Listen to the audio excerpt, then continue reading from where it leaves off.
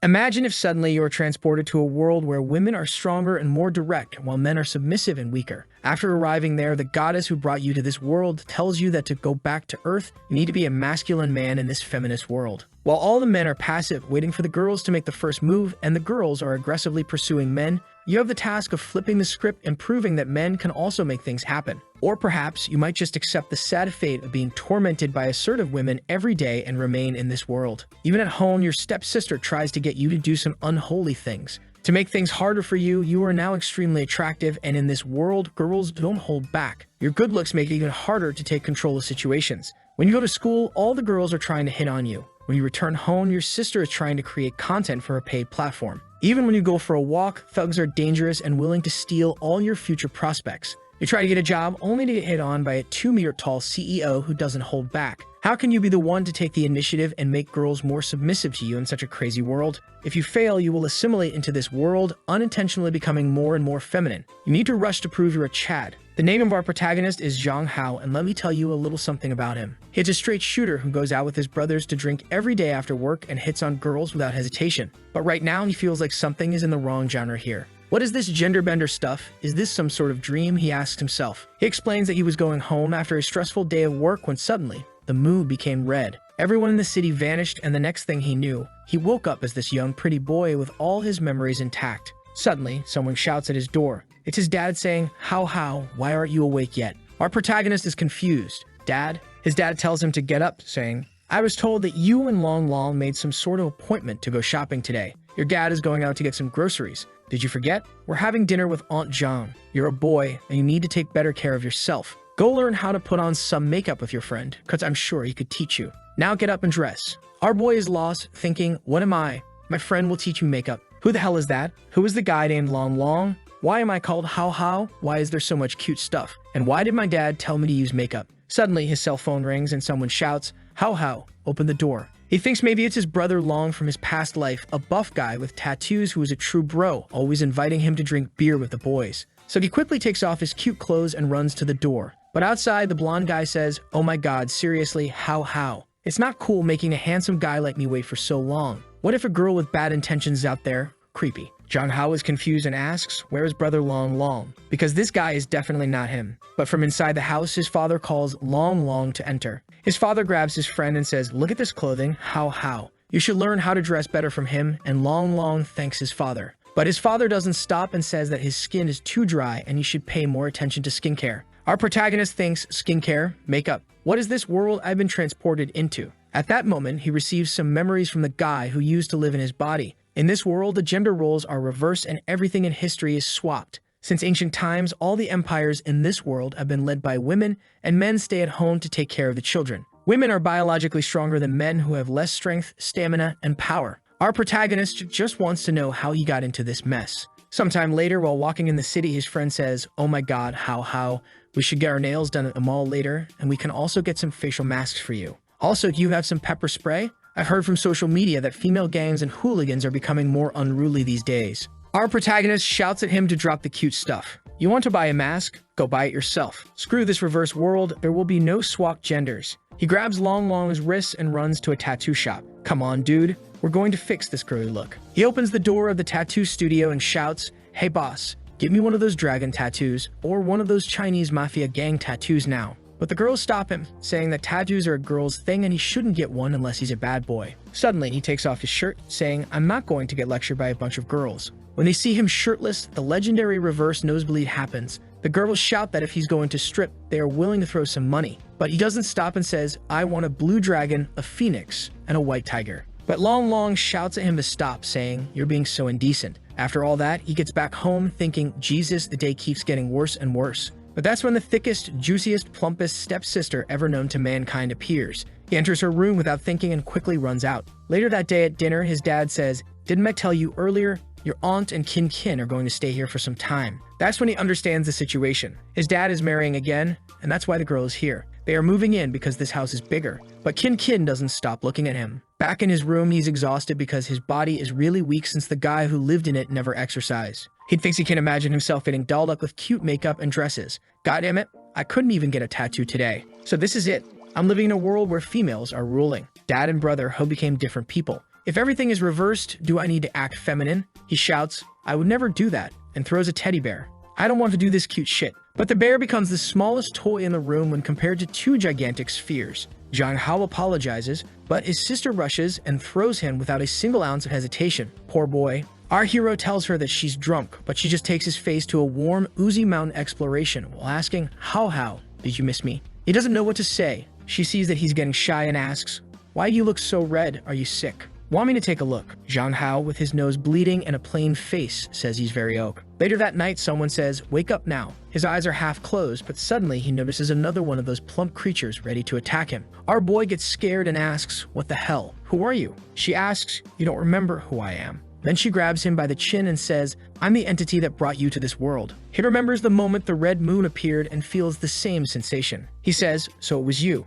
You're crazy. Why did you even bring me to this world? What did I ever do to you? She explains that she is the goddess of the red moon. I heard your pathetic prayers. Weren't you the one who complained about still being a virgin in the old world? There are so many girls in this world, and all of them would like to dry you up. But he asks her to take him back, saying, there's not a single normal girl in this world. Send me back home. She stares at him, calling him an ungrateful human. She says that if he completes a task, she will let him go. He asks what the task is, and she says, back in the old world, didn't you always rant about trying to become a real man? Weren't you the one who said real men should always lift? Isn't that something you said? The task I will give you is very simple. If you become a real man in this feminist world, you might have an opportunity to find your way back. But if you are unable to do that, you will have to assimilate into this world. He asks if that means he's going to become a femboy, and she answers, maybe, but is it really so bad? Then she vanishes, telling him to give this world a chance, and he would have a great time every day if he wanted. The next day, he wakes up and thinks, damn, that was a strange dream. But when he looks to his side, he realizes it wasn't a dream. He starts to get ready, thinking, how the hell am I supposed to feel about all of this? But there's one thing I know, I look way too pretty for a dude. He decides he needs to learn more about this world. Sometime later, after reading a lot of newspapers, he thinks, you gotta be kidding. A 20-year-old male college student was sued for refusing to marry a rich cowgirl. Another student boy was sentenced for murdering his wife. What the hell is this? Even the crimes are reversed. And that isn't even the bad part. In this place, they have a way to know if a guy is still a virgin. Scientifically, males in this world are just too feminine. Physiological quirks resemble women in my previous world. Even male menstruation, dear God. This world is a nightmare for me. Is there no other way to go back?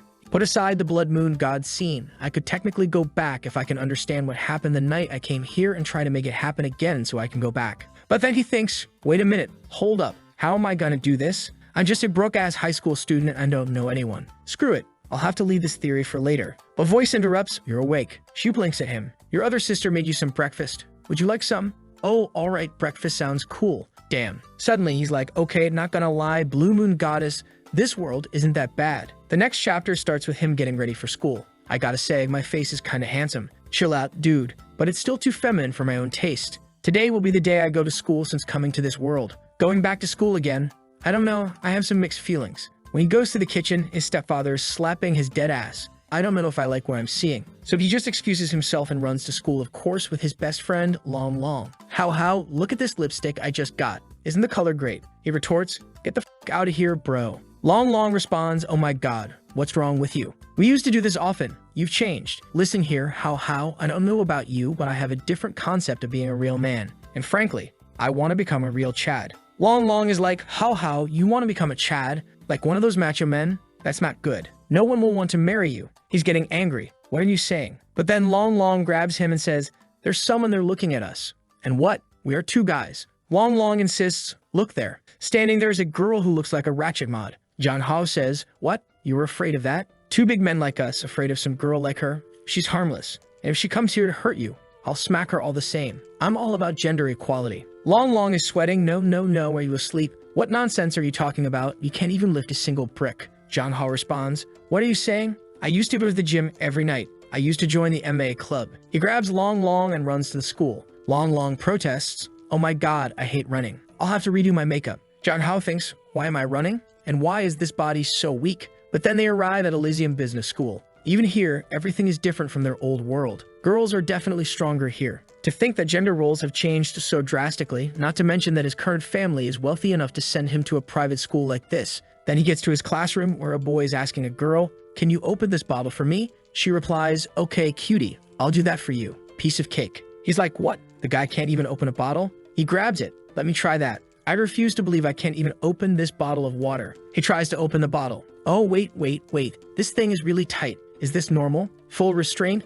Ultra instinctive. Everyone is looking. His hand is already hurting. I give up. I've become so freaking weak. What kind of man am I? If I can't even open a bottle of water, I'm a failure. The girl opens the bottle easily for the guy. A bunch of girls gather around him. What's wrong? How? Do you want me to open the bottle for you? I can do it. Not gonna lie, this world isn't that bad, is it? But he just sits at his desk, feeling defeated. Long notices and says that he's been acting strange. So don't worry about him. Emotional damage. The next chapter starts with him walking down the corridor. Long wants to stay with him. Wait for me. How? We should head to the toilet together. He just runs off. No shit. I don't need him with me. As he walks through the corridors, all the girls are like, oh my god, look at his skin. It's so porcelain smooth. His buttocks are so pretty. I want to squeeze it. He's so dreamy. Damn, so that's how sexual harassment feels, right? He thinks. I need to do something about my body. I'm still too weak. I need to find a place where I can exercise. Somewhere I can get stronger. On his phone, he looks up Muay Thai beginner classes. This seems legit.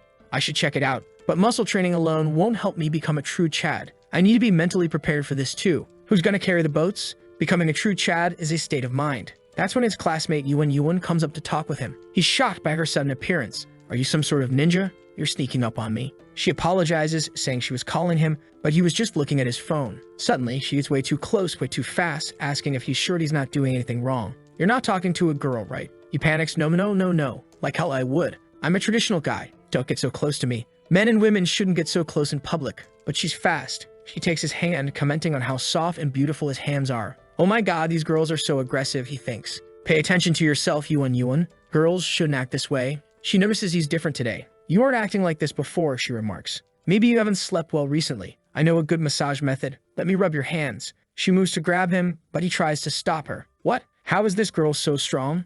I can't push her away. Fortunately, the teacher enters the room. Hurry back to your seats, students. The class is about to start. Miss Madeline, English teacher. Zhang Hao reads the book and realizes he understands everything, which is strange because he graduated a long time ago. At least in this alternate universe, he's a top student. He confidently looks at the teacher. Ask me anything and I will answer with no problem. She adjusts her glasses, Zhang Hao. Hey, I'm ready. She asks, are you all right? Is it hot today? Do you want to visit the infirmary? He replies, what the hell? I'm fine. There's nothing wrong with me, teacher. All the girls comment that he's acting strange today. He shrugs, you know what? Screw it. I'll just do whatever I want. Next, he's walking with Long, who asks, what's wrong? You look so tired. How?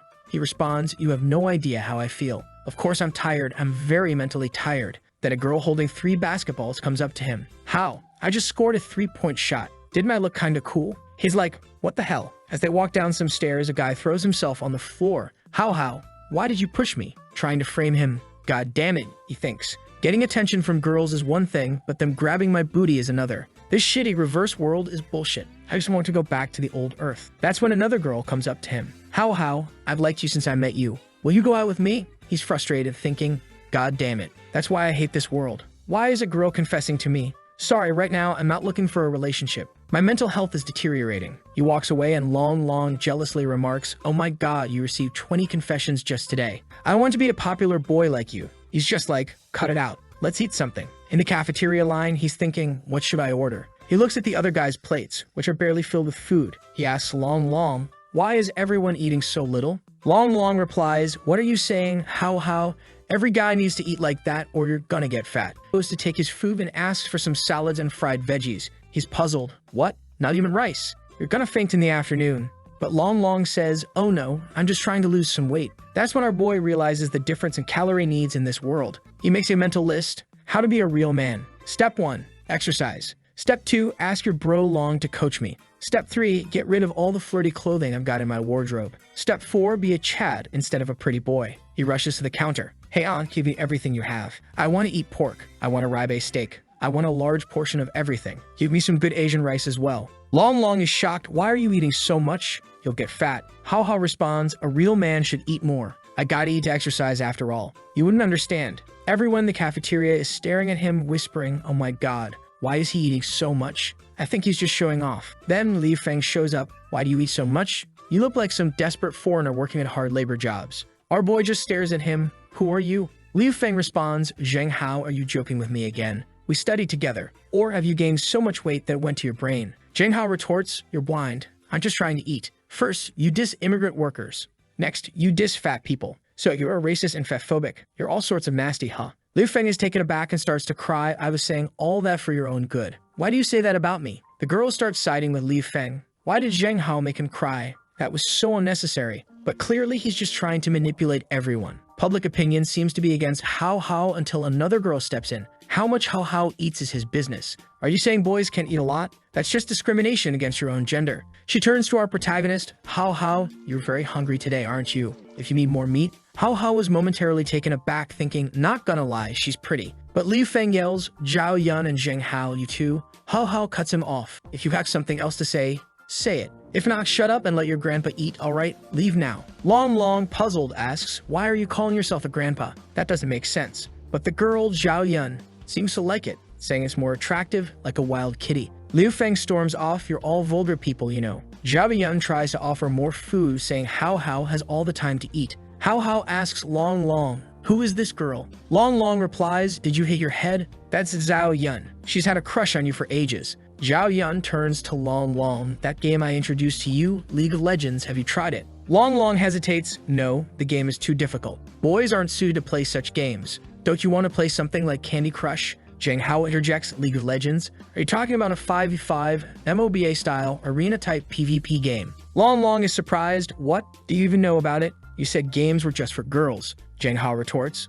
Only girls play games in this world. What is the logic? Zhao Yun clarifies, that's not true. There are boys playing the game too. They're just not as good as the girls at the pro level. But hey, Hao Hao, shall we play together? Hao Hao stands up. I usually play support or jungle. I'm going back to the classroom. Boss Long, are you coming? They leave and Zhao Yun laments, oh my god, when will Hao Hao ever accept me? Back in the classroom, Hao Hao contemplates there are no pro players like Yuzi or Faker, but are the girls really that good in this world? What if the skill level isn't the same? I need to find a match to watch. The definition of being a real man in this world, what exactly does it mean? He asks Long Long, who's the girl alone in the window? Long Long responds, you mean her? Her name is Ming Wu Weiha, a transfer student. Long Long then shies away asking, hey Boss Long, are you interested in her? Zhang Hao replies, I mean, she's pretty, but she doesn't talk. I don't know. Zhang Hao grabs Long Long and says, nonsense. Just go up there and talk to her right now. Come on, boss. But Long Long hesitates. No, it should be the reverse. Men now have to take the lead. Zhang Hao insists, this is the past. Men now have to take the lead. He approaches her. Hello, I'm your classmate Zhang Hao, and this is Boss Long. Nice to meet you, Ming Wu Weiha. Normally girls would flock around him, but this girl doesn't react that way. Zhang Hao wonders about her story. He prompts Long Long, hey, say something. Long Long awkwardly asks, how are you? She replies, good. Zhang Hao notices the novel in her hands and asks, is that a novel you're reading? Long Long tries to discourage him. Stop it. She doesn't want to talk with us. But Zhang Hao presses on, yo, my bro here thinks you don't want to talk with us. She responds, I don't have an opinion on that. Zhang Hao thinks maybe she's just a little antisocial. He extends his hand. Hey, if you want to chat with someone, let's be friends. She hesitates, then says, oh, okay. Zhang Hao feels like this is the beginning of his journey to becoming a real man. Just then, Yuan shows up. Why are you bothering a transfer student? Zhang Hao gets an idea. Bingo. I know what I'm going to do. Thanks, Yuan. He then says to Ming Wu Weiha, you want to be friends with this girl? She's reluctant. Gaiden doesn't want to. But Zhang Hao blinks. Yes. She finally agrees. Okay, I'd love to. As Zhang Hao walks back to his desk, Yuan says, thank you. He smiles back. Back at home, Zhang Hao is listening to some Sigma male music. Can you break my heart? Suddenly, his sister shows up. What are you doing here in your room? He responds, I'm just listening to some music. Do you need something? She approaches him. What's wrong, Hao Hao? He brushes it off. It's nothing. She gets closer. Can I listen too? Zhang Hao panics. Oh my god. Why so close, girl? She comments, seems like Hao Hao here likes to listen to rock music. I guess our Hao Hao is very different from other boys. Different isn't so bad, is it? As she gets closer, he thinks, why is she coming up so close? Crap, what should I do? What would a real man do? The angel and demon on his shoulders argue.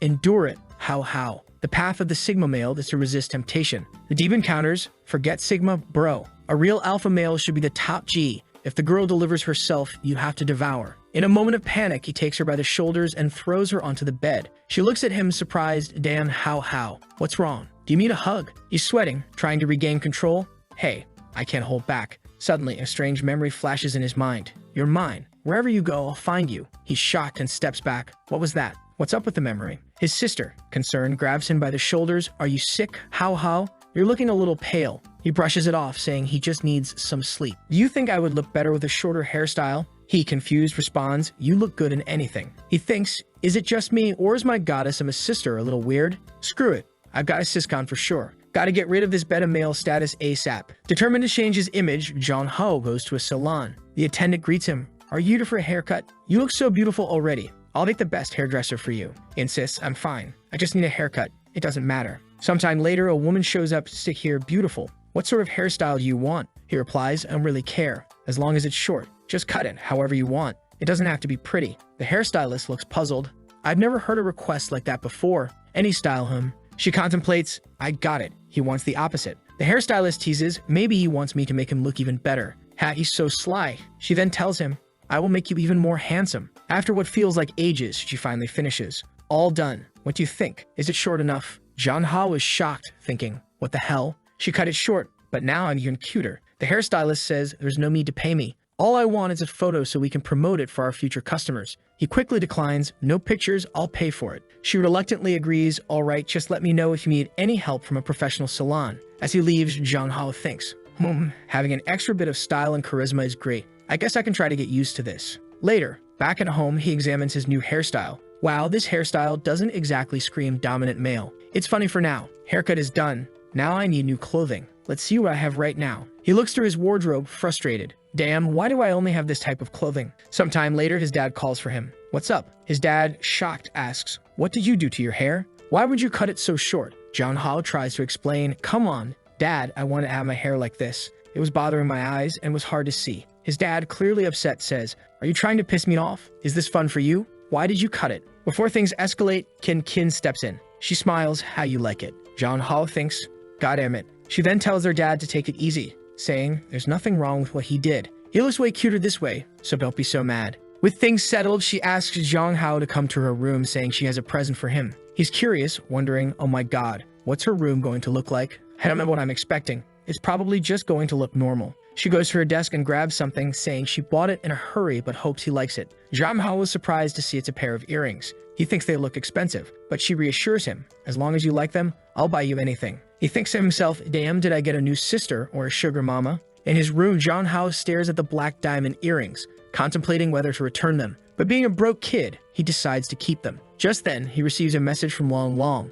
How, take a look at this. My new novel is up. I've already signed the contract. Soft and cute femboy versus the sassy CEO boss lady. A tale of forbidden love. Jong-ho thinks, what is this? Then he gets an idea. That's right, I could write a novel too. I could bring some stories from my world to this one and make some quick cash. Let's see, what should I write? The Return of the SS Soldier, or maybe Solo Leveling, or should I write Overflow? He boy. A few hours later, after expanding on his ideas and borrowing elements from various novels, he's done. I'm calling it A Real Woman in a Patriarchal World. The next chapter starts at school. He receives a message. Congratulations, your novel has passed the signing application for the web novel. Please contact the editor in charge. Jong-ho is thrilled. Finally, I'm going to start earning some money. Writing a story every day is hard, but it's better than having no money in this world. Feeling celebratory, he decides, I'm going to buy some ice cream. As he heads to the store, he thinks the shop seems familiar. He recalls some memories. When I first met her, I thought she was my senior. Her body was really petite, but somehow that small body seemed so large that day. He reminisces about a girl named Ah-mei, the daughter of Uncle Jin from the grocery store next to his house.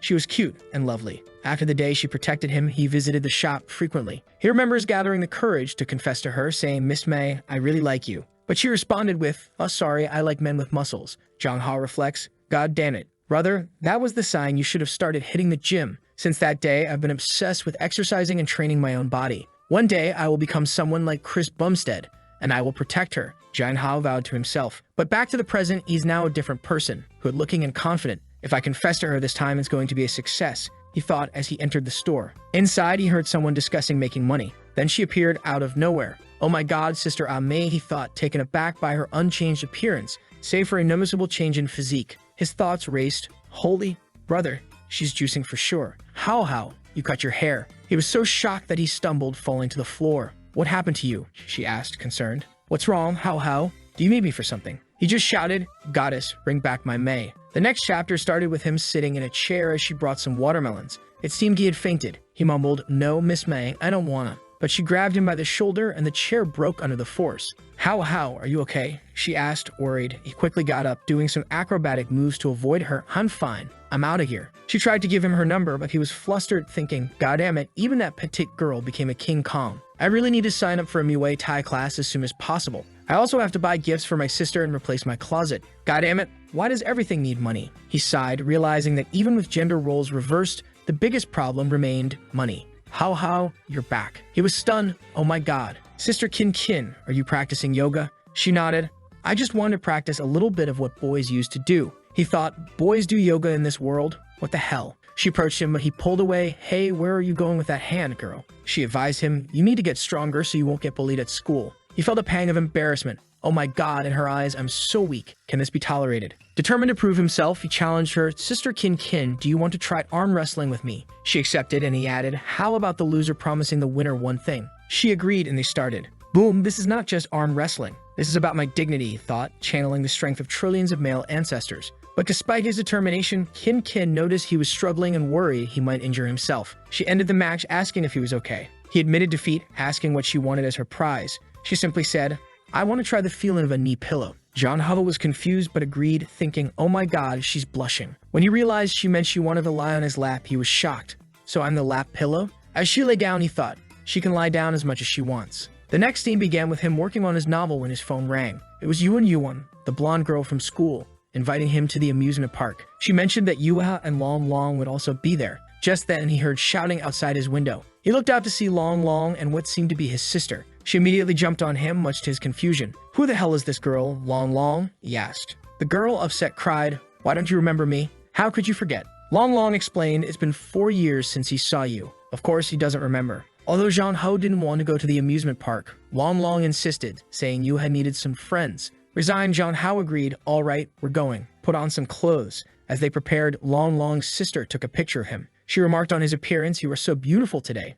They all decide to go to the haunted house, and upon arriving, Long already looks nervous and trembles, saying, I don't want to go. Yahello encourages him, come on, you're a man, don't act this way. They have a brief discussion about who will go with whom, and it ends with Yuan, Long, and his sister going together, leaving Yahello and Yua paired up. As they walk through the haunted house, Yahello asks, hey, Yua, are you afraid? She doesn't respond, so he offers, if you're afraid, just hold on to me. She quietly grabs onto him. As they navigate through the spooky attractions, Yahello sees some skeletons but remains unfazed, jokingly saying, sorry, bro, I'm in a hurry. After wandering around for a while, he realizes Yuha is missing. Concerned, he starts searching for her, until he hears a faint voice from a cabinet.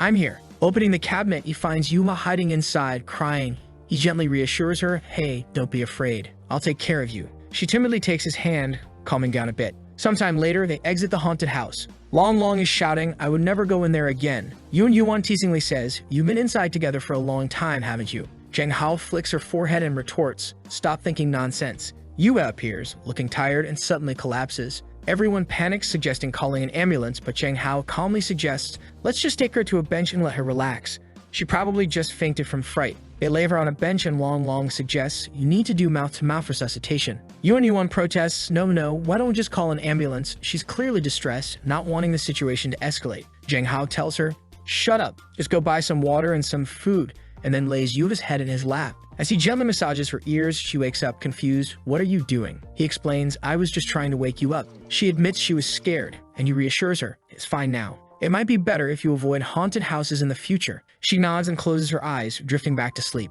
Yahello thinks to himself, this is by far the quietest and shyest girl I've met in this world. She has a peculiar personality. After some time, everyone checks on Yuha, asking how she feels. She assures them she's fine. Yuan suggests they continue to the amusement park, but Yahello decides, nah, forget it today. Let's just go home first. Yua, holding his hand, insists, let's go together. Yuan and Long's sister clearly don't like this development. Later, they arrive at a luxurious villa greeted by maids. The butler scolds Yuha, how can you sneak out to play? You shouldn't have gone so far. Everyone is shocked, realizing Yuha is incredibly wealthy. The butler continues, turns out you're all friends of hers. My apologies for being rude. Here, have some tea-soaked in Taishan spring water and pastries made by special chefs. The group is impressed by the expensive offerings. Yuna goes to her room to change clothes, leaving everyone in all of her wealth. I didn't imagine she was so rich. They murmur, still in shock. Yahello, however, doesn't seem overly impressed. As they walk through the villa, the butler admonishes Yuha, Miss, you went so far today. Don't do this next time or everyone will worry.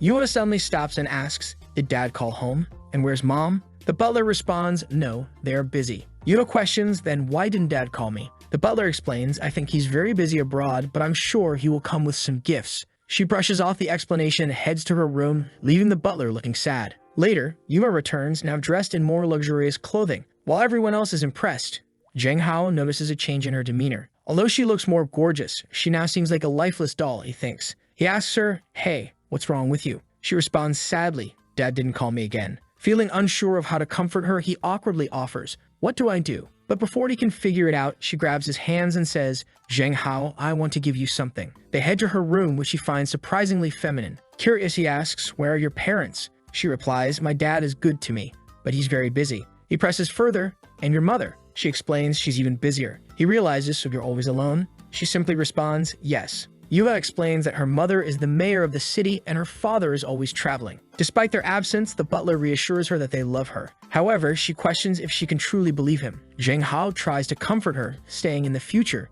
if you feel lonely, you can find me to hang out. In a sudden burst of excitement, Yuva grabs his hand and pulls him along, saying, come with me. They end up in a room full of weapons, where she excitedly offers him her favorite gun. He's taken aback, thinking, I'd be beaten to death if I brought this home. She insists, smiling, this is my most precious possession. The housekeeper says that friends can give gifts to each other, and I want to be friends with you for life. Zheng Hao, somewhat awkwardly, replies, we can be friends even without the guns. She hugs him tightly, declaring we must be together forever, inseparable. He thinks, okay, she's moving fast. The next chapter starts with them leaving Yua's home. As they walk, Long mentions, seeing her in different clothing makes me want to buy some new ones. Zheng Hao agrees, yeah, that's perfect. I need new clothes too. Long suggests, in that case, let's go shopping tomorrow. They go shopping, and while Long is drawn to cute outfits, Zheng Hao struggles to find something that suits his desired image. After their shopping spree, they decide to grab something to eat and head to a McDonald's. There, they notice a girl staring at them. Zheng Hao feels uneasy, thinking, why does it feel like someone's always watching me? Meanwhile,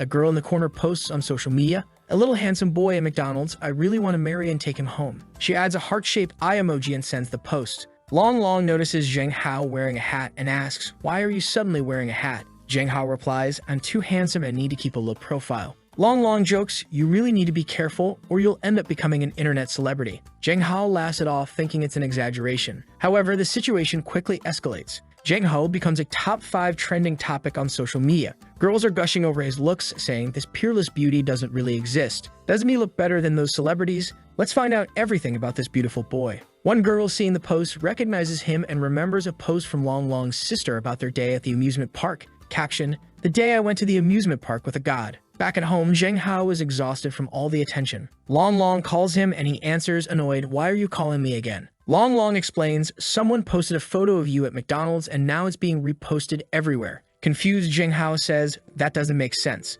It's just a photo, right? But when he checks Twitter, he sees he's already at the top 4 trending topics. He groans, what have I done? He reassures himself, it doesn't matter. In a few days, everyone will forget about it. He tries to relax by watching some games on Twitch, but he notices a shift in the content. The just chatting category, typically dominated by girls, now features boys. He switches to a PUBG stream, noting that while the game itself hasn't changed, the host is now a girl, which shouldn't be a problem for him. Reflecting on his situation, he wonders, how old am I now? Can minors stream live games? Just then, his sister comes home. She notices the fuss and says, I didn't know my little brother is now an internet celebrity. Feeling awkward, he responds, oh, now you know about this too. She asks if he went out with Long today, but before he can answer, she suddenly jumps on him, worried. Didn't you get harassed by some weird people? He reassures her, no, don't worry. I can protect myself. She scolds him, you are too naive. The women in this world are much scarier than you think. If you're ever harassed, you must tell your sister. And next time you go out, you need to tell me. He agrees, but then he notices that her phone background is a picture of him and Long. Surprised, he wonders, who took this photo? The next chapter opens with girls looking for Zheng Hao. He's trying to hide, bewildered by the situation. Long calls him, advising, you shouldn't come to school today. There are a bunch of girls in front of the school because you're trending. Zheng Hao sighs, goddamn, I can't go to school. He asks his sister to talk to the school on his behalf, planning to stream some games instead. He decides to play League of Legends, admiring his in-game skills. Look at this Yasuo, he comments, enjoying the game. He achieves a quadra kill, then a pentakill, feeling confident, it looks like I haven't lost my gaming skills in this world. After playing for a while, he prepares to broadcast his gameplay later that night. After eating, he excuses himself and heads to his room, ready to embrace his new role as a streamer. But his sister notices something unusual as he gets ready to stream. Yo, Okay, it's my first time, so I'm a little nervous. Jang Ho begins, welcoming viewers with, "Welcome to Summoner's Rift." Despite the nerves, he decides to play Yasu in the jungle, farming dragon at level 3, and even manages to kill someone playing Garen. The girl he's playing against, who happens to be a professional esports player, is shocked. She's smurfing and streaming and can't believe she got killed at this level, thinking he's way too good for someone new. Her chat blows up with questions, "How did you lose?" Some accuse Zheng Hao of cheating and pretending to be a boy. Annoyed, she declares she'll get serious, and her rapid clicks and skillful plays ensue. Despite her best efforts, Zheng Hao still manages to slay an enemy. As she frowns, someone in her chat mentions that the opposing player is also streaming. Zheng Hao, noticing a growing audience, remarks, "Yeah, she's kind of awesome, but I'm better." As the game progresses, Zheng Ho's chat fills with accusations of cheating. People speculate he's a girl using a boy's ID, with some demanding proof he's male. Frustrated, Zheng Ho grabs his headset and asserts, "Let me tell you, I'm a man, and I want to know, how did you all find my live stream?" To prove it, he turns on his camera, showing his hands. The chat goes wild, complimenting his hands and clamoring for a face reveal. Some even fetishize his hands, much to his confusion. Starting a new game, the scene cuts to a girl in her office watching his stream. "God damn it, another one," she mutters, recognizing his potential. She thinks, if signed, this newcomer could definitely become a cash cow for the company. After finishing his stream, Zheng Hao signs off, "All right, let's stop for today. Thank you all for the support. This was my first day of broadcasting. See you later, boys." The next day, he talks with Long Long about school. "How is it today? Are there still many people asking about me?" Long Long replies, "There are a lot fewer people today, probably because they didn't see you yesterday. But still, there's a lot of talk." Relieved, Zheng Hao says, "Thank goodness this popularity is fading fast. I should be able to go to school tomorrow." Long Long then asks, "So how, what you been doing at home these past 2 days?" Zheng Hao admits, "I've been writing my novel and doing some live streams." Shocked, Long Long shouts, "What? You started live streaming? When? Tell me everything." Zheng Hao quickly covers his mouth, "Keep your voice down. No one can know. All right? And I haven't signed a contract with the platform." Just then, his phone rings with a notification. "Dear user,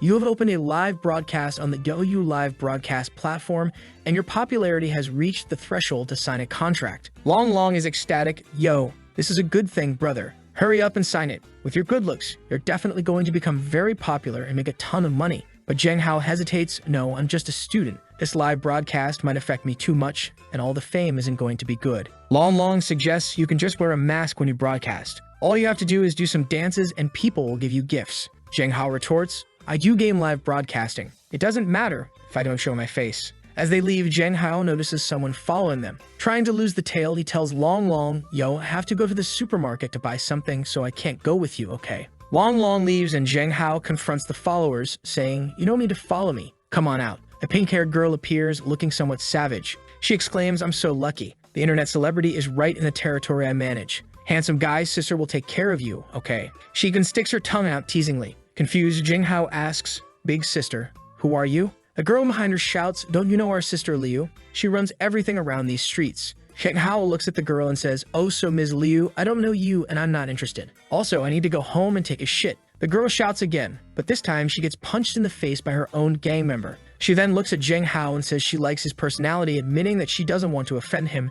She just wants him as her boyfriend. He doesn't look too happy with this idea. He knows that it's probably the dream of a lot of guys in this world to be taken care of by a rich woman. Looking at her, he sees that she's really tall and not bad looking. For a moment, he feels interested, but then he remembers what the Red Moon goddess told him. He needs to become a real man. He can't just rely on being taken care of. So he responds, "I'm not interested, so excuse me, I'm in a hurry." As he tries to walk past her, she pulls out a knife and threatens, "It would be so sad if your face got ruined." Zheng Hao responds, "Let's try it." She seems even more intrigued by his defiance. He quickly punches her in the face and elbows her in the chest, causing her to fall to her knees. She's not enjoying this as much as she thought she would, and a kick comes her way, but she manages to defend against it.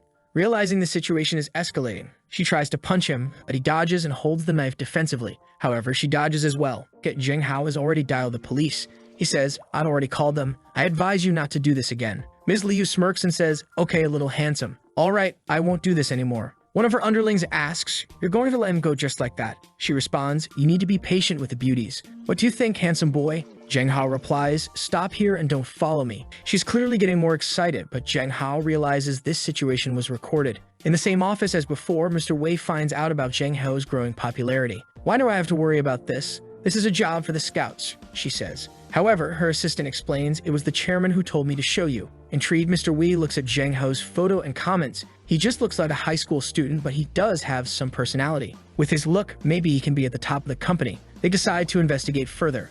Back at school, Zheng Hao plays basketball, but he's sneezing frequently. Long Long suggests he rest, but Zheng Hao insists he's fine and just wants to shoot some hoops. He easily makes a three-point shot, proving that boys can play basketball too. The girls cheered him on, and once again, someone records him. It turns out to be someone paid by the pink-haired girl from the alley. Although the person hides, Zheng Hao finds it strange. After school, while heading home, Zheng Hao notices someone taking pictures of him. He looks towards a bush, and Long Long asks what's wrong. Zheng Hao dismisses it, saying it feels like someone has been watching him all day. Remembering the background photo on his sister's phone, he wonders if it might be someone related to her. After everyone leaves, Zheng Hao approaches a girl hiding behind a tree and demands, "Hey, let me see your phone. You secretly took a photo of me, didn't you?" She admits to taking one picture, but Zheng Hao finds a video of him playing basketball. She apologizes, explaining she's just a subordinate of Liu's sister, who promised to pay 200 yuan for any picture of him. Zheng Hao, frustrated, asks himself why he hasn't given up yet. After deleting the media, he gives the phone back and the girl runs away. Zheng Hao realizes that Ms. Liu is a problem he needs to solve soon. The scene shifts to a plaza where Zheng Hao meets Long Long. As they walk through the mall, they discuss the contract Zheng Hao will sign with the streaming platform. Today, however, Zheng Hao is there to buy a gift. Long Long teases, "What? Do you like someone? Who are you picking this gift for? Please tell me, I'm so curious." Zheng Hao, embarrassed, replies, "It's just for my sister." Zheng Hao told Long Long that he had signed a contract with the Douyu livestream platform. He explains, "I won't show my face unless I want to. I will only livestream what I want and won't attend any offline events unless I choose to. The best part is that I don't need to sexualize myself." Long Long is impressed, asking, "How did you get such a good contract?" Zheng Hao admits he doesn't know. "I just asked, and they accepted." As they continue talking, they notice someone watching them. It's Liu Feng, the guy from school who criticized Zheng Hao for eating too much. It seems he's planning something bad. Later, as they go to the bathroom, Liu Feng and his cronies follow them. Liu Feng decides to stand guard outside while the others go inside to mess with Zheng Hao. As they leave the bathroom, one of Liu Feng's friends intentionally bumps into Zheng Hao. Zheng Hao steps aside and calmly asks, "What are you doing, boy?" Liu Feng's friend shouts, "Hey, don't you have eyes when you walk? You almost ran into my friend." Long Long retorts, "Are you blind? It was your friend who bumped into him." The guy grabs Long Long by the collar, demanding, "Who are you calling blind?" Zheng Hao intervenes, saying, "No problem with bumping into me, but don't put your hands on my friend." The guy yells, but Zheng Hao stays calm. "Get out of the way and let us go." Suddenly, the guy tries to spit on Zheng Hao, who dodges and exclaims, "Are you sick?" Enraged, Zheng Hao punches him. The guy's friend steps in to help, but Long Long stops him, engaging in a fierce fight. Damn, he's looking like Killua in this frame, Zheng Hao thinks as Long Long handles the situation with unexpected skill.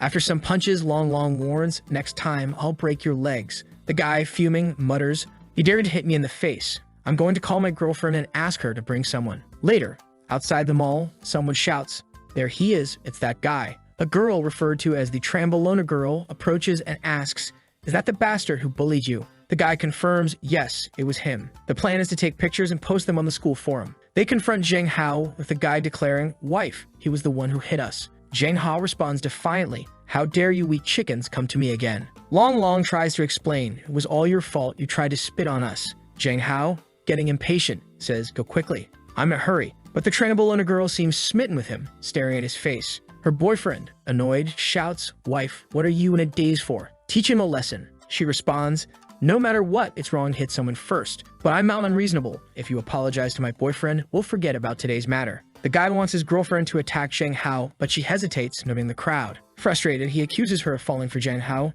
"You fall in love with him? Right. I saw the way you were staring at him." Zheng Hao remains calm. "Please just go. Get out of my way." The guy tries to stop him again, but Zheng Hao warns, "I'll warn you, if you mess with me again, I will beat you until you lose all sense." The Trambolona girl interjects, "Shut up, or you're not gonna get that Gucci bag." She then turns to Zheng Hao and asks for his number. From afar, someone named Yifei records everything to post on the school's social media forum. Meanwhile, a limousine pulls up nearby. Mr. Wei, observing from her car, sees Zheng Hao. Yifei continues recording. "Liu Xin, the pink-haired girl, why are you filming?"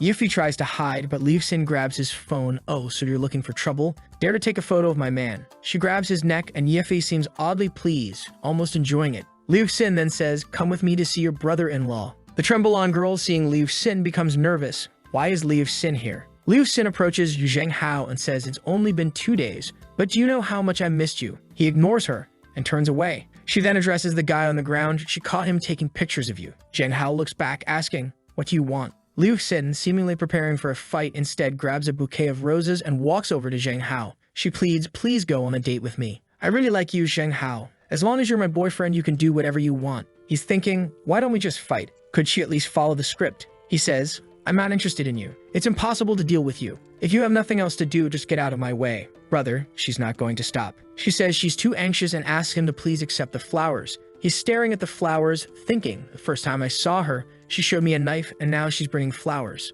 Sister, take the flowers away. I'll tell you again I cannot be your boyfriend, so please leave. She tells everyone to leave the place. She approaches Long Long and says, come here, you were Zheng Hao's friend, right? He doesn't like it. She whispers in his ear, you better take care of your friend. If my people go crazy on him, I can't stop them. She actually used my friend to threaten me. Oh no, he's going to fall into her hands. Why don't we take a step back? Just tell me what you want. She grabs his cheeks and says, since the male god said so, of course I can take a step back. How about you go to a bar with me for a drink tonight? He says, okay, just tell me the time and address. She tells him the address and says she'll be waiting for him. He guarantees that he'll be there. Sometime later, Long Long tells him, how, that woman just now looked like a gangster. She doesn't seem safe and you're going to a bar with her. Isn't it better to call the police?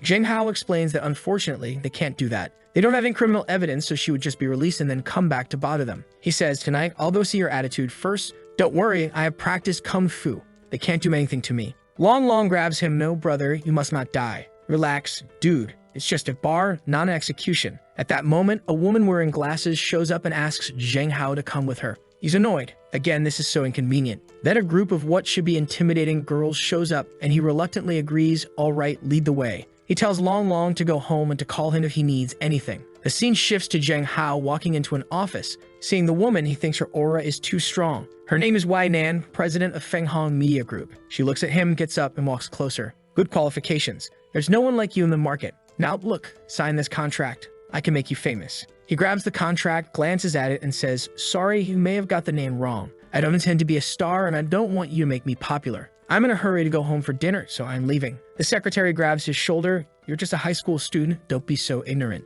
With a swift movement, he grabs her wrist and says, I said I don't wanna, and throws her to the floor. Wai Nan seems interested and moves towards him. He dodges her first attack and goes to punch her face, but she blocks it. Oh damn, he's hand-locked. She says, a high school boy who can also work hard. This is a bonus. He responds, thank you, but I don't want to accept your kindness. She tells him there's no rush and that in this world, there's nothing she cannot do. She'll give him some time to think about it and instructs the secretary to send him back, saying, I was thinking this woman is not going to be easy to deal with. The next chapter starts with him at home preparing to see the girl at the club. He takes a recording pen, a pocket knife, and pepper spray. He sends a message to Long Long. If I don't call you by 8:30, call the police. Tonight, I need to find a way to draw a line with Liu Xin. We then see him walking in the rain, heading to the bar she told him to come to. When he enters, someone welcomes him and says, Zheng Hao, our boss has been waiting for a long time. He just says, lead the way. In one of the rooms in the bar, the girl is sitting on a couch. When they enter, he says, I promised you that I would be here today, but I don't want to do anything to you as a person. Why don't we just go back to the beginning of our relationship? You don't know me, I don't know you, it's good for everyone. But she responds that it's going to be difficult to do and moves closer. He insists, you know it's impossible. If you do this again, I'm going to call the police. She taunts, call the police, but I'm just chasing a boy. Is there something wrong? A girl behind him interjects, Sister Liu, stop talking nonsense with him. Let's just take some photos and videos of him. If he tries to resist, we'll post everything on the internet. He looks at her bewildered. What do you mean by that? While they think he's scared, he's actually relieved because his voice recorder is on. Sister Liu asks, what did my little girl say to make sense? The girl pulls out a knife. He remarks, oh, you even brought that.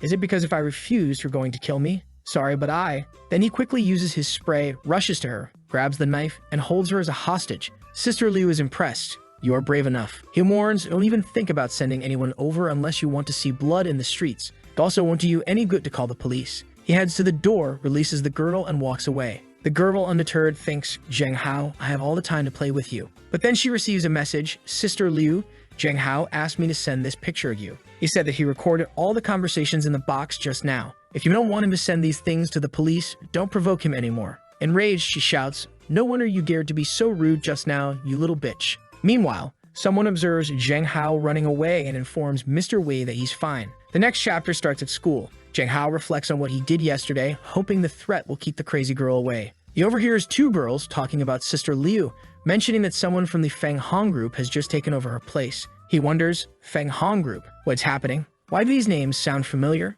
Then he remembers, wait, isn't that the company of Mr. Wei? Curious about the relationship between Mr. Wei and Liu Xin, he ponders the connection. Later, he finally returns home to find his sister preparing dinner. What a delicious-looking meal, he thinks, noticing that they are alone in the house. He asks, where's Dad and Aunt? They're not home? Are you alone, Sister King? She explains that they had to work overtime and won't be home tonight. His imagination starts running wild, wait, we're alone at home tonight. She flicks his forehead.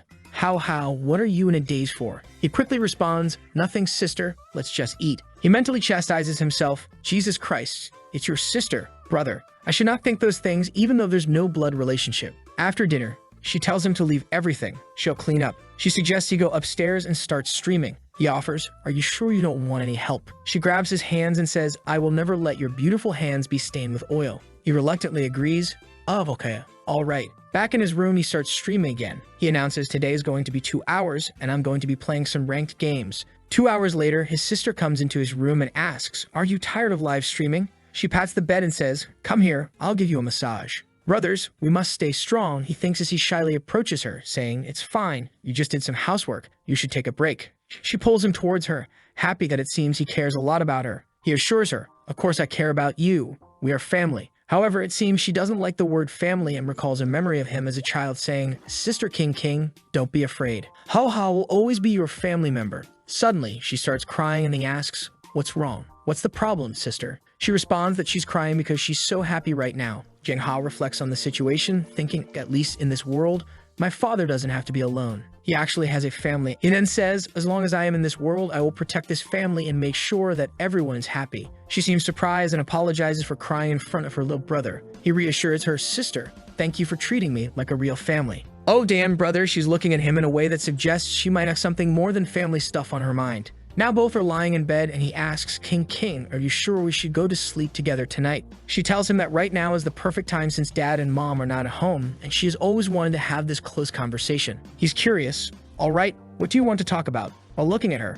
she gets close and asks, what type of girl do you like? He stammers, maybe gentle and kind. She continues, is there someone like that in your school? He thinks about Yuha and then shakes his head. She advises him that he's still too young and should focus on studying. She also mentions that since he's good-looking, she, as his sister, always worries about him. As they talk, he drifts off to sleep. Sometime later, he wakes up wondering if it was all a dream. He gets out of bed, goes to her room, but can't seem to find her. As he looks at her bookshelf, he finds something interesting, a story about a sister who likes to do something with her brother. He's shocked. What the hell is this? Could it be that his sister has some thoughts about this? She even cried when he told her that they were family yesterday. Suddenly, he got a headache and recalled some memories. A girl with glasses seemed to be bullying some other guys and taunting him. In the next chapter, we start with him doing a live stream. However, he finishes early and everyone in the chat is asking, do you have some problem? What's going on? He ignores the chat, feeling distracted and unable to focus today. His mind is elsewhere, particularly on the memory of the girl with glasses, which makes him feel sad. Additionally, his viewers aren't increasing and he realizes he needs to come up with ways to grow his stream because he needs the money. He receives a message from the streaming platform informing him that his popularity isn't growing and offering some suggestions. He accepts and gets a follow-up message the next day. Dear streamer, here are some plans to increase your popularity. These plans were tailored for him by a girl, and he suspects they might involve something distasteful. The suggestions include Option 1, hot dance with small buttocks. God damn it, he exclaims. Plan 2, two-dimensional sexy cosplay reappears. Alright, Option 3, fitness god, sweat dripping. He's exasperated, I knew it. He and Long Long head to a coffee shop where Long Long asks, why did the administrator want to interview you? He's unsure. I don't know. She just told me to come here, so let's go in. They are greeted by Sung Kim, the administrator of his live stream. She introduces herself, saying, you can call me Sister Sung. He introduces Long Long and explains that he's seen the suggestions but isn't going to do any of them. Sung Kim says she watches his live stream every day and didn't expect him to accept the first and second options, but suggests he consider the last one, which involves fitness. Why? He asks, confused by her intensity. Suddenly, she stands up, touches his chest, and suggests, I think your chest line could benefit from some exercise, don't you think? Despite feeling awkward, she continues, even if you don't want to show your face, you can wear a mask to live stream fitness. Your physique is impressive and it would set you apart from other streamers. Long Long thinks it's a reasonable suggestion and Zheng Hao considers that if he can wear a mask and not show too much skin, it might not be so bad. Plus, he can demonstrate to other males in this world how to build their bodies. He agrees, alright, starting tomorrow, I'll spend 2 or 3 days a week live streaming fitness for half an hour, but I'll wear a mask. The scene shifts to his home, where his father is shocked by the news. You're going to expose yourself online? I disagree. His father grabs him by the neck. You want to stream for those girls online in tight fitness clothing? I disagree. Zhang Hao tries to explain, Dad, it's just my workout. It's going to be discreet. His father argues, aren't you always saying I'm too good looking and could be taken advantage of? I need to train and get stronger. His sister intervenes, Uncle, don't be so strict. What Hao Hao says makes sense. Let him try it once and we'll see. If there's anything wrong, we'll make him stop. His father reluctantly agrees, muttering that she's spoiling him too much. Zhang Hao thanks her, but she warns him, I'll be watching. If there's a flood of crazy girls in the live stream, I'll shut it down. In his room, Zhang Hao starts his first fitness live stream. As he begins with cardio, everyone in the chat is abuzz. Oh my god, you're so sexy, hot, and in good shape. Please show me your feet. He responds to the chat. Noting the high number of viewers, it seems a lot of people enjoy fitness. While many testosterone babes in the city love him, their husbands are less enthusiastic. In the chat, someone promises, if you run for at least 15 minutes, I'll send 2 rocket launchers, which translates to a significant monetary donation. After 30 minutes, the chat marvels, holy, he's still going. However, his sister grows increasingly uneasy, worried about the attention he's receiving. How, she calls out, concerned. As Zhang Hao's live stream gains more viewers, his sister watches, feeling a pang of jealousy. There's so many people watching you. I'm so jealous. What am I going to do? She thinks to herself, I can't be like I was when I was a kid. Otherwise, he'll get further and further away from me. After finishing his run, Zhang Hao announces, that's it for today. I'm going to take a shower. His sister approaches him, concerned, hey, this was way too much. Why don't you stream less in the future? It's distressing me. But he reassures her, saying this amount is okay for him. Suddenly, she slaps his cheek. He is taken aback. No, this must be an illusion. Some sort of genjutsu trick. As night falls, his sister comes into his room staring at him. How, if we hadn't been separated back then? She gets closer, and stops. A memory floods Zhang Hao's mind of a girl asking, is there no one to play with you? Then let's go together. The scene shifts to her fighting with several kids on the ground. He tells the girl she's too scary, but she grabs his collar and says, we promise to be together forever. Don't be afraid. Come home with me. Zhang Hao wakes up with a headache, dismissing it as unimportant. I have to go to school, he mutters. Just then, he hears a woman's voice and looks beside him. What? My sister Kin is in my bed. She wakes up cheerfully. Good morning, How. He awkwardly replies, good morning. Why are you sleeping in my bed? She explains, I came to check if you were asleep and ended up sleeping beside you. He brushes it off. Oh, okay. I'm going to take a shower. See you. She stops him. There's no rush. I'll buy a new car to take you to school. On the way to school, Zhang Hao thinks about the Muay Thai club. Yuva surprises him from behind, saying she'd been practicing for a long time. He asks, you know how to fight? When did you learn it? She explains that she's been training since childhood because her grandmother was a soldier. This inspires him and he asks, why don't you teach me some fighting skills? She agrees and they head to a warehouse behind the playground. As they prepare to spar, Zhang Hao is taken aback by her speed. Are you ready? She asks, and before he can respond, she's already in his face. He hesitates and she suddenly hugs him, declaring, you've lost? How? Surrender. Then she demands a reward, startling him as she starts to lick his ear. He reacts, confused by the mixture of shyness and assertiveness she displays. This is tempting, he thinks, unable to control his body's reaction. Embarrassed, he asks her, why did you do this all of a sudden? Did someone teach you? She innocently replies, no, I just watched some videos Yuan once sent me. Alarmed, he asks to see the videos. She hands him her phone, explaining, videos show that this is how men and women should communicate. Zhang Hao was horrified, thinking, what the hell is this? Why is there FBI content on her phone? She looks confused, asking, did I do anything wrong? He sighs, no, it's just that this isn't the way men and women should communicate, at least not with everyone. Don't listen to Yuan about these things in the future, all right? Just ask me first. She then asks, can we communicate like this? He awkwardly responds, just don't kiss me casually in the future, and don't do that to others, all right? Let's just go back to the classroom. As they walk back, she asks, is it only boyfriend and girlfriend who can do those things? Can it be that? He hesitates. Do you know what that means? She innocently responds, no. Zhang Hao responds, we'll talk about it when you understand. Sometime later, as he's walking in school with Long, US suddenly appears. Can we communicate now? She asks persistently. He replies, no, later. She insists, can we communicate now? He repeats, no, not now. The same guy is watching him through the window, muttering, why? This guy is terrible. Just then, an officer lady approaches Zhang Hao and says, I finally got you. It's the office lady from Mr. Wei. Zhang Hao, confused, asks, come on, what's the matter? She apologizes for the last time and informs him that Mr. Wei wants to see him again. Zhang Hao firmly states, I told her I have nothing to do with her.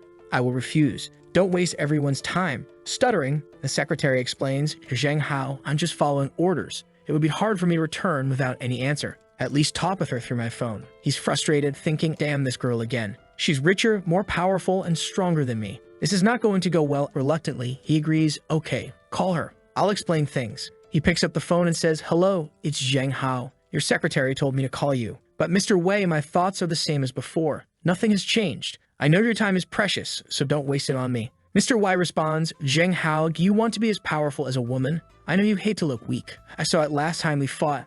I not only cultivate stars, I can give you more time to think about it." Then she hangs up. Zheng Hao thinks, this woman really knows what I want. I don't know if it's the best decision, but I'll have to find some time to meet her again. Back at Mr. Wei's office, she muses, so he hates being thought of as a weak man. The next day, Zheng Hao arrives at school in a supercar. His sister, who drove him, fixes his hair before he heads inside. As he walks through the school, everyone is talking about him. They seem to be checking their phones, discussing a rumor that he's some sort of POF worker or Instagram thought. Long Long notices and asks, "Do you feel something is wrong?" Zheng Hao sighs, "Yeah, I found out. It's been like this since yesterday. Everyone is clearly avoiding us, but we don't know what happened." A guy with green hair approaches and sarcastically asks for his homework. "Are you so busy every night that you don't have time to write? I know you're just planning to live off your looks, right? So it doesn't matter if you don't go to college." Zheng Hao hands over his homework, retorting, "Jealous of my handsome face? Just say it, brother." The guy scoffs, "Are you crazy? You're being nurtured by so many girls every night. I don't want to be like that." Zheng Hao, puzzled, asks, "Nurtured?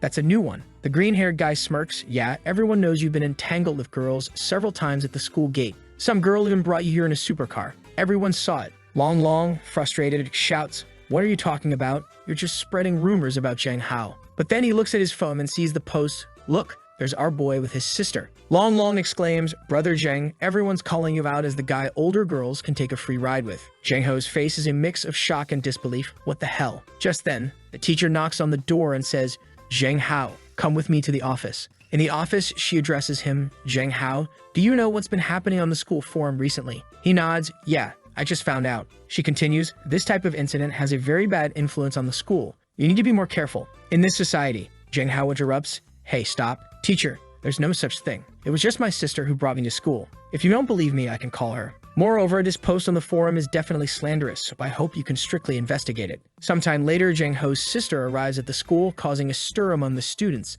They overhear her conversation with the teacher and quickly realize that she is indeed his sister, confirming the scandal is nonsense. The students conclude that the forum post was pure nonsense. His sister apologizes for the fuss she caused, but Zheng Hao reassures her, saying it's fine and she can return to work. Back in the classroom, Yuan Wang declares, "I knew Hao Hao wasn't the type of person they made him out to be. Long Long and I were investigating and were sure it was Li Feng and his gang who spread the rumors." Zheng Hao asks where Long Long is and Yuan Wang replies, he's searching for them alone. However, Long Long has not returned. Meanwhile, in men's bathroom, Long Long is found on the floor, shivering and distressed. It's so cold. Liu Feng and the others are such big bastards. "When I get out, I must tell the teacher," he mutters through tears. Zheng Hao, Yuha, and Yuan search the school for him. Eventually, Yue informs them that some classmates from Class 3 saw Long Long near a bathroom. With a sense of urgency, they rush to the location and find the door locked. From inside, Long Long cries out, "Please, I'm so afraid." Zheng Hao instructs Yuha to kick the door, which she does, breaking it down easily. Zheng Hao rushes to Long Long, who tearfully recounts, "Not only did they lock me up, they poured milk on me. We must tell the teacher." Zheng Hao, determined, says, "Don't go to the teacher. I will avenge you." Later, Zheng Hao confronts Liu Feng, who is visibly scared. Liu Feng tries to deflect, saying, "Be careful. I will tell the teacher. All right, you'll get expelled." But Zheng Hao retorts, "You should worry about yourself. My sister came to the school today to clarify the rumors in the forum post. Would also know what you did to Long Long. It seems like you didn't realize there are surveillance cameras behind the playground." He presents Liu Feng with an ultimatum. Now you have two options. First, you tell everyone that the post was a lie. Or second, tomorrow I go to the teacher and tell her everything. Realizing there's no escape, Liu Feng reluctantly apologizes for making the video. Zheng Hao warns him, "If you keep being arrogant like this, I'm going to make sure you're dealt with." Afterward, Long Long asks, "How? Do you really think he's not going to try anything?" Zheng Hao confidently replies he's a senior in high school. "If I hand over this video to the teacher, he'll at least get a major demerit. But it's getting late. Let's go home." As they walk, Zheng Hao asks Yuha, "Have you heard of Wai Nan?" She replies, "Wai Nan is the current head of the Wai family and is a very powerful person." He then inquires about the comparison between Wai Man's family and hers, considering her mother is the mayor of the city. Yuha responds, "They're on equal footing." Zheng Hao ponders, "As powerful as the mayor of the city? This won't be simple to deal with." Meanwhile, in her home, Wai Nan is troubled. It's been 3 days since the last call, and she finds herself thinking about Zheng Hao. As she reflects, someone knocks on her door, informing her that some people are calling her for dinner to discuss negotiations about some lands. She instructs her secretary to prepare the car. The scene shifts to Zheng Hao and his sister dining out. He remarks, "Yo, sister, isn't this place super luxurious?" She smiles and explains it's a treat for what happened today at school. Zhang Hao expresses his gratitude. "All right, thank you, Sister Qin." "Oh, damn," Zhang Hao thinks as he looks around the luxurious restaurant. His sister reassures him, "Let's go." Once inside, she tells him he can order whatever he wants. He cheekily asks for a drink, asserting he's an adult, but she knows better. "I don't think you are, brother," she teases.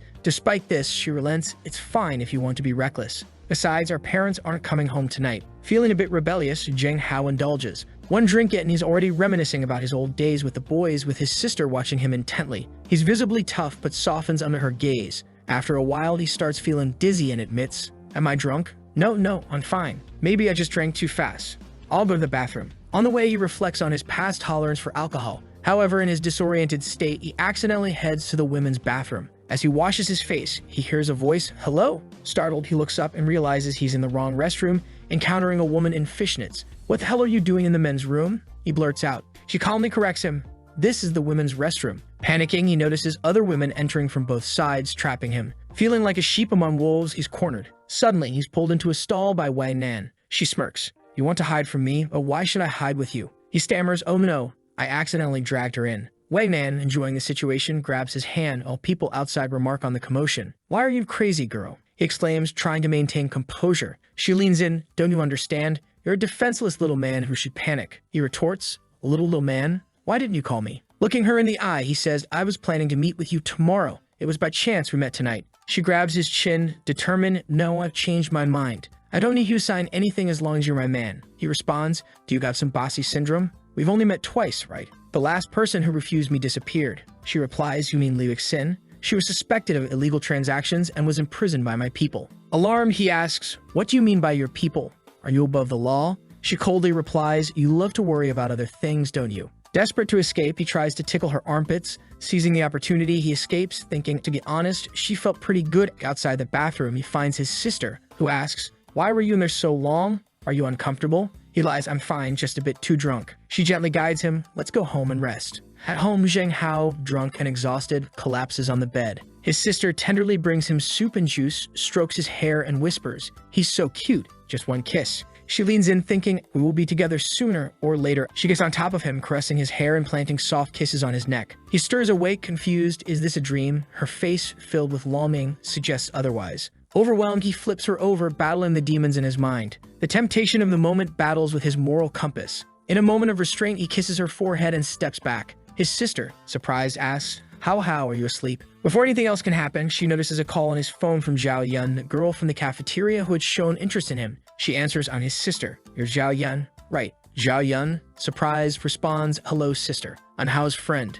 Zhang Hao's sister abruptly ends the call of Zhao Yun, cutting her off. "I know you've been chasing him for 2 years. I have something to tell you. Forget about falling in love in high school. I hope you give up on this and stop imposing on him. Goodbye," she says before hanging up. She looks at Zhang Hao, thinking, asterisk, "You belong to your sister alone, and it doesn't matter. I will definitely take my time and control myself, but eventually." The next day, Zhang Hao wakes up with a hangover and notices something unusual on his neck. He recalls the dinner and wonders if the strange dream he had about his sister wasn't just a dream. As he examines the marks in the mirror, his sister enters. "Hey, Ao Hao, you're awake," she says. He stammers, unsure what to say, while internally panicking. Could it be that the dream last night with my sister wasn't a dream? She inspects his neck and comments, Hao, it seems you're allergic to alcohol." He asks, "Allergic to what?" She steps closer, saying, "Let me see if this is serious." "I'm a doctor." She confirms it's an alcohol allergy. "It's not serious, but be careful." He hesitantly agrees, "Okay." She reassures him, "I'm a professional, relax. Now let's have breakfast." But inside, Zhang Hao remains skeptical. Alcohol allergy? Maybe. At school, Long notices Zhang Hao wearing a turtleneck and jokes, "Why are you wearing a turtleneck? Listening to too much Drake?" Zhang Hao deflects, "No, I'm just cold." Of course, he's hiding the marks. Suddenly, someone grabs Zhang Hao by the collar, demanding, "Your name is Zhang Hao, right?" Without hesitation, Zhang Hao uses a martial arts technique to throw the aggressor to the ground, dislocating his shoulder. The guy cries out, "Oh no, he's stronger than the average woman." Another student, Ling Zongzong, approaches and remarks, "No wonder you're the man that Zhao Yun loves. I'm Ling Zongzong. Nice to meet you." Zhang Hao, uninterested, brushes him off, Hello. I'm not in the mood, so take care. If you want Zhao Yun, go talk to her yourself." Ling Zongzong is left staring as Zhang Hao walks away. Later, Yue asks Zhang Hao if the guy was being aggressive towards him and offers to beat him up. Zhang Hao declines. It's better not to escalate things. "No need, classmate Yuha. Just keep teaching me how to fight. Besides that, I'm on a journey of self-improvement. Long Long, curious, asks, are you guys practicing boxing? What are you doing after school? Zheng Hao invites him, come practice with us after school today.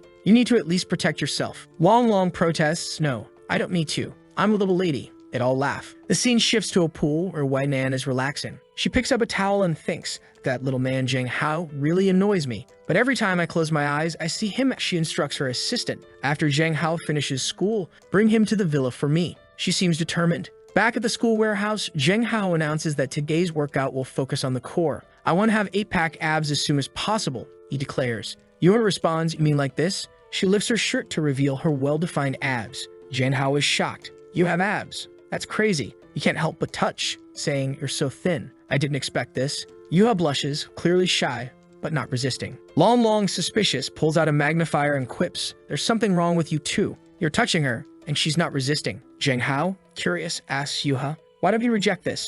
She simply responds, if you want, I'll show it. Long Long finds the situation strange. Everything you ask, she does. Zheng Hao, testing her boundaries, asks, hey, how much money do you have with you now? Give it to me. Long Long, surprised by the bluntness, comments, that's a bit rough. But Yulia, without hesitation, reaches into her pockets and says, I didn't bring too much money today. The rest is in my phone. The payment password is, quickly interjects, no, that's not necessary. Zheng Hao steps closer to Yuha and asks, why do you do anything I say? She replies, we are friends and friends can't say no. He is taken aback, thinking that perhaps due to her family background, she has a skewed understanding of friendship. Remembering the things she mentioned at her home, he becomes serious and tells her, Yuta, friendship isn't like this. In a relationship, you have to be equals. In the future, you need to make firm decisions about what you want to do and what you don't. If you don't want to do something, you should never feel obliged to do it. She seems confused but responds, okay. The training session ends early and Zheng Hao heads home, feeling positive about the session. However, he notices a suspicious figure in the alley and suddenly realizes the streets are eerily empty.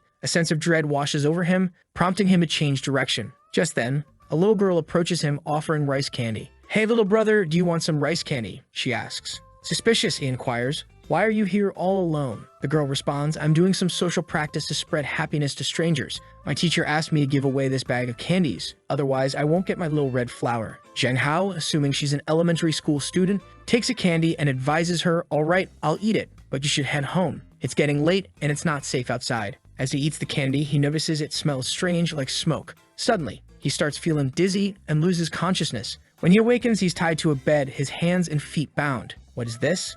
Where am I? What are they trying to do to me? And why are there so many mirrors? The little girl, now revealed as an adult, says, Mr. Wei, he's awake. Zheng Hao recognizes her, exclaiming, you kidnapped me. And why is an elementary school girl smoking? She removes her disguise, revealing her true age. Brother, I'm 30 years old.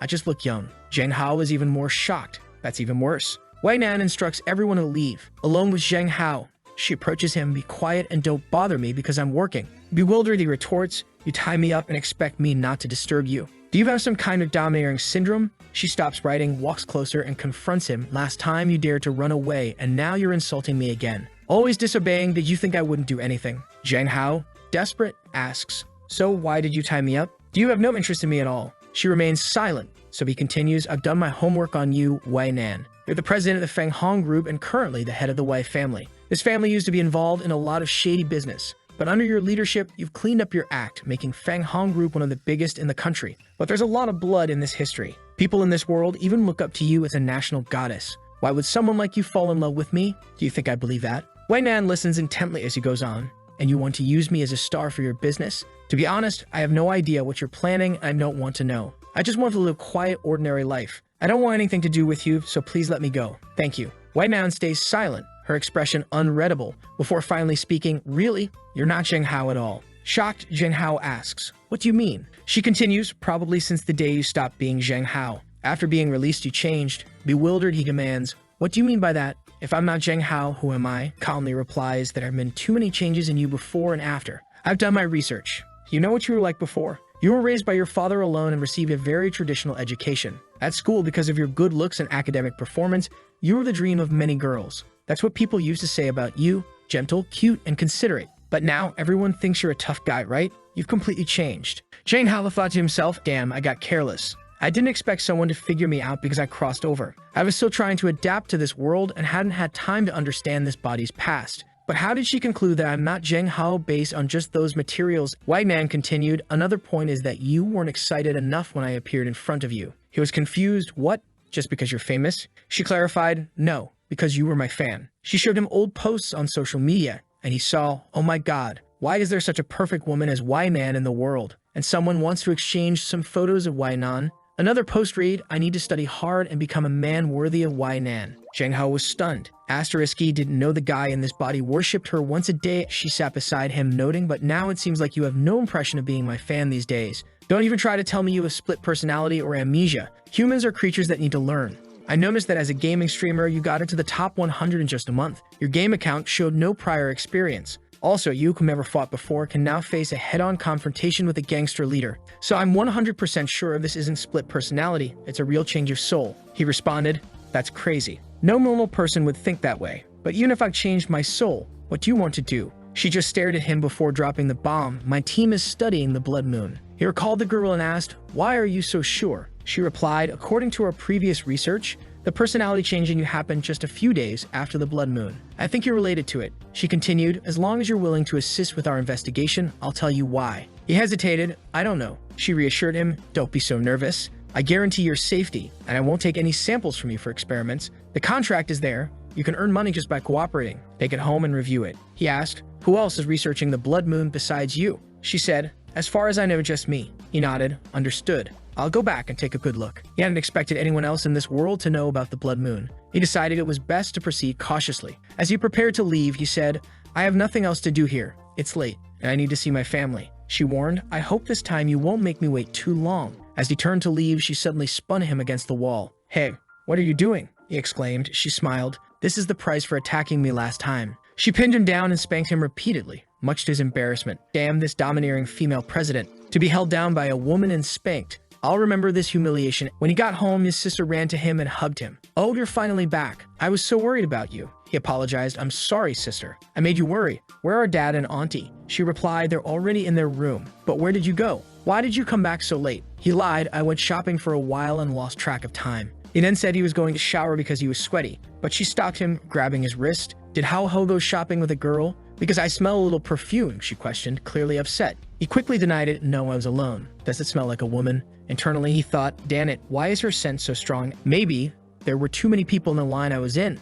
and that's how it happened. She grabs him by the cheeks. You have to pay attention in the future. Be careful or others will take advantage of you. He's flustered. Oh, okay, thank you. Then she tells him, go take a shower quickly, okay? Change your clothes and I'll wash them for you. The scene shifts to President Wai Nan receiving her secretary. Wai Nan hands her a paper with Zhang Kin's picture and instructs, go investigate this girl further. The secretary looks at it. Zhang Kin? That's Zhang Hao's stepsister. Wai Nan nods. Yes, look into all her past. I think the timing of her becoming his stepsister is too strange. Meanwhile, Zhang Hao's sister is burning his clothes, muttering, Cao Hao doesn't need something that smells like another woman. As Zhang Hao exits the shower, he notices her taking something out of the fridge. There are so many good things inside that big compartment. She asks, finish washing. What would Cao Hao like to drink? He replies, just some cold milk is fine, while thinking about her good figure. She invites him to her room so she can dry his hair. He wonders why in her room, but then he notices a message on her screen from a guy saying, Sister, I fell in love with you the first time I saw you. Can you give me a chance? I'm willing to give my first time to you. He's shocked. What the hell is this? He apologizes. Sorry, sister. I saw it by accident. She dismisses it. It's fine. Just tell him that I have a boyfriend. Annoyed, he says, Sister, you shouldn't bother with guys like this. He's not good if he's using these types of messages. She smiles, clearly having planned this, and hands him her phone. I'm so happy you care so much about your sister. I'm going to take a shower, so block this guy for me, okay? He agrees, all right, but as he starts to dig through her messages, he finds a group chat called Angel with him, exclusive to her and her friends. He's puzzled, why does my sister have a group like this with her friends? His mind begins to spiral. Back at school, he can't stop thinking about his sister. He recalls that last time he tried to make a move, she didn't seem to resist. That's when someone interrupts his thoughts. Hi. He looks up to see the pink-haired guy again. Zheng Hao, I heard you also live streaming. Let's compete to see who gets more yachts. The guy challenges. Zheng Hao declines. I'm not interested, sorry. The guy presses. Why? You don't want to? Zheng Hao retorts. Unlike you, I'm not interested in making money by gathering attention from random girls. If you're excited about it, do it alone. The guy, angered, stammers. Zheng Hao cuts him off. Hey, if you have a stutter problem, go to the infirmary. The guy, fuming, retorts. Today, no matter what, you'll lose. Long Long jumps in. He's not afraid of you. He's way more popular. The pink-haired guy sneers. We'll see tonight. Later that night, Zheng Hao prepares to stream some games. He's not wearing a mask anymore. As he plays, he racks up victories, achieving double kills, quadra kills, and MVPs. The girls in the chat swoon, oh my god, accept me on my knees. No matter how much I look at his face, he just looks like male perfection. I want to suck it up. Amid the praise, he suddenly receives 990 yachts. Of course, from Nan. He exclaims, oh, it's her. Zheng Hao thought, as always, she's fire. He then remembered the contract he hadn't signed yet, mainly because it stated he would have to move out of his family home. Even though the contract promised a lot of money, he couldn't accept that condition. But he understood the message Nan was sending with those 990 yachts. He decided he would return the money to her. Meanwhile, the guy who made the bet with him was also streaming and angrily ended his stream. Oh, my stomach is hurting. I have to end this here today. Clearly frustrated, he muttered, Zheng Hao, you're a bloody bee. You pretend to be innocent, but I know the type of guy you are. He then called someone.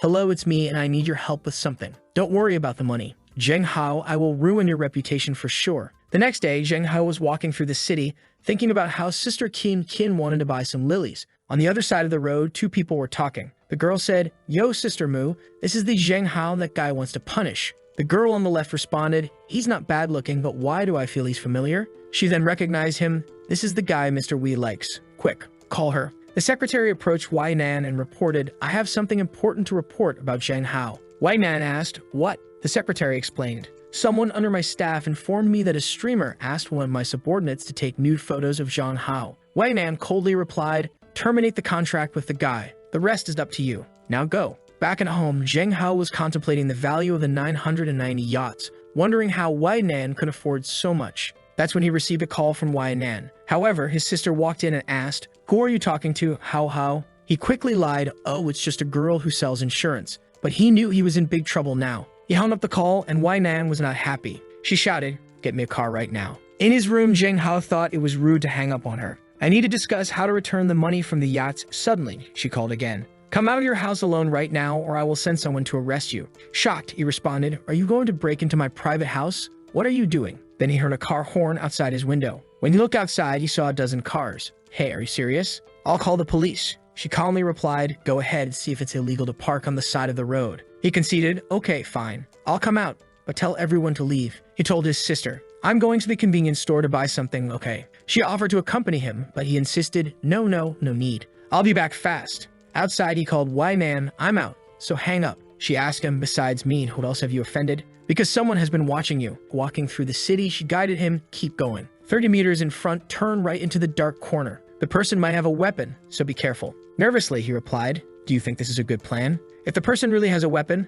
this could be dangerous. She reassured him, don't be afraid. I'm close by. Just lure him, and I'll help you deal with him. As Zheng Hao waited in the alley, he thought, hurry up. Suddenly, a masked individual appeared. Hey, who are you? Zheng Hao asked. The masked person seemed unhinged, glaring at him before charging. Dodged the first punch, then another. The masked attacker taunted, damn like a rat. Zheng Hao realized the person was dangerous but not very fast. As the attacker went for another punch, Zheng Hao sidestepped and executed a leg sweep, causing the attacker to fall. He quickly got on top of the masked person, demanding, who are you? Why are you attacking me? The attacker, now revealed to be a woman, angrily replied, it's all because of you. Otherwise, how could I have ended up in such a situation? Zheng Hao, still reeling from the events, questioned, what are you saying? Take off the mask and speak. He tried to remove the mask, but she came in with an acrobatic elbow. The hell is this? He was disoriented and fell to the floor. The masked person stood over him, pulling out a weapon. Just as they were about to strike, a punch came out of nowhere. Nan had arrived and intervened, saying, I thought you had fled to another province, but you came here to cause trouble for him. Oh, it's you, Zheng Hao realized, seeing Liu Xin. He demanded, just because I refused you, you want to take my life? She retorted, blaming him for seducing Nan and accusing him of becoming a slut when seeing a rich woman. Zheng Hao snapped back, you're the slut. Nan interrupted, enough. Imprisoning, you've had nothing to do with Zheng Hao. It was because you went too far using the Feng Hong name to bully and extort protection fees from everywhere. As she tied up her hair, she declared, my man can't tolerate a scum like you. You must be dealt with by me. Angry, Liu Xin shouted, what are you? A rich lady who grew up with a silver spoon?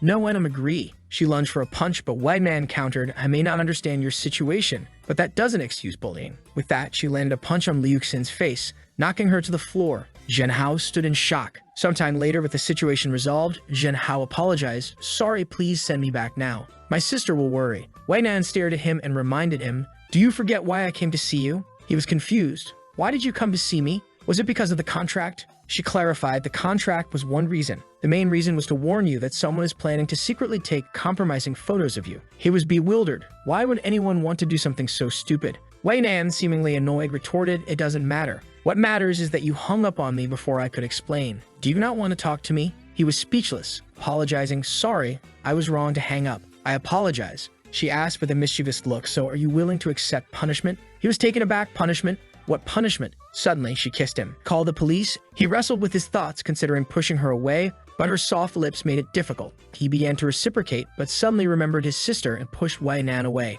Ms. Wei, why are you doing this? Why are you playing games with me? I'm a high school student and you just took my first kiss. She questioned, are you sure you're a high school student? She pondered internally, realizing this was his first kiss. He continued, that's not the point. You helped me tonight, but you took advantage of me. Also, those donations you sent me, I want to return them. She laughed, that's just a little money. Who do you think I am? What I don't understand is, do you want to get rid of me? Why don't you want to sign the contract? He hesitated. I can't sign it right now. She demanded, give me a reason. But he said, I can't explain right now. I'm too tired. Let's go back. As they parted ways, Wei Nan thought, Wei Nan have never failed at something I set my mind to. Sometime later, back at home, Hao lay in bed, reflecting, why did I think of my sister when I was with Wei Nan? Maybe I really like her. No, Hao, wake up. She's your sister. Forget about it. The next day at school, Yua greeted him. He responded, good morning, and thought to himself, after a day with the president, being with Yua feels so much easier. He notices her legs and realizes that for the first time, she's wearing black stockings instead of white. She asks, Hao, are you okay? He responds, yes, I have a gift for you. He hands her an AK-47 pendant and says, thank you for always teaching me martial arts. Wasn't this the gun you said you liked the most at your house? She takes the pendant and thanks him, saying she will cherish it very much. He replies, as long as you like it, it's fine. Internally, he thinks, why does just a change of socks make me feel something different? Later, during lunch break, they are eating together. He asks her, why are you staring at your own legs? She replies, because you were staring at them the whole day. Do you like my legs? He admits, I like them. It was so obvious. Your legs are really beautiful. She seems shy but then moves closer, saying, Hao, you could touch them if you want. Surprised, he thinks such a well-behaved girl asking me to touch her legs, there's no reason to refuse. But then he realizes just touching her legs seems a bit wrong. He suggests, how about this? Would you resist if I let you sit on my lap right now? She stands and sits on his lap without hesitation. He feels happy and thinks, oh, she's so obedient. She's like a treasure in this feminist world. He tells her, if I only had an obedient sister like you. Realizing how odd that sounds, he questions himself, why do I want an obedient sister? That's strange. He asks her, are you not disgusted at all? She replies, a little, but I also feel very comfortable. No one has hugged me like this before. He thinks she might just really crave love and affection, likely due to her family situation. Noticing the keychain he gave her hanging from her wrist like a bracelet, he asks, did you hang it up like a bracelet? She tells him that it's the first time she's received a gift from a friend, so she wanted to keep it really close. He's shocked and asks, the first gift? No one has ever given you a gift before? She explains that her previous friends only asked her for money and never gave her gifts. He tells her, those aren't real friends. Don't bother with them in the future. He then asks, but Yuan didn't ask you for money, did she? She replies, no, the only thing she does is give me strange books and movies. But since you told me not to listen to them, I didn't look around. He's thinking, Yuan, do you really think the FBI isn't out there? He then tells her to put the keychain in her bag and promises to buy her a bracelet instead. Back in class, he's relaxing at his desk when he notices something pixelated on the floor. Curious, he reaches for it, but someone else grabs it and shouts, Hao, how could you bring this type of thing to school? Confused, he asks, what are you talking about?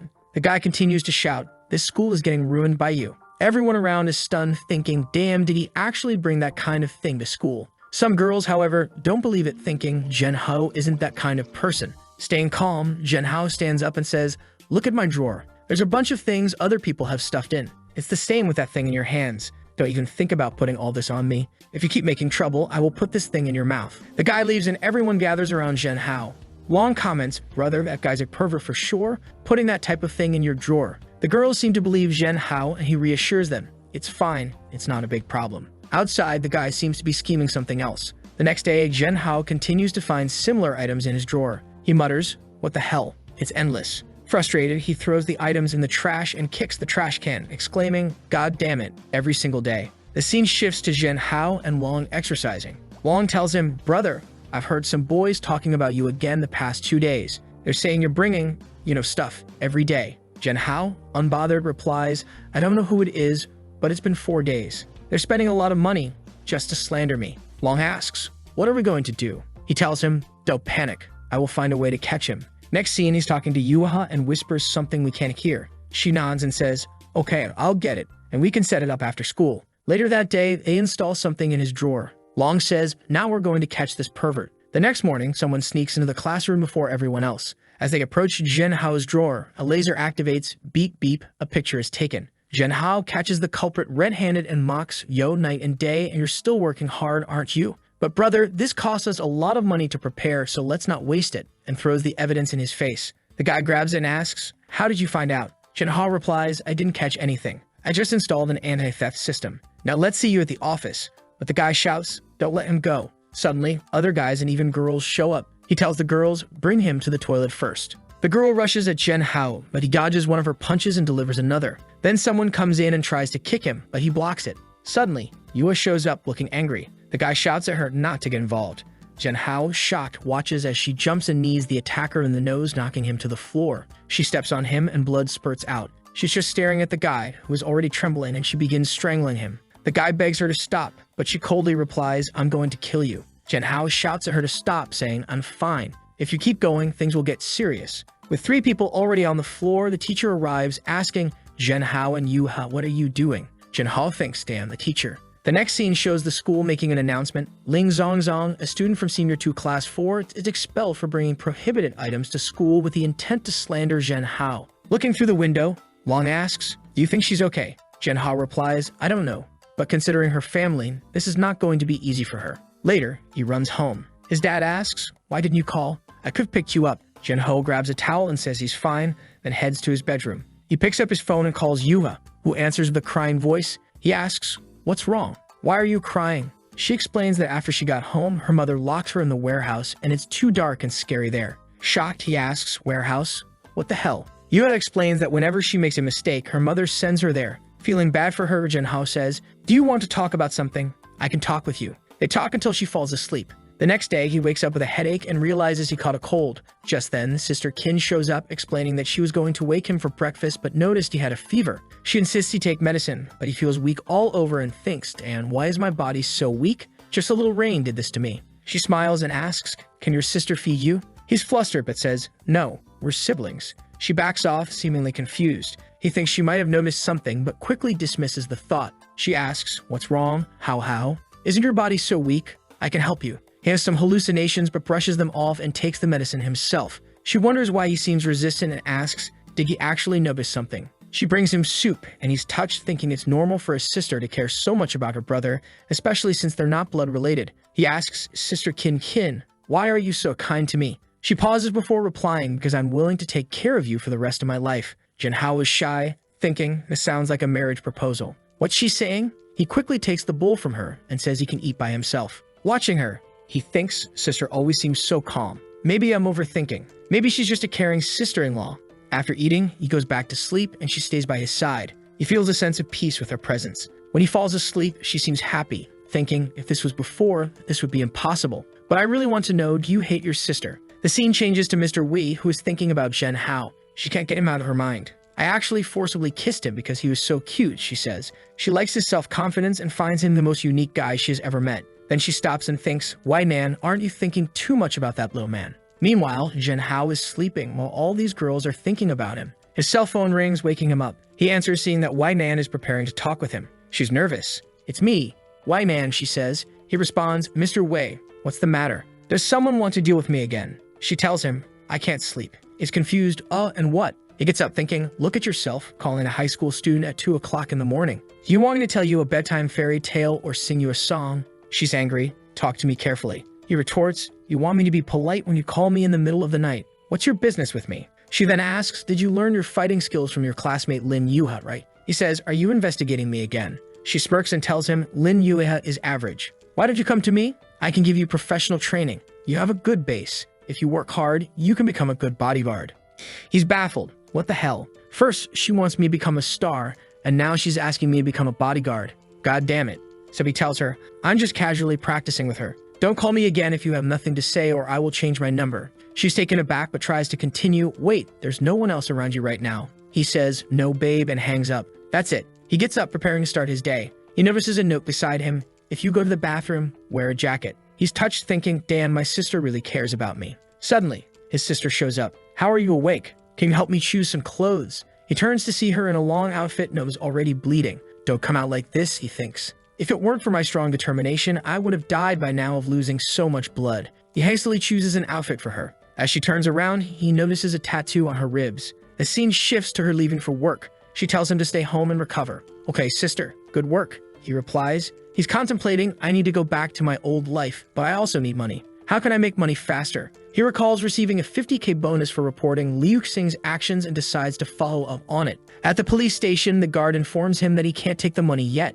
It might take a month if everything goes smoothly. He insists, I am an adult. Can't you just give me the cash directly? She apologizes, explaining that the conditions were set by Mr. Wei and you should go to the Feng Hong group to find her. Meanwhile, Wei Man receives a call informing her that Zhen Hao went to collect the money. She thinks, you hung up on me last night, but now you're going to have to talk with me. Zhen Hao, visibly unhappy, finds himself back in front of her. Jesus, I just finished talking with her last night and now I came here to ask for the money. This is embarrassing, he thinks. In the elevator, a guard notices him and comments, little brother, are you still a middle school student? And which school do you study at? You're so handsome. He responds awkwardly, wanting to get out of the situation as soon as possible. They arrive at the top floor and Zhen Hao says, oh, I'm going on. But the guard grabs his hand and says, I really like you, little brother. You may not believe in love at first sight, and I didn't either, but that changed when I saw you. I feel like I could never love another man again. As she speaks, someone stares at her. Can you give me a chance? She pleads. Wei Mian, the company president, is there glaring at the guard.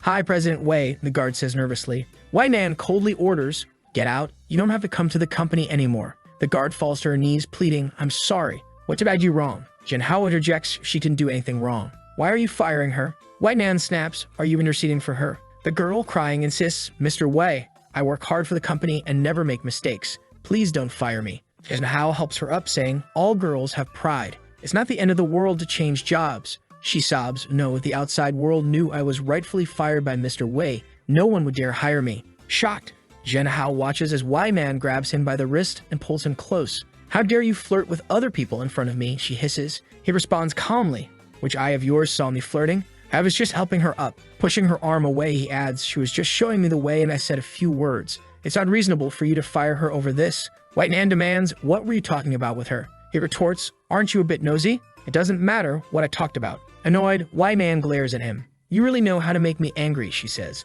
As she stands, Zhen Hao notices her well-toned figure, a result of regular exercise. You can't help but stare, she smirks. You can keep her if you want. Let's play a little game. I'll throw a cigarette upwards. I'll use my left hand and you'll use your right. If you catch it before I do, she stays. Zhen Hao, confident in his reflexes, accepts. Wei Nan is impressed by his confidence. She tosses the cigarette and both of them reach for it. Zhen Hao catches it first. Yes, I won, he exclaims. But Wei Man doesn't stop and falls onto him. You won and I lost, she murmurs. He's flustered, thinking, is she just taking advantage of me? But he decides, forget it. I don't suffer anyway. She teases, you don't know how to be reserved, do you? Rolling up my skirt and touching my leg, with shame. He insists, I caught the cigarette, so you can't fire her. Now please get up. You do this every time. I think you really like me. She admits, I don't know if I really like you or not, but you're the type of guy who attracts me the most. I've never met a man like you. Self-assured, brave, and responsible. He brushes off her praise, asking, just give me my 50,000, please. She agrees but says she needs to go to the bathroom first. Zhen Hao thinks she's overly happy and just stalling. He then receives a call from his sister, who scolds him for not staying home. He lies, saying he was helping Long with his homework. She reminds him to come home soon and be careful. As he waits, Wei Nan returns from the bathroom in a different outfit. Zhen Hao, shocked by her beauty, thinks she's not only a boss, but also has beauty that rivals my sister. She notices him smoking and chides, kids shouldn't smoke. Annoyed by her controlling nature, he explains, I just lit it to smell it, and asks, why did you change your clothes? Were you doing something in there? Wei Man confesses, I'm also a normal woman, so don't tempt me so casually in the future. I had to relax because I couldn't stand your temptation. Zhen Hao, exasperated, thinks, this perverted president, forget it. It doesn't matter. I'm here to get my 50k. But she coolly replies, I don't think I need to give you your 50k. The market price for a cigarette is 60k, so now you owe me 10k. He shouts at her, hey, why are you lying to me? But she tells him, if you don't believe me, you can check it out. He's like, impossible, a cigarette that costs 60k. You want? She's looking cute while laughing at his confusion. He tells her, are you kidding me? But she just says, the price is real, but letting you pay is fake. Here, you can have your 50K. He looks at the money and says, even though you have a bad temper, you are a trustworthy person, so thank you. He adds, damn, but my behavior just now was a bit inappropriate. From now on, we should see each other less or not at all. This way, your work efficiency can return to 100%. Goodbye. She smirks and mutters to herself, I will get you. Back at his home, his sister and her friend are looking at some of his old photos. Her friend remarks, you had way too many photos of your brother, don't you? She's thinking, of course I have. This is my treasure, and in the future, I will have even more. That's when he arrives at home. Sister King, didn't you say you'd come back later? Why are you here so early? Oh, she's startled, worried he might see the album. Her friend almost says, we were seeing some foe, but Kin pinches her and gives her a look. Kinhao asks, what's going on? She quickly covers, nothing, we were just reading some literature, that's it. Her friend's like, yeah, we were reading literature. Zhenhao, curious, asks, is that so? What literature? Can I see it? But Sister Qin quickly pretends to be sleepy and jumps on him. He asks her if she's okay. She replies, I am, but hey, how didn't I tell you to rest at home? Why did you go out again? He tries to brush it off, saying, I was just too bored. She tells him, don't you know that you have a face that could bring disaster to the country and its people? He's like, okay, I'll protect myself, sister. Now, I'm going back to my room. After he leaves, her friend asks, what are you doing? Why can't your brother see this album? She just stares at her friend and says, it doesn't matter. If you try to get involved in this, we will not be friends anymore. Her friend quickly responds, all right, I'm not going to ask about it. Back in his room, Zhenhao thinks, why is it that every time I'm with Wainan, I feel so tired? But then, looking through his window, he notices someone staring at his house. Could it be that I'm entangled with someone again? Who is that man? Dad and aunt are not at home. Should I tell my sister? He goes back downstairs where his sister's friend is gone. He asks, why did she leave so soon? She brushes it off, saying she had something to do. That's when he tells her, I was upstairs, and I saw a man outside the house who seemed to be sneaking around. I don't know what he's doing, but you should be careful, he says. She pats his head and says she's happy that he's worried about her, but assures him there's no need to worry. She already knows who the man outside is. He questions, I don't think so. She explains that it was the guy who sent her some pictures. He remembers, oh, so it's that weirdo. She smiles and says, you don't need to worry, as she throws herself at him and grabs him by the chin. What's wrong with you? How? You're blushing. He stammers, and nothing. I just feel like I don't need to ask for leave tomorrow. I'll go to school. She doesn't seem pleased. Why are you in such a hurry to go back to school? Do you have a girlfriend there? He quickly responds, no, of course not. I wouldn't fall in love so early. She pulls him closer. Don't lie to your sister. Having a good-looking brother like you is a happy trouble, and I really want to keep you by my side, okay? He asks, what did you say? She quickly covers, nothing. I'll drive you to school tomorrow. The next morning, she drops him off at school. Long tells him that since the incident, Yuha has been alone all the time, with everyone staying away from her. They decide to talk to her. Good morning, Yuha. They greet her. She seems happy, and Zhenhao apologizes for involving her in the incident. But she just asks him, are you afraid of me? He pats her head and says, how could I be afraid of you if you're so obedient? With that, she looks happy. All the girls in the class comment that they wouldn't mind being isolated if they could get attention from the male god. It's time for lunch break, and they're together in their room. She opens her bento box, revealing a variety of dishes. Seeing that he's only eating some bread, she offers, do you want to eat mine? He's pleasantly surprised and says, hey, that's really nice. He grabs something to eat, and she stares at his hands. Zhenhao, your hand, can I touch it? She asks. He chokes a bit and asks, why, suddenly? She explains that the girls in the class said that she's never kissed a boy or held a boy's hand and that she's wasting her good looks. They also said she's too naive and would never have the chance in her life. He reassures her, that's fine. There's no need to rush. It'll happen eventually. But she looks down and says, my grandma told me that I should never let anyone belittle me. Then she asks, Zhenhao, can I kiss you? He's shocked. What? She looks at him expectantly and asks again, can I? He thinks for a moment and says, if a kiss can make you feel less bitter about what they say, I don't mind. He's thinking, you're so good. If it's just a kiss, I won't refuse it. She tells him, I'm going to kiss you, as she moves closer. He gently grabs her by the neck and says, for the first time, I'll do it. If you're shy, you can close your eyes. She blushes and they share a kiss. She thinks her heart is beating so fast, while Zhenhao reflects that this moment is perfect. Someone knocks on the door, startling them both, but she quickly reassures him, saying that the door is locked so they're safe. The people outside are probably wondering why the room is locked all the time, questioning what's going on inside. Feeling a bit embarrassed, he turns to her and says, well, now you've kissed a boy. Haha. No one will tease you about never having kissed anyone in the future. Haha. But then she grabs his hand and places it over her heart, saying, Zhenhao, what's happening? My heart is beating too fast.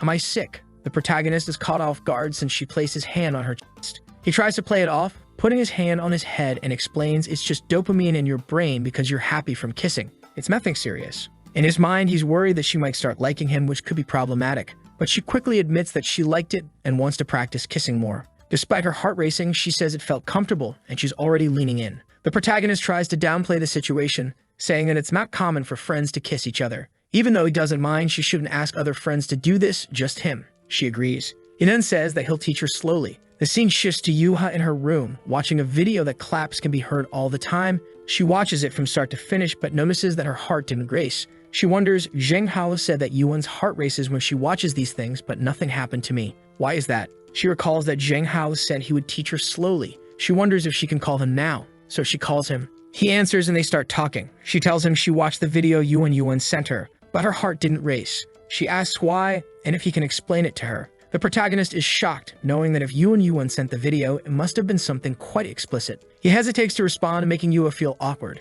She says, if you don't want to answer, you don't have to. I don't want to ask you these things anymore. The protagonist reassures her, saying that these are difficult questions, but that he doesn't mind answering. She can ask whenever she wants, but he suggests they talk about it later because he's going to take a shower now. She says she'll shower too and suggests they have a conversation while doing so. He agrees and tells her to keep her phone away from the water to avoid getting it wet. As they start showering, even Zhang Hao feels a bit awkward. He turns on the shower and she says she's washing her hair. He replies that he's also washing his hair. Meanwhile, his sister is outside, wondering who he's talking to in the shower. Does he have a girlfriend?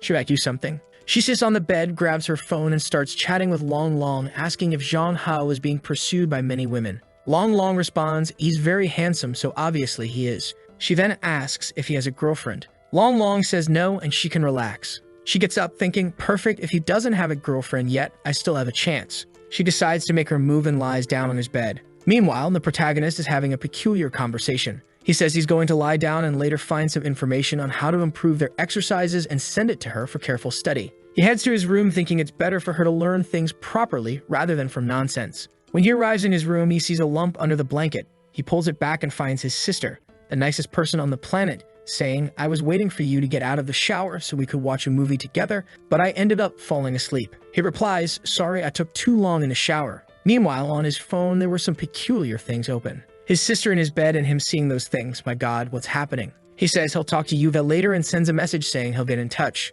She then asks, what movie do you want to watch? He responds that he likes watching horror movies because they scare him and he can cling to someone. However, she says she's sweaty and will take a shower first, asking him to wait for her in the living room. You can already imagine how she'll come out of that shower. I don't need to continue to know she'll come out strong. The protagonist starts thinking that in his world, when watching a horror movie, girls would cling to the guys, but here it's reversed. So in his theory, he should cling to her, and he's already imagining the joy. Then she comes out of the shower in just a nightgown. The protagonist is stunned and asks, oh, my sister, what are you doing here? She ignores the question and asks if he chose a movie. He's thinking, my God, doesn't she realize she needs to choose her clothes better at home? I better start watching a movie soon before I can't resist this temptation. She looks at him and asks, why are you blushing, boy? He brushes it off as usual, saying, no, nothing. It's just really hot in here. Let's watch the movie. She thinks it's better to take things slowly. When he gets scared, he'll probably jump on me. The movie is about a girl coming out of a well, but in this case, it's a guy coming out of the well.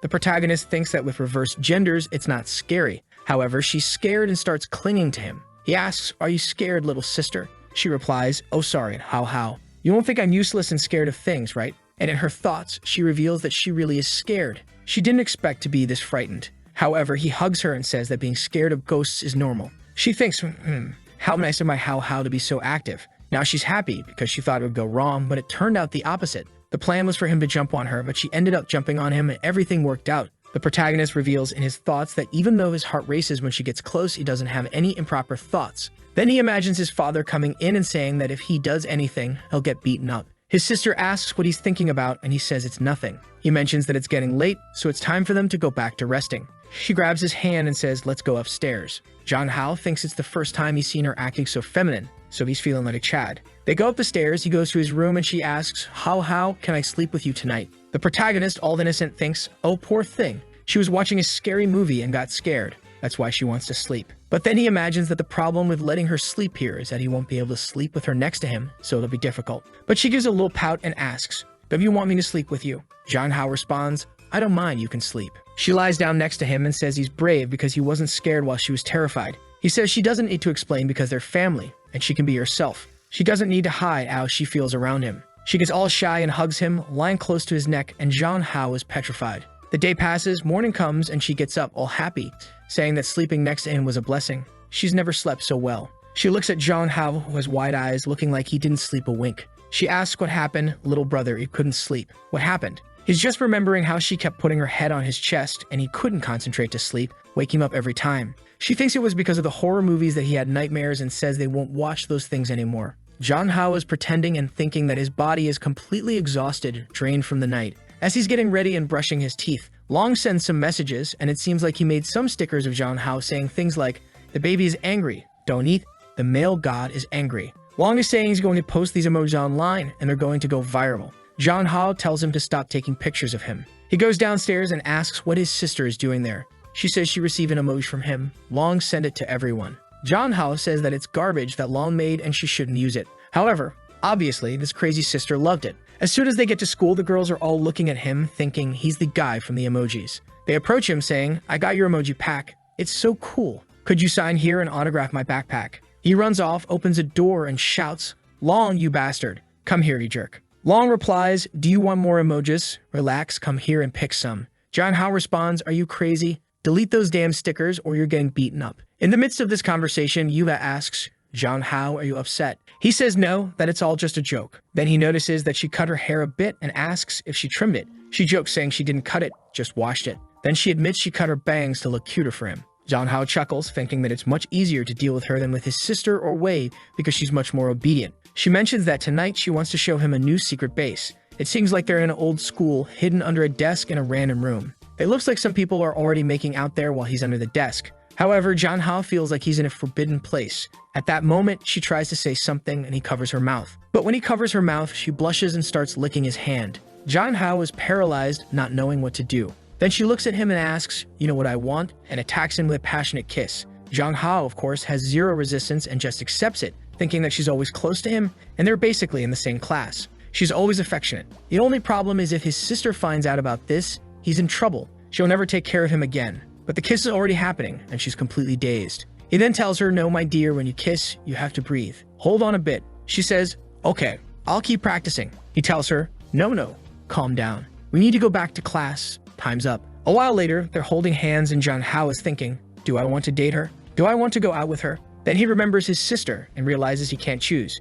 Interestingly, he didn't even think about why. And in the next panel, who's there? Wei herself in her office, talking to her secretary. The secretary is saying that they should capitalize more on Jong Hao's image because just from taking some photos of him at the mall, he became super famous. However, Wei warns, "I don't want his photos circulating on the internet. He's going to be my man." But the emojis are everywhere, and the secretary alerts her. It's too late. The emoji pack of him is selling like water in the desert. Wei is furious. She pulls out her phone to find the emoji pack, seeing several photos of him circulating on the internet and gets furious, wanting to know who did this. She looks at a pile of documents on the table thinking, "Damn it, I have to take care of my business." But I can't stop thinking about Jong Hao. She says that the more he resists, the less she'll be able to help him. She bites her finger, remembering the kiss, and leaves, saying that everyone should forget about him because he will be her man. On the way home, as he's about to enter, a car is parked outside. Who is it? It's her again. Jong Hao walks over and says, "I've already told you we won't see each other anymore. Erase me from your life, don't talk to me. Didn't we agree not to talk? Did you change your mind?" She says that even though they kind of agreed not to talk, she couldn't control herself and came here to see him. The warrior couldn't resist. Jong Hao scolds her again, saying, "You're the CEO of a company, a trained soldier, and you can't even control this kind of thing." She responds that she saw his photos flying around the internet and a bunch of women talking about him. She couldn't hold back. She grabs him by the collar and pulls him close, saying, "Do they think they can touch my man?" Jong Hao is lost, looking at the door, thinking if his sister shows up, things will get complicated. So it's better to leave quickly. He tells her to go somewhere else, get in the car, and let's go. In the car, Jong Hao explains exactly the type of woman he likes. He prefers women who are cute, act like a baby sometimes, and are obedient, unlike her, who just wants to disagree with him all the time and be bossy. He thinks it's terrible to be with Wei, because when you're with her, it feels like she just wants to control you and you have no opinion at all. She lets out his sigh and chuckles, asking if he likes that type of weak woman and questions if women in his world were like that. Jong Hao says she can imagine whatever she wants, but he won't talk about how his world was. However, she needs to know that she is not his type. Then she asks, "How can all these incompetent women compare to me? I have money, status, fame. None of that is a problem for me. If you were my man, you could stay at home and I'd give you everything you want. What's the problem?" Jong Hao thinks that it does sound quite tempting, but he responds that he understands how she feels. but if she finds another good-looking guy, she'll forget about him soon. So they just need to give it some time and everything will pass. Then she grabs his chin, leans in, and says that, Yuha, do you think she's like that? You just don't know the kind of woman she is. John Hao snaps, telling her not to involve Yuha. However, he accidentally used a pet name for Yuha, which Wee noticed and got a bit angry because it showed their intimacy. John Hao notices Wee's anger and gets upset that she's upset, saying, what's the problem with using a different name for her? If you want, I'll call you by a different name too. She feels a bit embarrassed and turns away, saying that's enough of that. However, John Hao notices that she got shy just because he said that. He explains that it's just a way friends communicate, and she doesn't need to overthink it. And if she wants, they can even be friends. Just don't follow me around everywhere. Got it. John Ho's plan is for her to gradually distance herself, while they grow apart and she forgets about him. However, at the entrance of the house, he encounters the same guy who was watching him from the corner before. The guy says he's a friend of his sister and wanted John Hao to deliver a gift to her. John Hao thinks the guy looks familiar and remembers that this was the guy who sent semi-nude photos to his sister. He confronts the guy saying, oh, I know who you are. You're the one sending lewd stuff to my sister. Right. Just know that what matters to my sister matters to me too. If I see you here again, I'll call the police for sexual harassment. So scram. The guy leaves but thinks he'll make his sister like him no matter what it takes. When Jong Ho gets home, his sister greets him and says she was too lazy to cook today, so she bought fast food for them to eat. She mentions that it's good to indulge in junk food every once in a while. Jong Ho doesn't know what to do with the temptation in front of him, feeling a bit flustered. He notices she sighs a little and asks her what's bothering her today. She says she's upset because he's too popular on the internet after that emoji pack. She explains that while she was at work, a lot of people were looking at photos of him on their phones and it made her jealous. John Hao tells her to stop being silly, saying that all of it will fade away soon because he doesn't want to be an internet celebrity. She says it's good that he doesn't want to be a celebrity because being one is dangerous, especially if you're the type who uses your image to make money. People will start wanting to take pictures of your butt, your arms, and everything else. And those are things only I can see, she jokes. She tells him she's just kidding and for him to drink up. As she looks at him, she thinks to herself that she knows a lot of people will be fascinated by his appearance, so she needs to resolve this quickly before too many people get involved in the future. Time is running out and actions need to be taken. The scene shifts to the evening, and she is knocking on his bedroom door. He seems to be studying programming. His sister asks if she can stay there and work beside him and if it will bother him. He says it won't and she can stay. Looking at her, he thinks that for once she's acting like a real big sister. He says she can sit there and work as much as she wants. It won't affect him. She thanks him, says she's happy, and has a gift for him. She mentions that she spends a lot of her money every day, so today she's giving him her daily salary of 3,000 yuan. John Ha thinks about how unfair the world is. In his previous life, he worked a whole month to earn a fraction of that. He asks how she earns so much at such a young age. She explains that although she's not yet a qualified surgeon, she can assist in some surgeries, so earning 3,000 isn't much compared to what she'll make in the future. In her mind, she wants to show that she can easily provide a good life for him. John Hao asks if 3,000 isn't too much. She explains that she was accepted because of her talent. It's not normal for people to be able to assist in such operations. She was the top student, so she has some special privileges. As a cardiac surgeon, a field with few specialists, she's in high demand and her salary will only increase. John Hao responds, "Sister, you're really amazing. If I could make that much money one day, I'd be happy." Moreover, with all the money she's earning, his father and her mother won't have to work so hard or late. She says it's sweet of him to think that, but they haven't been working much lately, and they're even going on a trip that she's apparently paying for. John Hao asks if they're going to be gone for a while, and she confirms it. He realizes that they'll be alone in the house for quite some time, and the look on her face suggests she's planning something during that time. The next scene starts with John Hao at the sink, shouting in desperation, not knowing what to do because he can't resist being alone with her at night. He mutters to himself, "Don't look, don't think, don't speak." But as soon as he sees her, the poor guy collapses again. Then he asks why she changed her clothes, noting that each one is shorter than the last. She responds, "Because I wanted to work more comfortably, so I put on some pajamas to feel free," and she's lying on his bed just studying. Hours pass, and John Hao notices that she's constantly looking at him. She realizes she's been noticed and says her shoulder hurts a lot, and asks if she deserves a massage. Of course, the poor guy is all flustered, not knowing what to say, but the scene shifts to him helping her relax. She then comments that this weekend they'll be alone, so they could take some time to have fun. John Hao realizes they've never really gone out together, so he agrees. She says, "I'll think about it carefully because it's my first date with my brother." He's confused by the word date, thinking it's just two siblings going out, but he lets it slide. Time passes, and it's 11 p.m. He tells her it's time for bed. She says she'll go to her room first, a miracle that she's not going to sleep in his bed. They say goodnight, and she leaves thinking that she can't do anything more intimate yet. And our boy lets out a sigh. In his mind, he's thinking, "I can't wait to spend the weekend with her." At that moment, his phone rings. He answers, and who is it? "Wei Nan," and he immediately says, "Oh Wei, you can't keep insisting like this. If you want to find a man, I'll introduce you to someone else. But she responds, I hate men.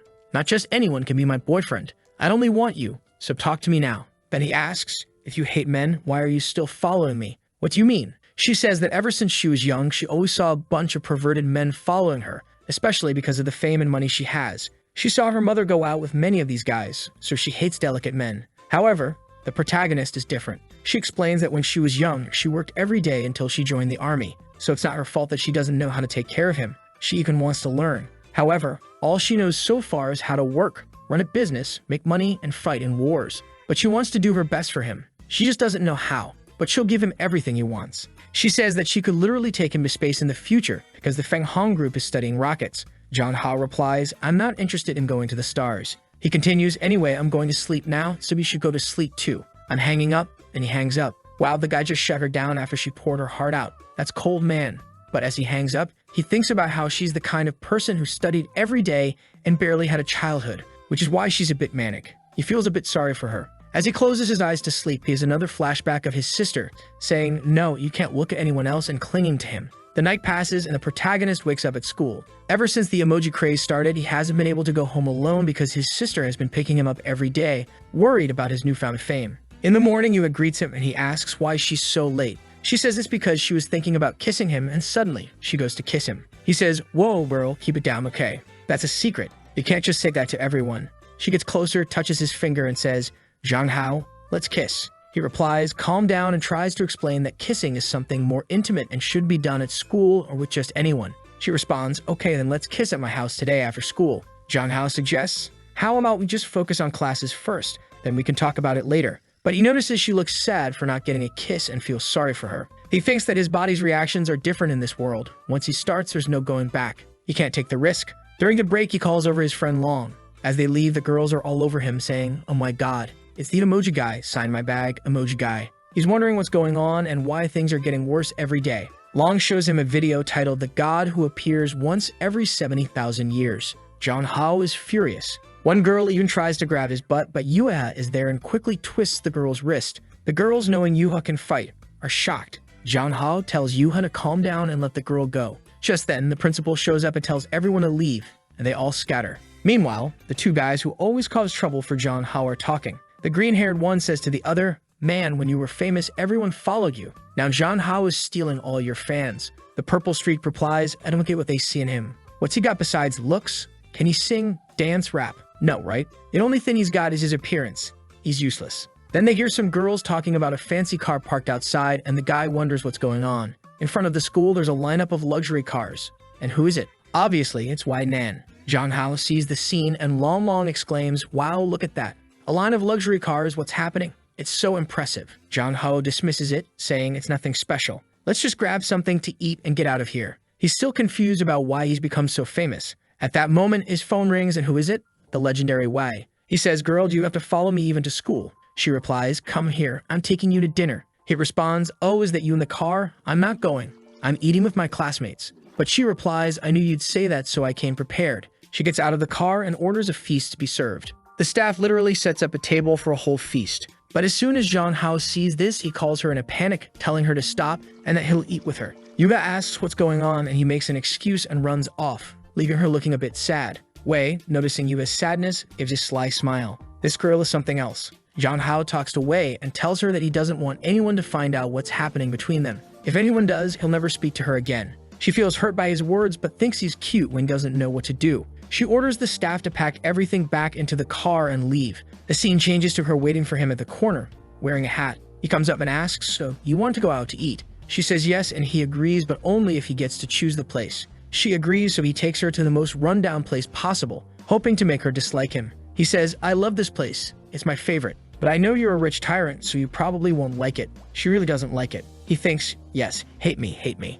They go into the shabby restaurant, and she's shocked by how rundown it is. She pulls out her card and tells the owner not to let anyone else eat there while she's around. John Hao quickly intervenes, saying, you may be rich, but if you do that, where will poor people eat? If you're just going to flaunt your wealth, let's leave right now. She thinks, man, you're really difficult. John Hao orders a big bowl of instant noodles with a fried egg. She looks at the menu and wonders if something this cheap is even edible. John Hao, a bit embarrassed, says, I've eaten this my whole life. If it were poisoned, I'd be dead by now. The restaurant owner glares at her and tells her to order quickly because she's holding up the line. Jong Hao places his order, and Wei insists the staff wear gloves and use only fresh ingredients for her. The owner gets upset but quickly changes her tune when Wei flashes some cash, promising to use all the proper attire and ingredients. Jong Hao watches and thinks this is getting a bit mean, but then Wei grabs him and says, "Stop looking at her, only look at me." He thinks, wow, you're even jealous of the restaurant aunt, but she cuts him off, asking if he really eats here. He confirms, saying, yes, this is where poor people eat. She can understand it because she's always surrounded by wealthy people and doesn't realize how her actions are inappropriate. He makes it clear that he doesn't have a Cinderella complex. He doesn't want to be pampered or supported by her. If that's what she wants, she can just leave. The scene shifts and the restaurant lady comes out dressed like a top chef, complete with a mask, hat, and vest. She's almost like a surgeon. The food she brings is impressive. Wei looks at the meal and says, this is actually edible. I had worse in the army, especially considering that I love you. Jong Hao thinks, this girl is crazy. Wei doesn't want him to eat it, saying it's not clean or nutritious. Jong Hao is puzzled by her madness, but her words show that she's trying to care for him in her way. Out of nowhere, she asks, why do you kiss so well? Who taught you that? He dodges the question, saying it's not the right time to talk about such things and claims he learned it all from watching TV. Wei warns him, you better not let me find out you have any kind of relationship with another woman. If not, I promise I'll do something about it. Jong Hao is taken aback. The scene shifts to Jong Hao talking with Long in the room. Long is asking what he thinks about a particular lipstick and whether it will look good. Jong Hao, uninterested, says, I don't know, man. I just want to go home. Long insists, saying he wants to see his sister's reaction when she sees it. Jong Hao brushes it off, and they head to his sister's room where she's drawing something. Long enters and says, sister, are you drawing again? Scared, she replies, brother, what are you doing here? The scene cuts to Jong Hao holding her book. It turns out she was drawing Jong Hao being surrounded by several girls. Jong Hao starts to scold her, but she quickly defends herself, saying, no, it wasn't me. I was forced to do it by my friends. She starts crying, begging him to believe her, claiming she can't even read properly yet. However, Jong Hao opens a file on her PC, revealing 500 gigabytes of study material, showing she clearly can read. She gets angry, asking, how did you find this? How did you discover everything I was doing so quickly? Jong Hao cuts her off, saying he has to teach her a lesson since she's the sister of his best friend. He confiscates everything, stating that at her age, she should be focusing on her studies and not drawing such things. He adds that if she follows his rules, he'll grant her a wish. At that moment, Jong Hao's sister calls, asking what he's doing. He replies that he's leaving Long's house. She offers to pick him up, concerned for his safety. At her office, a colleague asks who she's talking to. She suddenly turns and leaves. Her friend at the office suggests they go to a bar this weekend to hang out and meet some good-looking guys. However, she declines, saying she already has a very handsome guy she's going out with on Saturday. The friend, curious, asks who it is, but she says she'll reveal it once she has the results. Her friend then pulls something out of her pocket and says she's giving her a baby, but the exact item is censored. She looks at it, and her friend advises her to take precautions. Meanwhile, a guy who's been following her, possibly a colleague, overhears everything. He's clearly upset and has learned where they'll be shopping, planning to confront them. She arrives home and hears a voice in the room. Why is he doing a live stream at this hour? She wonders. Jong Hao is furious during the stream because people have discovered that he's the once-in-70,000 years guy, and he didn't want his personal image tied to the game. He wanted to keep it strictly a gaming stream. To make matters worse, even players in the game have been stream sniping him, recognizing him and asking him to remove his mask. He can't even play in peace anymore. Suddenly, his sister shuts off the PC. Stop playing, she orders. The scene changes to the school, but honestly, if someone shut off my PC like that, I wouldn't be happy either. There'd have to be some compensation for that. They recall what happened the previous night. As soon as she turned off his PC, she grabbed his arm, pleading, stop live streaming. They've already recognized you. Everyone will know who you are and where you live. Desperate, she worried that if he became too famous, he wouldn't be able to stay at home. Can't you just stay home and let your sister take care of you? She asks, afraid that he might be taken away from her. Because if he starts meeting a lot of people, they'll definitely forget about her. He reassures her that he's only streaming for now, it's just a temporary thing. It doesn't matter if other people know about him because she is his family, and he won't forget her. But even though he reassures her, she still doesn't feel well with those words. The scene shifts back to him at school. Jong Hao is thinking that lately, she's been trying to follow him more than usual. Is it just because they're siblings, or is there something more? At that moment, Jong Hao sees that from the previous night's stream, he earned 38,000 yuan. Let me translate that for you, it's around $5,000 to $7,000, man, from just one stream. He thinks, wow, I didn't even ask for donations or anything. The platform took their cut, and I still got all this? Seriously? If I keep making this kind of money? This is the power of being an internet celebrity. However, he remembers that the main goal isn't to get rich. The main goal is to return to his own world. Then the scene changes. John Hao arrives at school and finds a crowd of fans there, accompanied by Long Long, all welcoming him. Now the protagonist has a fan club at school. The girls are all saying they'll always support him. The guys who dislike him are discussing, damn, John Hao was already a celebrity at school. Now he's an internet celebrity, and it's ruined everything. However, as always, they claim that the only thing that matters about him is his looks because he doesn't do anything special. It's obvious the guy has a malicious plan. While John Hao is changing in the bathroom, the guy is secretly taking photos with his phone. Long Long walks in and comments, "Wow, John Hao, your abs are already defined." Meanwhile, the guy keeps snapping pictures. However, he accidentally drops his phone and John Hao notices, asking, "Man, what are you doing here?" The guy checks his phone screen to see if it's broken and realizes he's been caught. John Hao confronts him, "Dude, what are you doing here? Are you taking pictures of me?" The guy denies it, but John Hao takes the phone, obviously finds the pictures, and starts undressing, taunting the guy, "Go ahead and take as many pictures as you want," while handing back the phone. The guy thinks, "Wow, this guy is really crazy."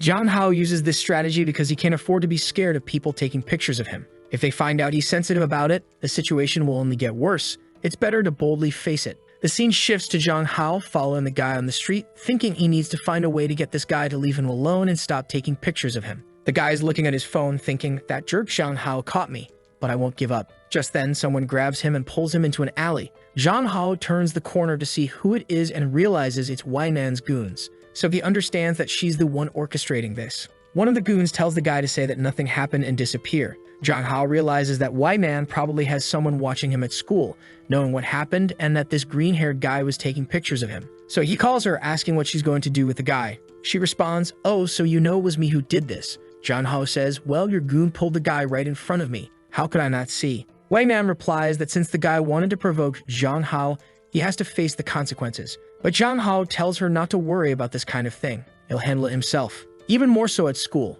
However, Wei says she doesn't care what he thinks she should do.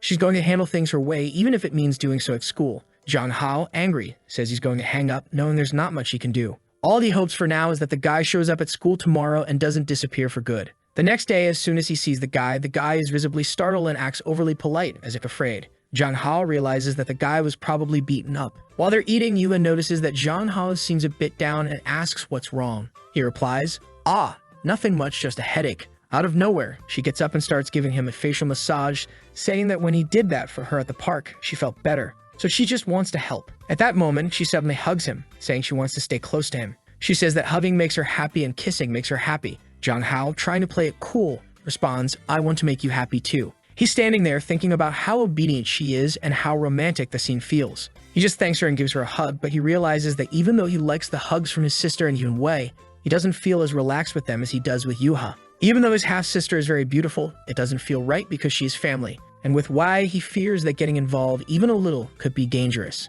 Considering all this, it's only with Yuha that he feels a sense of calm and peace. Suddenly, she starts kissing his neck and asks for a kiss, even beginning to take off her shirt. Wow, she's really going for it. He tells her to calm down and not be so forward. But the truth is, he also wants it. He just doesn't want anyone at school to see. He asks her what kind of movies she's been watching. She says she hasn't watched anything. However, he still thinks that she probably watched something to make her act like this, like a crazy person. He then tells her that these kinds of things are only for couples to do. Only really after you understand what love is and you're actually like dating. She then asks him, "So what is love?" He gives a generic response saying that love is when you love someone. Wow, a perfect 10-tense answer, well done. He knows she won't understand anything, so he tries to give a half-hearted explanation, saying it's when you feel relaxed around someone. He asks if that's how she feels around him. Because if they ever start dating, he doesn't want it to be just for physical things, but for love. After giving her all this advice, he says it's time to go back to class. She didn't say anything the entire time. Out of nowhere, Long calls him, telling him to be careful. He noticed that John Hao has been going to lunch with Yuha all the time and she's probably taking advantage of him. But John Hao says it's nothing like that. They're just friends. Then John Hao starts thinking that if even Long noticed, the people watching him, like those hired by Wei, will probably inform her about Yuha. So he needs to distance himself a bit to keep Yuha safe. John Hao is doing another live stream. His sister comes in as usual, takes the microphone and says, "My little baby is going to sleep. See you in the next live, bye." John Hao is like, "Hey, I'm not done here." But she replies, "Every time you play, you get so focused. It's time to stop, let's rest. Come to bed and lie on your sister's lap and I'll give you a massage." John Hao lies on the bed thinking, my sister is so nice, always taking care of me, not knowing her true intentions. She's just trying to convince him to stop streaming, saying that many of his viewers probably have bad intentions. She suggests he should stream less.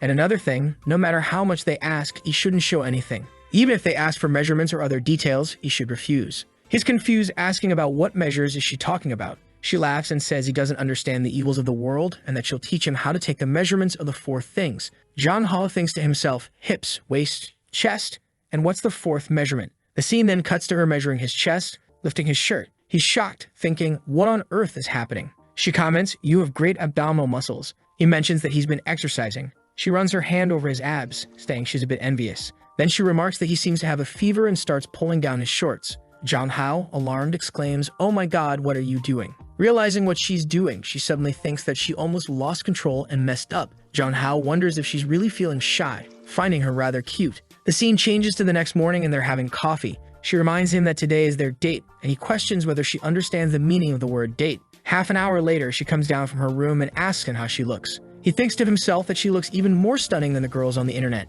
Not doing a great job of playing the brother role, he just tells her that she looks beautiful and that he'll go change so they can leave. As they walk around the mall, Jong-ho notices the guy who's always lurking around their house is there too. She comments that it seems like he's found them again and that they were followed. Jong-ho asks, is it that guy in the hat, sis? I'll go deal with him. She stops him, saying, no, don't do anything. He works with me in the same lab. If you cause trouble, it can make things difficult at work, and I might lose my job. She wants to handle it more indirectly and asks him for a favor. He asks what the favor is, and she requests that they pretend to be a couple to make the guy back off completely. Jong-ho agrees, saying he'll do it for her since she doesn't mind. She feels a bit embarrassed but happy and thanks him. The fun begins as they go to a claw machine with stuffed animals. She mentions that she's heard all guys love receiving stuffed animals, so she wants to win some for him. They enjoy some ice cream and cat ear headbands, just having fun at the mall. Then she suggests they go somewhere else, and Jong-ho, noticing the guy is still following them, suggests they hold hands to make it look more convincing. The guy has been following them all day like a maniac and isn't leaving. Jong-ho asks her, does he still not believe we're together? She replies, I guess not. Suddenly she says, oh my god, he's coming toward us. She kisses Jong-ho, catching him off guard, while the guy behind them is shocked, thinking they kissed in public. Jong-ho's sister is mentally praising the guy for not disappointing her. She had anticipated the situation and deliberately gave away their location earlier, setting up this whole scene to justify the kiss. She's playing a 4th-dimensional chess game. She apologizes for kissing him without asking and asks if it scared him. He assures her it's okay and asks where the guy went. She tells him it looks like he ran away. She's thinking, this isn't a dream, I kissed him, and he wasn't even mad. He's just a little shy. Does he like my physical affection? Again, she apologizes, explaining that she didn't know how to handle the stressful situation and couldn't control herself. Jong-ho reassures her that it's okay. He's not mad. However, he points out that kissing in public is problematic. She tells him not to worry about it, explaining that even though they are theoretically siblings, they aren't related by blood. Therefore, there's nothing wrong with it, and since they have such a good relationship, kissing isn't a big deal. And she continues, hey, how are you going to tell me you didn't enjoy kissing me? Jong-ho is taken aback and wonders why she's asking him that. As a man, he obviously enjoyed it to some extent. However, he knows that if he admits to enjoying it, their relationship could take a step in a direction he's not sure if he wants to go. Moreover, if things escalate, it could ruin the family they have now, driving their parents crazy. He tells her that even though they kiss, it was just a casual thing because they're family. They have to keep things appropriate. She gets excited, realizing that he didn't dislike it, which likely means he does have feelings for her. If he didn't like it, he would have acted differently. She then gives him a look, clearly planning something mischievous with this new understanding. She says, that's fine, but today we're not related. Today we're a couple. We agreed to be a couple for the whole day, and maybe that stalker is still following us. So we need to keep up the act until the end of the day, okay? Meanwhile, 2 girls in the corner are talking. Hey, could you see that couple over there? The guy's handsome, and the girl's all dressed up. Let's get some money out of them. They approach, trying to threaten them for money. The sister puts her hand in her pocket, ready to pull out a knife, thinking if they take another step forward, I can cut one of their organs. I might try to keep them alive, but they'll probably die. This sister is ready to kill, but she doesn't want to risk her brother's safety. So she pulls out a bunch of cash and throws it at them. The girls warn her to be careful or they'll break her boyfriend's face. But Jong-ho, entering psycho mode, says that's not going to happen. His sister looks at him, confused by his confidence. One of the girls tries to punch him, but Jong-ho easily dodges and lands a hit on her stomach, sending her flying. The other girl is shocked and Jong-ho challenges her. You want some too? Come on. The 2 girls run away and Jong-ho turns to his sister, exclaiming, I will always protect you. She is surprised, thinking, when did my brother become so strong? As far as she remembers, he was always timid and hiding behind her. She starts having flashbacks to their childhood when she never wanted to be separated from him. Even when he stopped talking to her, she kept watching over him to protect him. Since she became part of his family, he used to tell her everything, but lately he seems less dependent on her and less willing to share. John Hao notices her deep in thought and asks what's wrong. She brushes it off, saying it's nothing, and suggests he go take a bath. While he's in the shower, she gets on his computer to check for any information that might explain what's going on. She quickly finds the novel he's been writing. Meanwhile, John Hao is enjoying a relaxing shower. She reads the novel, which describes a world opposite to their own. When he enters his room, she's no longer there, but she suddenly appears, offering him a glass of milk. And my friend, what a glass of milk it is. She then asks him, "What kind of story are you writing? Won't you tell your sister?" He downplays it, saying he just writes casually and that it's nothing special. Thinking it's better not to let his sister know about these things for now, he realizes she already suspects he's hiding something. She says, "Are you writing something you don't want me to read? That can't happen. You've been acting so strange lately, practicing Muay Thai, and you even wanted to defend your sister with a punch today. Compared to the how I knew, you're very different now.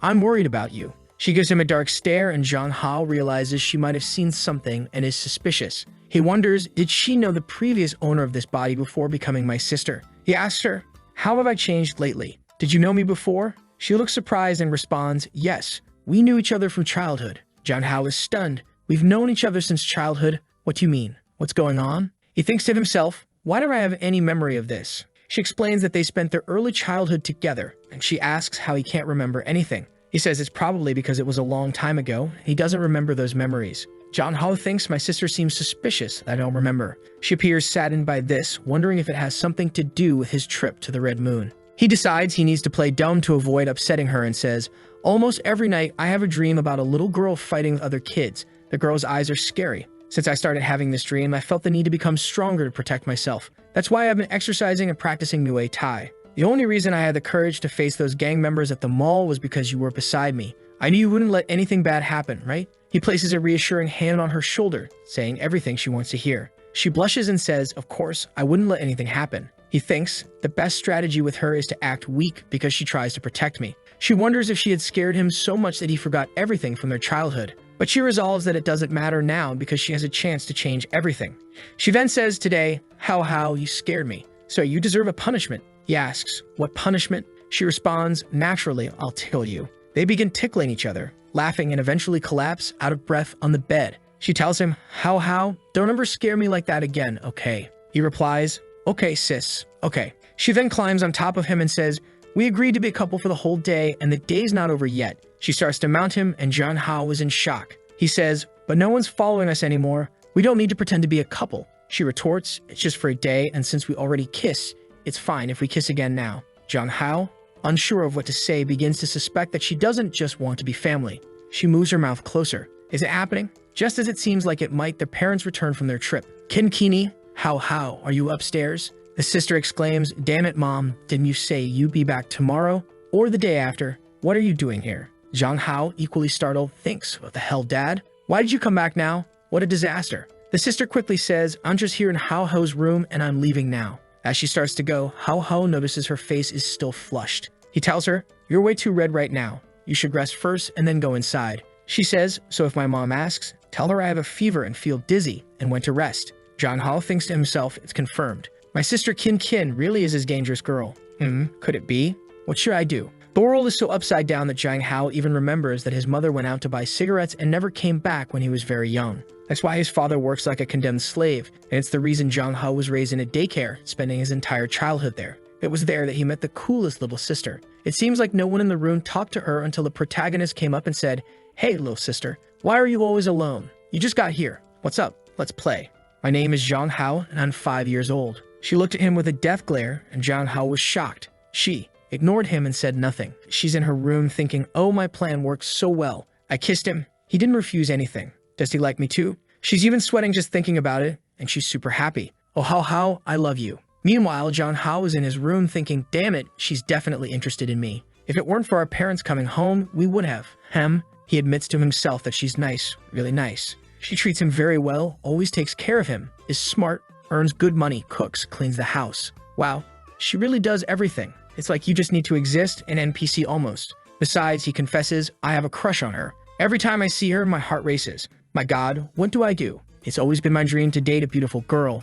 But then, his expression changes as he wonders, "But what would my dad think of this? Could I somehow, manipulate the situation in my favor in the future?" At dinner, Kim's mom asks, Kim, did you take care of your brother while we were away?" They exchange a knowing glance, and Kim smiles, saying, "Of course I did. but he's grown a lot too, so he took care of me as well. Jong Hao, confused, thinks, what does she mean by that? He quickly says, I've finished eating. I'm going to a friend's house. Don't wait up for me, I won't be back early. Kim's mom responds, wow, you have a lot of friends. That's amazing. Do you want your sister to take you to this friend's house? Jong Hao hesitates and then says, no need. You all can stay here. I'm leaving, bye. As he heads out, Kim says, something really good happened. He scene cuts to Jong Hao in the city thinking, I hope she doesn't say anything to anyone. Who did he go to meet in the city? It's Yuha, dressed a bit provocatively. Why are you wearing those shorts? Come on, put on some clothes, he thinks. The other day, he scolded her for changing her tights, but now she's walking around like this, and he says nothing. Then he asks, what are you doing here, young lady? Didn't I say I would meet you at your house? But she replies, I missed you so much that I wanted to meet you halfway so we could spend more time together. Jong Hao thinks, this girl, as he pats her head. Let's go home. They arrive at her mansion, and he's thinking, I've been here like 10 times, but I'm still impressed by how big this place is. She says, How, since it's just you and me here, what do you want to play? You can choose. Jong Hao, already feeling awkward, thinks, everything she says can be misunderstood. As she shows him around the house, she points out the pool. Jong Hao thinks, wow, you have a pool at home. And not just any pool, it's like an Olympic-sized one. Yuha mentioned she thought about taking him to see the new weapons in the arsenal again, but one of her friends said he might not like that, so she brought him here to see if he'd enjoy the pool. Jong Hao thinks, well, the weapons would have been interesting, but unfortunately, I didn't bring a swimsuit, so I guess swimming's off the table too. She says, no worries, the butler prepared plenty of swimsuits for us. If you want to swim, let's swim. Jong Hao responds, all right, let's have a little race then, freestyle. The problem is, in his previous world, he wears Speedo, but in this world, guys can't show too much skin. If he wears a Speedo, Yuha might freak out because it'd be like seeing a girl naked in front of her, completely flipped. But then he spots a decent, socially acceptable swimsuit that seems okay. Something falls out from the middle of the suit, but he decides to ignore it, thinking, what is this? Whatever, it probably doesn't matter, and throws it away. He puts on the suit and heads to the pool. Yuha says, wow, you look so pretty. He replies, no, you're the pretty one. But enough chit-chat, let's race. Let's see how good you are. The rule is simple. Whoever reaches the other side first wins and can ask the other for something. 1, 2, 3, go. They dive in and Jong Hao swims like a pro with his well-trained body. However, the problem is that Yuha just jumped in and sank like a rock. She can't swim. Jong Hao has to go back to save her, asking, are you okay? Are you okay? She's coughing, trying to play it cool, saying it's nothing serious. Jong Hao thinks, girl, you have an Olympic pool at home and you can't swim. He asks, if you couldn't swim, why do you challenge me to a race? That's dangerous. She says she saw many people swimming and thought it wouldn't be hard. Jong Hao playfully flicks her forehead as she apologizes. Suddenly, the girl behind Yuha says, Jong Hao, your clothes. When Jong Hao looks, he realizes the suit becomes completely see-through when wet. That's why there was that extra piece, which he discarded. It was to cover up. Now, everything is on display. He quickly changes into a new outfit, with the girls blushing and apologizing. They explain that the suit was designed to become see-through when wet as a sexy feature. Jong Hao mutters, damn this inverted world. Yuha then mentions there are many more fun places in her house for them to explore. Jong Hao tells her to relax. Hold on, let's take it slow, girl. Why are you in such a rush? I'm afraid you'll leave before you're happy. I want to make you happy. I don't want you to leave without a smile on your face. Oh my god. Jong Hao thinks I'm just here for us to have fun, you know? You must be getting the wrong idea. He scolds her a bit. She tightens her swimsuit and says, what do you mean by that? We didn't even have lunch together at school these past days. I just want to know if I did something to make you feel distant from me. You don't seem happy anymore. He reassures her, no, relax. It's not that. He calls her by her full name and says, you didn't do anything wrong. But in his mind, he's thinking it's because Y probably has spies at school, and if he gets involved with Yuha, Y might intervene, which could get really messy. Jong Hao knows Y is domineering. If she gets involved, it could get serious. She's a soldier in the Harris of a tech empire, practically Elon Musk's daughter. He gives a weak excuse, saying, it's not you. I just have some problems I can't talk about. She asks, what's going on? I can't help you if you don't tell me. Let's solve this together. Jong Hao, looking sad, replies, I can't. These are my problems. I don't want to drag you into this. She starts to cry. I'm sorry I can't help you. I don't know what to say, but I won't leave you behind. Don't shut me out, please. If we stick together, we can handle it. Jong Hao interrupts her, saying, it's no use. I can't keep stringing you along. Yuha, thank you for caring about me, and I'm sorry I can't see you much. Believe me, once I sort this out, we can hang out like we used to. She begins to cry, saying, I don't want to be apart. I want to be with you forever. They both fall silent. He apologizes, and she says she'll head back to her room first. Jong Hao is left speechless. As Jong Hao sits there, sighing and thinking about the mess he's in, her butler approaches and says, Jong Hao, did my lady upset you? I'm sorry. I overheard your conversation. She can be very spoiled sometimes. Jang Ha replies, no, it's not her fault. It's just that for personal reasons, I really need to distance myself from her. But I know she's a bit of a complicated personality, and it'll be harder for us to stay apart since we're so close. I messed up by ignoring her feelings. He realizes he made a mistake by kissing her and now feels like he can't see her. The butler continues, sir, she values you a lot. Every time she comes home, she keeps mentioning how do you spend time together at school, and she only talks about you. If you suddenly start distancing yourself, I believe, no matter how oblivious she might seem, she'll feel your absence and be very sad. From my experience, that's the last thing she wants because she likes you very much. The butler then asks if she had been threatened at school. Jang Ha remembers she had mentioned her friends only asked for money. He replies, she didn't tell me the details, but it has nothing to do with that. The butler explains that because she was rich and didn't know how to make friends, people always took money from her, so she was bullied and beaten every day. One time, she came home badly beaten, and her mother got furious, demanding to know what happened and how she dared to get beaten being from such a family. Her mother then went to the school and humiliated the family of the boy who hit her, making them cry, kneel, and lick the floor and her boots. But because of this, no one wanted to be her friend anymore. Everyone was afraid, and she became even more isolated. And now that you, Zhang Hao, have found her, she's afraid of losing you again and being left alone. The butler apologizes, saying he may have said too much, and is sorry for getting involved in their relationship. The protagonist responds, it's not her fault. I'm just being foolish. He thinks to himself, damn, I'm going to have to talk to her again and explain things since she's feeling insecure about so much. If I leave it like this, it'll be a mess. He then says, I'm sorry, and I'll go and talk to her again. The butler tells him she's likely in the maid's quarters and suggests he go there. A maid leads him there, and when they arrive, she's standing by the window, all alone, looking sad and teary. Before he can say anything, she starts speaking. When I was a child, I always liked looking at the sky. My parents were always traveling, so I watched the planes, hoping to see them arrive. John Hao looks at her and starts talking about what the butler had mentioned about how she was always isolated and how she's sad now. He reassures her that they are still friends and he won't leave her alone. She acknowledges that she knows he can't stay with her because of the dangers he's facing. He confirms, yeah, something like that, but she insists that she wants to help him and isn't afraid of facing those dangers. She's run away a lot in her life and now she wants to get involved, even if it brings problems for her. She recalls a flashback where she used to just give money away without protecting her friends and ended up isolated. Her mother seems to be a big boss type who doesn't like having a failure for a daughter. She tells Zhang Hao, you're my best friend. I don't care if I get arrested or face risks, I will defend you. Zhang Hao is surprised by her determination. He puts his hand on her arm and says that loyalty won't help in this situation. It's going to be hard for her to assist him. He explains that at school they need to avoid each other as much as possible, and that he'll even keep his distance from other friends to not put anyone at risk. But as a compromise, he promises to visit her house frequently so she won't feel alone. She then asks, even if I call you every day, you won't get tired of me. He responds, no, come on, it's normal for friends to hang out every day. How can I get tired of that? You still have to show me the game room and so many other things. A house this big must have a lot to explore. As he talks, she starts to cheer up, throws herself into his arms, thanks him, and talks about how everything changed for the better since he came into her life. Clinging to his arm, she says he's the person she cares about most. But then the scene changes to a war-torn setting, with broken buildings and fire. Someone is lying on the ground, bleeding from the head.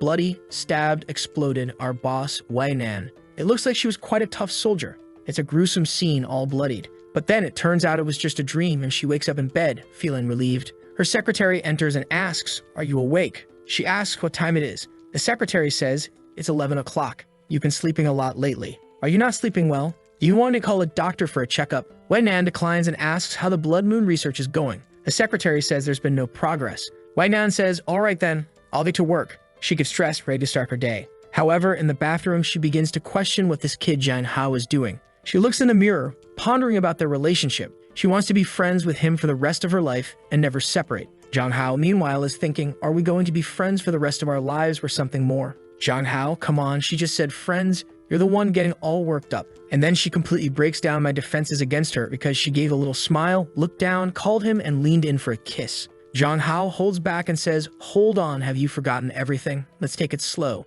She says she thought she could be honest, that she just felt like giving a little kiss, nothing more. Zhang Hao responds, it's not good to be seen doing this here at your house. At that moment, Zhang Hao's phone rings and it's Wei Nan on the line. His eyes widen when he hears her voice. She says, what's up, where are you? He replies, at a friend's house. What do you want? She continues, I'm inviting you to my house. Come over now. He replies, no, I'm not in the mood. I'm not free and I don't want to. She retorts, well, then I'll have to visit your parents' house first because I have a gift for them. Damn, she even threatened his parents. What a move. Zhang Hao shouts, you're going too far. Are you going crazy? She insists, then come to my house. I'll be waiting at the door. At that moment, the butler opens the door and says, there are a lot of people outside calling for you, saying they're here to take you home. When Jong-ho goes outside, all of Wai-Nan's bodyguards are there along with her. The two girls face off and it's intense. Jong-ho is going crazy and Yuha tells him, don't worry, I'll protect you. But Jong-ho knows that while Yuha can fight, she's no match for Wei, who's trained in the military. If they fight, poor girl could end up in pieces and it wouldn't end well. So he's trying to calm things down, telling them to stop fighting. He turns to Wai-Nan and says, if you have something to say, just say it. Then he turns to Yuha, waves goodbye, and says, I just came to ask something from my friend. I have to go. Goodbye, Yuha. Don't worry, I have to leave. She insists, no, this woman doesn't seem friendly at all. I'm not letting you go with her. Jong-ho looks at the butler, as if to ask him to make her be quiet. The butler, even more furious, says, how dare this wretched woman block the mansion's entrance and try to take away my lady's friend? Wai-Nan is just watching, losing her patience. She says, he's my man. Jong-ho, get in the car with me now. Jong-ho is taken aback, thinking, since when did I become your man? At that moment, Yuha interrupts and says, he's not your man or your subordinate. You can't just boss him around. But Wai-Man is unfazed and says, I'm giving you one last chance. Get in the car. Yuha lunges to punch her, saying, you don't mess with Jong-ho. Jong-ho tries to intervene.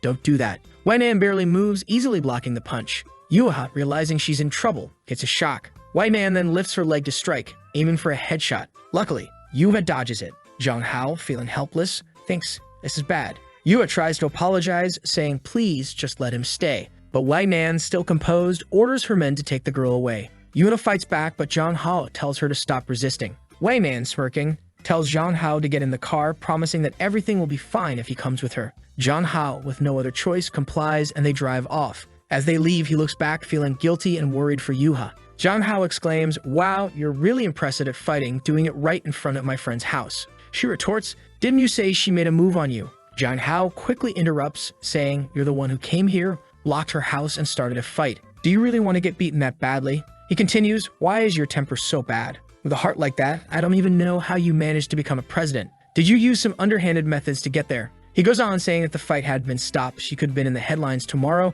President of Fenghong beats up schoolgirl. Wai-Nan cuts him off, saying, if it weren't for you hanging out with other girls, I wouldn't be this pissed off. It's your fault because I'd always lose my mind when it comes to you. Jong-ho tells her to stop acting crazy, saying he's not the kind of guy who likes being protected and followed around like the other guys she's used to. She responds, you're crazy. I've never had a man before. Jong-ho, taken aback, asks, you've never been with anyone. She makes a face like, yeah, so what? He's shocked, thinking, what the hell, she's actually single. Never been with anyone? How is that possible? He finds it hard to believe, imagining she had hundreds of men chasing her and that she'd been with several. He's left bewildered, thinking the more he gets involved with her, the less he understands. When they get home, he tries to keep his distance, but she asks Zhang Hao what's up with that girl and her family. He quickly responds, we're just friends. And why do you keep threatening my friends and everyone close to me? She asks, why are you threatening me? As she leans in closer. He retorts, you even said you'd go to my parents' house. What did you mean by that? She replies, I was going to propose. Is proposing a threat now? Zhang Hao is stunned. Marriage? That's crazy, isn't it? She responds, don't you think I deserve you as my man? If I wanted to threaten you, I would have already threatened your relatives and forced you into my bed. Zhang Hao is even more taken aback, realizing she's serious and not concerned about his family. He tells her, this is impossible between us. There are plenty of good guys out there. Why are you only interested in me? And besides, I don't like strong women like you. You need to understand that. She replies, life is short, and I'm going to take everything I want in this one. Zhang Hao stands up, declaring, you're crazy. This doesn't make any sense. She pulls him close, giving him a tight hug, and whispers in his ear, I've been studying the red moon for a long time. Aren't you interested? She playfully nibbles at his ear. Feeling awkward, Zhang Hao says, I don't care about your studies. You could study until the moon turns green, and I still wouldn't care. He tries to leave, but accidentally knocks over a porcelain piece. She looks at him and says, you know, I had a certain admiration for that porcelain you just broke. Zhang Hao, panicking, asks, how much? She coldly replies, 2. He stammers, 2 million. She corrects him, 200 million. Now Zhang Hao realizes he's in deep trouble, owing Wai-Man 200 million. In the next frame, she goes with her foot towards him, saying, pay up. He says, no, that's impossible. There's no way the thing is worth 200 million. She then tells him that if he can't pay, he'll have to become her husband. But being a responsible person, she'll only make him pay 100 million. If he doesn't pay at least 10 million in the first month, he'll have to negotiate with his body. Zhang Hao thinks, my God, 100 million, 10 million a month, that's impossible. The thought runs through his head, damn, I'm screwed, but this condition from Wai-Man isn't so bad. Maybe I can use my body for this. At that moment, the girl from the red moon appears and gives him a flick on the forehead, asking, "Are you sure?" Jang Hao snaps out of it, confused, wondering what just happened. He mumbles, "Well, 100 million is 100 million, stating the obvious. She responds, "As expected from the man I like, you're brave." He replies, "A real man was born under the heavens and the earth. How can I be depressed?" Suddenly, he finds himself thinking he can't even dream of an easy life. He concludes that he must find another way. He can't do this. Night falls and Jang Hao returns home to find his little sister waiting outside. He asks, "Hey sis, why are you out here?" She smiles and says, "I was just waiting for you." He tells her, "You didn't need to wait outside. I would come eventually." She notices something in his hand and asks, "What's that you're holding?" He replies, "Just an old antique a friend gave me, nothing special." She offers to buy him an antique if he's interested in studying them, but he declines, saying there's no need to spend her money. Despite his reluctance, Jang Hao decides to ask, "Hey sis, how much money do you have saved up?" She responds, "I don't know, around 3 or 4 million. Why? Do you need money?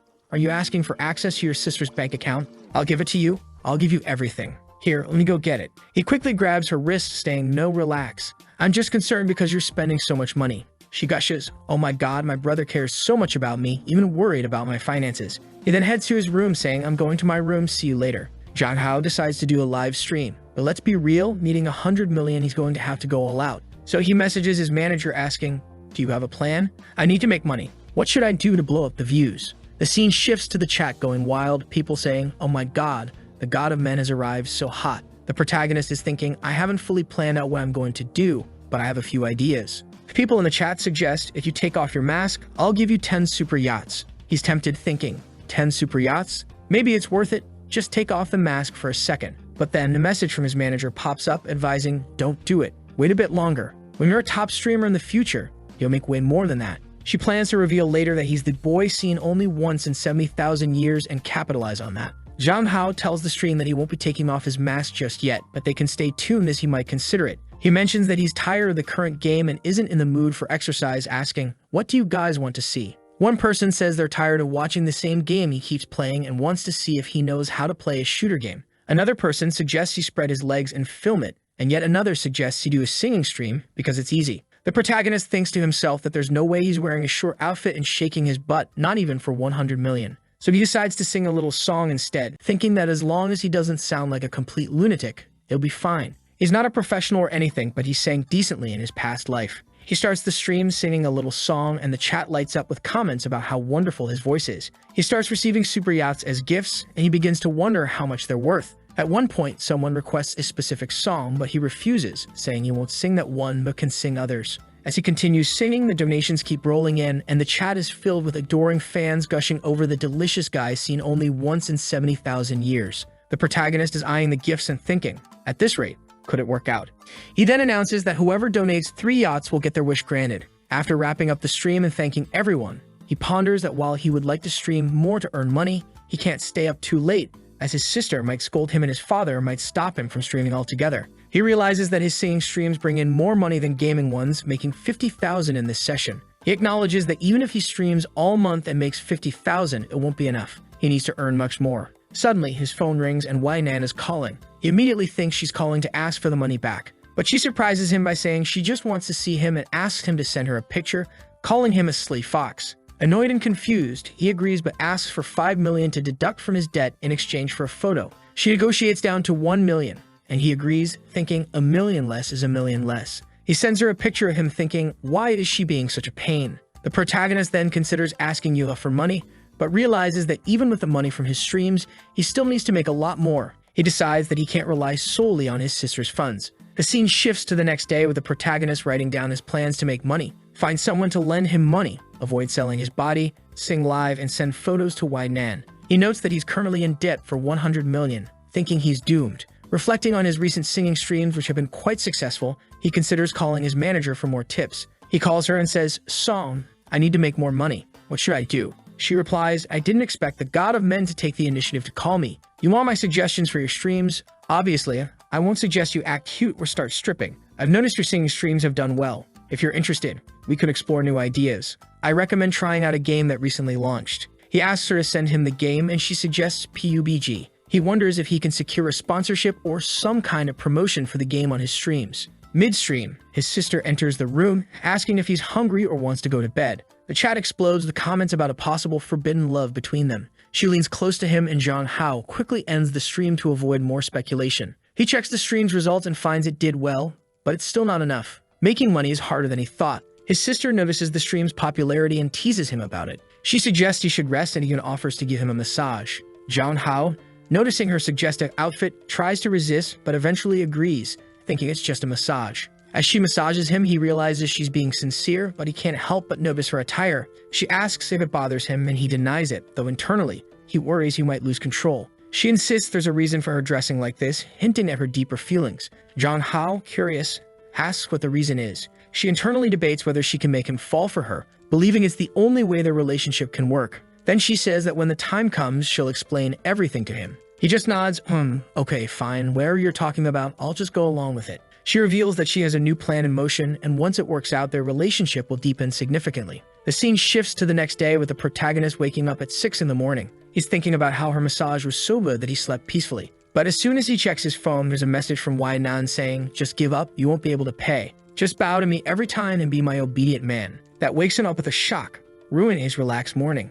At school, which he had almost forgotten about, our protagonist is slumped over his desk, looking exhausted. Yua comes over and greets him with a good morning, to which he responds in kind. He asks her why her backpack is so huge, and she pulls out a bunch of treasures she stole from her house, saying she doesn't know their worth, but her grandmother said they're valuable. She even tries to give him a diamond ring. John Hao tells her that if she stole these from her family, it's dangerous and he doesn't want anything to do with it. He insists she returns everything to the butler. She feels a bit hurt and says she just wanted to help him. John Hao reassures her, thanking her but emphasizing that he doesn't want her to get into trouble. He then asks her if she can find someone who specializes in antique appraisal. She agrees and says she'll look for someone. The scene cuts to an antique shop where two women are discussing a vase. Our protagonist arrives and one of the women immediately recognizes him as the immortal god who descended to Earth 70,000 years ago.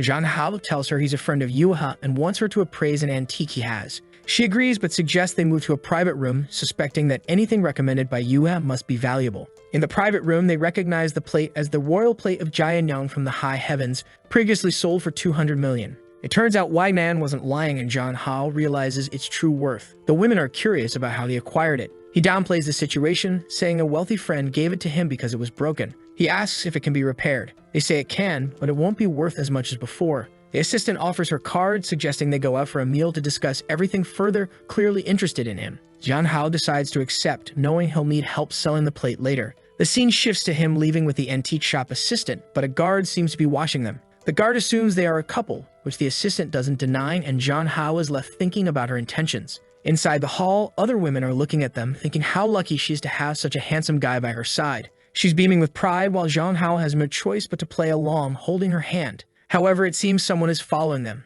The assistant apologizes, explaining that pretending to be a couple got them a discount. John Hao reassures her it's not a big deal and asks how much the repaired plate might sell for. She estimates a few $1,000,000.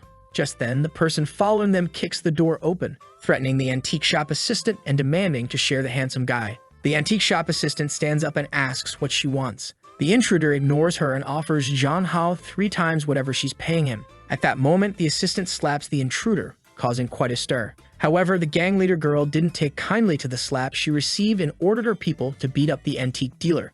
One of them landed a punch right in her stomach, knocking her to her knees. The gang leader sneered, "You have the guts to hit me? Now you're going to die." John Hao thinks to himself, wait, you can't kill her. I still need to sell my antiques. Just as the leader is about to punch the fallen woman, John Hao grabs her arm. She looks at him in surprise, wondering how this guy is so strong. She dismisses him. Hey, little man, step aside. This is a woman's business. John Hao sighs and then, in one swift motion, delivers a punch to the stomach of one of the gang members, causing everyone to gasp in shock. He follows up with a blow to the nose of another and kicks a third one, taking them down. But suddenly, everything goes dark for him. When John Hao opens his eyes, he's tied up and gagged, surrounded by rough-looking women. He realizes he's in a trap. The gang leader, who's ugly as hell, gloats about having him at her mercy. They talk about selling him off to someone, mentioning a notorious woman named Mooking who wants to use him. Zhang Hao, desperate, tries to reason with them, saying he's just a student and doesn't know why they're doing this to him. The gang leader explains it's just business. He's been bought. She adds that if he agrees to be her man, she might help him escape. Zhang Hao plays along, saying he likes strong women and challenges her to untie him to see if she really is strong. The gang leader, intrigued by his boldness, agrees. I love breaking in a wild horse, she says as she orders him to be released. Meanwhile, Wei's secretary informs her that everything is set and they can proceed with the final stage of their plan. Wei signals to go ahead. Back in the warehouse, Zhang Hao is freed and prepares to fight. He notices some metal bars in the corner and thinks if he can reach them, he might stand a chance. The gang leader taunts him, ready to make him comfortable, and lunges at him. Zhang Hao dodges and heads for the bars, impressing the gang with his courage. He quickly grabs a bar and hurls it at the gang leader, who dodges, but he follows up with a blow to her elbow, dislocating her arm. The gang leader, now enraged, admits she underestimated him but warns she can't ruin his face since he's to be sold. Zhang Hao, unfazed, taunts her, "Let me go, or you'll regret it." She sneers, dismissing his threat, confident in her gang's numbers. The scene cuts to the antique shop assistant, now battered on the floor, muttering that messing with Zhang Hao is dangerous because anyone carrying an antique worth 200 million must be connected to powerful people. However, the gang dismisses this, thinking he's just a thief. But then the gang realizes something's wrong. They look towards Zhang Hao and see a shocking sight. He's fighting off and beating up everyone. Zhang Hao manages to deliver a swift punch, followed by a hit to the chin, knocking the gang members to the ground. The leader of the gang is surprised but unfazed, ready to retaliate. Suddenly, someone arrives and Zhang Hao feels the tension rise. Wei appears, looking furious. "I can't believe you had the audacity to tie up my man." The gang leader, shocked, stammers, "He's your man. I didn't know. I'm sorry. I didn't mean to mess with you." Wei calmly explains that because the gang leader stole from her, all of her gang members now belong to Wei. She also demands that the gang leader drop out of the inheritance dispute, leaving everything to her useless brother. The gang leader, horrified, refuses, stating she'd rather die than let her brother inherit everything. As she pulls out a knife to attack Wei, one of Wei's bodyguards swiftly intervenes, pinning her to the ground. The antique shop woman, now revealed as the gang leader's sister, watches in horror as the bodyguard twists her sister's neck, ending the confrontation. Wei then walks towards Zhang Hao, remarking how impressed she is with his ability to handle the situation. Zhang Hao, realizing the extent of Wei's influence and power, accuses her of orchestrating everything to take control of the Mu family. Wei, clearly irritated, denies planning everything just for him and insists they start getting along better. Zhang Hao, still cautious, warns her not to come closer, brandishing a stick. Wei effortlessly breaks the stick with a punch and orders him to come with her. When he hesitates, Wei picks him up and carries him off, smacking him playfully on the butt. Zhang Hao, humiliated, finds himself in a helicopter looking down at the scene below, where the antique shop woman lays defeated. Concerned, Zhang Hao asks if Wei will get into trouble for killing the gang leader's sister. Wei dismisses his worries, explaining that it was self-defense as the sister attacked her first. Zhang Hao awkwardly gives a thumbs up, relieved she won't face consequences. Wei, pleased with his reaction, reassures him that anyone who messes with him will face severe consequences. As the helicopter soars, Wei begins to question Zhang Hao about the differences between her and the gang leader. She asks if he considers her as bad as the woman who tried to kidnap him. Zhang Hao hesitates, unsure how to respond. Wei, noticing his discomfort, leans in closer, teasingly biting his ear and asking if he holds double standards. Zhang Hao, flustered, struggles to find the right words. And while he's talking, she turns his face and plants a kiss on him. Fast forward to the next scene, Wei is already in the room, taking off her shoes, and Zhang Hao is asking, "What are you doing?" She tells him not to move, and as he tries to protest, she comes closer. Zhang Hao shouts for her to stop, but she moves in, clearly breathless and blushing, and then jumps on him. Wei tells him, "I've saved you so many times, when are you going to repay me?" Zhang Hao, trying to reason with her, says, "I even gave you a kiss. What more do you want?" She licks him and responds, "It's not enough," clearly indicating she's serious. Zhang Hao, flustered, doesn't know how to react. She grabs his neck and says, "I want you." When he tells her to stop, she retorts, "Then why is your hand there?" Zhang Hao, confused, realizes the situation is escalating beyond his control. Wei teases him, saying, "It seems your body is more honest than your mouth. It's time for you to date me officially. Whether physically or mentally, I will satisfy you." Zhang Hao, lost and unable to speak, looks overwhelmed. Cut to the next scene where Yahello learns from the antique store girls that Zhang Hao was taken by Wei Nan. Determined, she decides she must go and rescue him. Back with Zhang Hao and Wei, he tells her, "Okay, you want to date me? I'll consider it if you do one thing." Wei asks, "What?" He replies, "It's simple. Sit on my lap." Wei, puzzled, asks for clarification. "What do you mean? Sit on your lap?" Zhang Hao explains, "Sit on my lap and put your hands on my shoulders for 3 minutes. Don't resist anything I do." Wei, skeptical, asks why he wants this, and Zhang Hao challenges her. "You're saying you'll satisfy me and all that, but you can't do this little thing." Wei smirks, then gives him a somewhat menacing look. She raises her hand as if to slap him, but instead places it gently on his shoulder and sits on his lap. Zhang Hao, surprised by her compliance, didn't expect her to agree. Wei reassures him 3 minutes is nothing. But Zhang Hao realizes even with her on his lap, the feeling is completely different from with Yuha. Wei's dominance is palpable. Just then, the secretary bursts in, and the sight shocks her so much her glasses nearly fall off. Wei angrily asks, "Why did you come in without knocking?" Zhang Hao notes with amusement that they didn't complete the full 3 minutes. The secretary, now on her knees, apologizes profusely, explaining it was an urgent matter requiring immediate attention. Zhang Hao feels a twinge of pity, seeing that Wei has no private life and is constantly interrupted for issues. He reflects on someone from his past life who was similar. Wei dismisses the situation, asking the secretary what was so urgent. The secretary informs her that Yuha, the daughter of the Min family, is at the door wanting to see Zhang Hao. Both Wei and Zhang Hao are taken aback. Wei, now serious, declares that it's time to deal with Yuha once and for all. The secretary advises her not to take drastic actions, reminding her that Yuha is the granddaughter of the great General Min. Wei coldly tells the secretary, "You're suspended for now to think about what you've done. You're not qualified to be my secretary at the moment." The secretary, visibly sweating and nervous, can only accept the order. Wei adds, "Besides, we've retired a long time ago. We're not soldiers anymore." It seems Wei and the secretary were once subordinates to a powerful figure, Wei's grandmother. Then she turns to Zhang Hao and says, "Come with me since she wants to see you. I'll grant her wish." Zhang Hao, worried, thinks to himself, "I've never seen Wei this angry before. I'm afraid a real fight might happen." Meanwhile, Yuya is at the door holding her phone, saying she's going to call the police if they don't let Zhang Hao go. As Zhang Hao appears, he asks Yuya how she got there. She explains that her aunt from the antique shop told her he had been kidnapped, so she came to rescue him. Zhang Hao, touched, thinks how sweet it is that she cares so much for him. But Wei interrupts, saying that if it weren't for Yuha's recommendations, Zhang Hao wouldn't have been kidnapped in the first place. She blames Yuha for all the trouble and warns her to stay away from him, stating that if he wants to learn boxing or anything else, it will be with her. Zhang Hao tells Yuha to ignore Wei and asks Wei to stop glaring at Yuha with a murderous look. However, Yuha starts to take off her coat and challenges Wei to a one-on-one fight, saying whoever wins gets Zhang Hao deal. Wei, furious, agrees, "All right, let's finish the fight we started before." As the tension rises, Zhang Hao, tired of the drama, grabs his phone and walks away, saying, "If you two are going to fight like idiots, I'm out of here." He leaves and Yuha quickly follows him, running to catch up. But Wei isn't one to back down. She catches it up and insists on taking Zhang Hao home. Zhang Hao declines, saying that if he arrives home in her luxury car, people will start asking questions. He reminds her that she has a company to run and tells her to go handle her responsibilities because he has to make a lot of money for a certain crazy person. Yuya, seizing the moment, sticks her tongue out at Wei, clearly enjoying the victory. Wei, infuriated, orders her guards to stop a taxi and tells the driver, "I bought your taxi, it's mine now. Get out and deal with the bodyguards." She then turns to Zhang Hao and Yuya and says, "This little car is ready. I told you I'd take you home, and I will." Back at Zhang Hao's house, his sister, always the caring one, is waiting for him. She notices he looks preoccupied and asks, "Why are you home so early, my Hao Hao? You seem so distracted." Zhang Hao replied, "No, nothing happened. I'm just thinking about my streams and stuff." In reality, he was receiving threats from Wei on his phone and was panicking about how he was going to make the money. He remembered that when they left the taxi, Wei told him, "Forget about the money. Just fix the plate for me and return it." Confused, he asked, "Wait, don't you want the 100 million? She suddenly said, "Marry me, you disobedient and mischievous boy.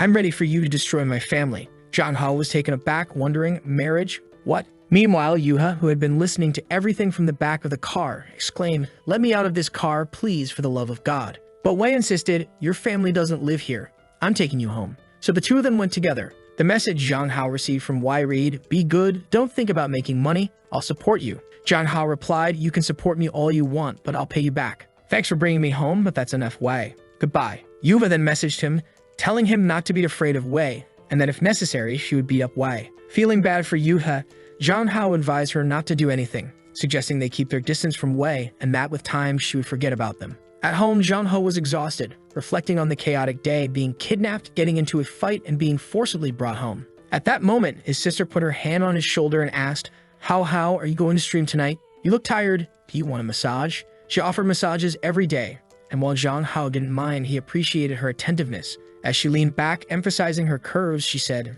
"Lately, I've noticed you're only focused on making money, but you're just a boy. You don't need to worry about these things. Let me take care of you." And there he was, just enjoying the massage, saying that her techniques were so good he didn't even want to move. At that moment, Kim's mother called her to her room. Kim turned to Zhang Hao and said she'd continue the massage later. Once in the room, her mother found some magazines with girls making out and she was shocked, saying, "What is this filth, my daughter? What are you looking at?" Kim, embarrassed, stammered, "It's not mine, a friend gave it to me." Her mother questioned, "Why would a friend give you these things?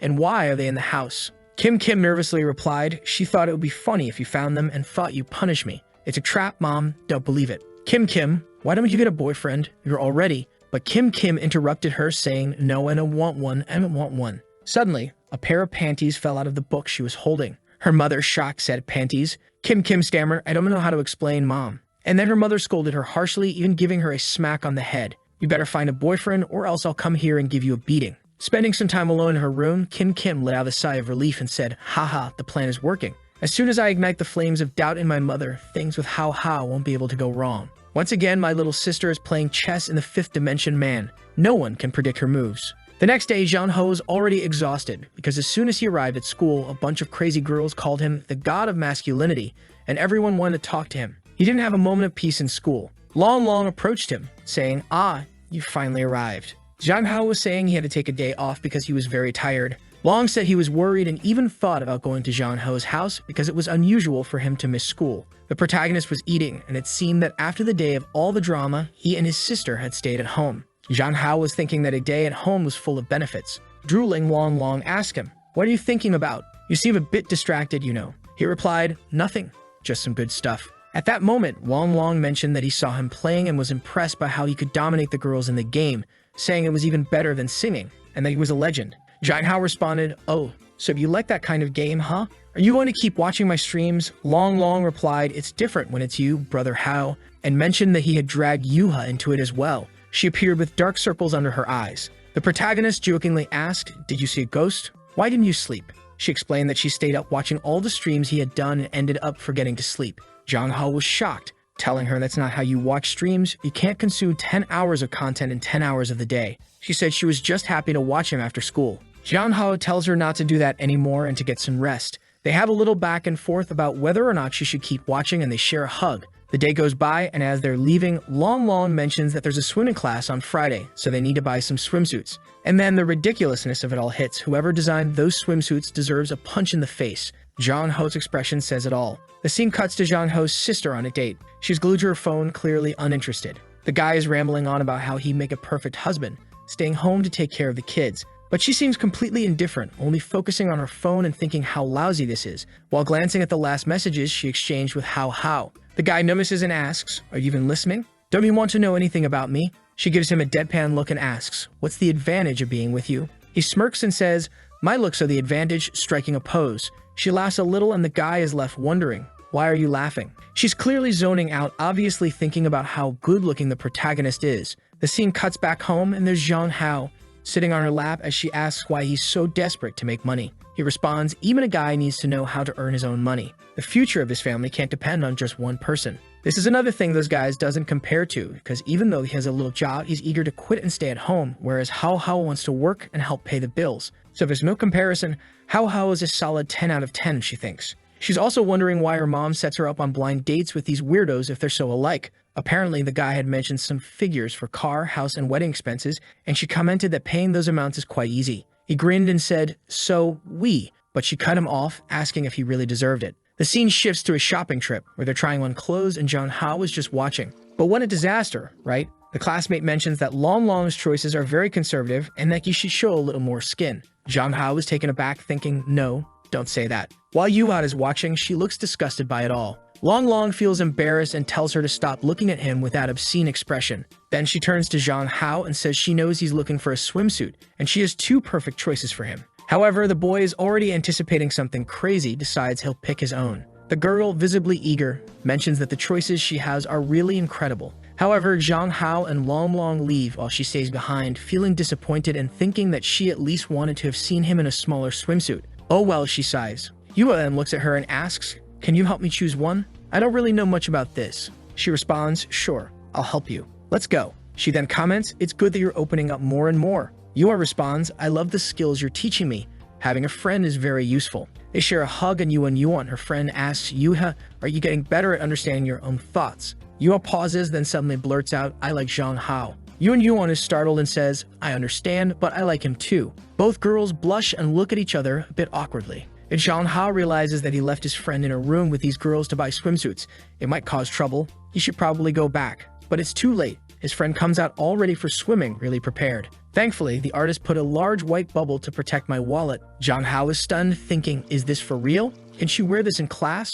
She responds, everyone dresses like this. There's no problem at all. Then she asks, didn't you pick out Yui's outfit? She says, yes, I did. He anxiously asks, oh my god, where is she? The friend points, she's over there, trying it on. Zhang Hao turns to look, and Yuha emerges saying, I'm fine, Zhang Hao. I just find this a bit weird. Does it make sense to wear stockings for swimming? The friend argues, it makes sense. The stockings are designed to protect women from the cold. Recent studies show that men love to see women like this. Zhang Hao and Long Long are left unsure of what to expect next. Then the friend announces, here comes the latest trend, Yuha. Show off the beauty of the new era. She steps out, and the scene is covered with censor bubbles. What did they do here? Zhang Hao wonders, noticing that they made some adjustments. Yuha comments, I feel kind of strange in this. Zhang Hao is speechless, frozen. The friend chirps, there's another piece here. Yuha, feeling uncomfortable, asks, doesn't this reveal too much? Zhang Hao grabs her hand and insists, stop listening to this crazy person, please. She tells him that there's no problem with showing a little skin. The scene shifts, and we get a little flashback of their friend, the blonde girl, talking to Yuha. She says she's going to confess her feelings to Zhang Hao. She knows he probably doesn't like her, but she's going forward anyway, telling Yuha that she wants to finish school without any regrets and that she'll regret it if she doesn't at least try. This plan of hers shook Yuha a bit. In the next chapter, it starts with her confessing. She says she knows she's not pretty enough, but begs him to give her a chance because she's been in love with him forever. Zhang Hao thinks, oh damn, so she just called me here to confess. Then she continues, sorry, it's impossible for us. I don't like you. Damn, that was harsh. No consideration at all. Then she goes, wow, you didn't hesitate at all. You didn't say anything, not even a pause. Zhang Hao responds, sorry, it's just that I don't like you. He thinks it's easier to just give the decisive blow and cut it off cleanly, no turning back. She then asks if they can still be friends. The scene changes, and the protagonist is back at school, thinking he's becoming a criminal with all the hearts he's breaking. He's getting a bit full of himself. Long Long shows up, saying he's been looking for Zhang Hao for a while. Zhang Hao asks why, and Long Long says he was called to the tree today. Zhang Hao thinks he's going to get beaten up, but it turns out it was a girl who's been sending him letters for years. Long Long asks the protagonist, do you think I should go? Zhang Hao was puzzled, thinking everyone's confessing lately. Long Long continues, I don't know if I should go. She's so beautiful, but I don't want to fall in love too soon. But she's so sincere. She wrote me love letters. What do you think? Should I go or not? Zhang Hao, frustrated, thinks, go if you want, don't go, whatever, who cares? Long Long decides to go, and they head to the tree. There's a girl waiting there, and Zhang Hao tells Yuha to help him if the girl tries to hit him. The brave guy goes over, hinting that he's going to reject her. Yuha asks Zhang Hao what he thinks it feels like to like someone. He says, I don't know. It's different for everyone. He then reveals that for him, if you try to forget someone and can't, you're probably into them. She agrees, saying it's the same for her. At that moment, the girl reveals herself to Long Long and kisses him. But Long Long responds with a slap, even wiping his mouth in disgust. Was that necessary? They rush over to Long Long, asking if he's okay and what happened. Long Long, clinging to Zhang Hao's arm, cries, Hall, it was my first kiss. Zhang Hao looks at the girl, thinking she's not even ugly, and scolds Long Long for hitting her. The girl apologizes, falling to her knees, begging for forgiveness. It made me feel bad for her. The scene cuts to Zhang Hao and Long Long drinking some beers, with Zhang Hao telling him not to drink more because he's already acting crazy. Long Long insists he's not drunk, then starts ranting about how he's traumatized because he lost his first kiss.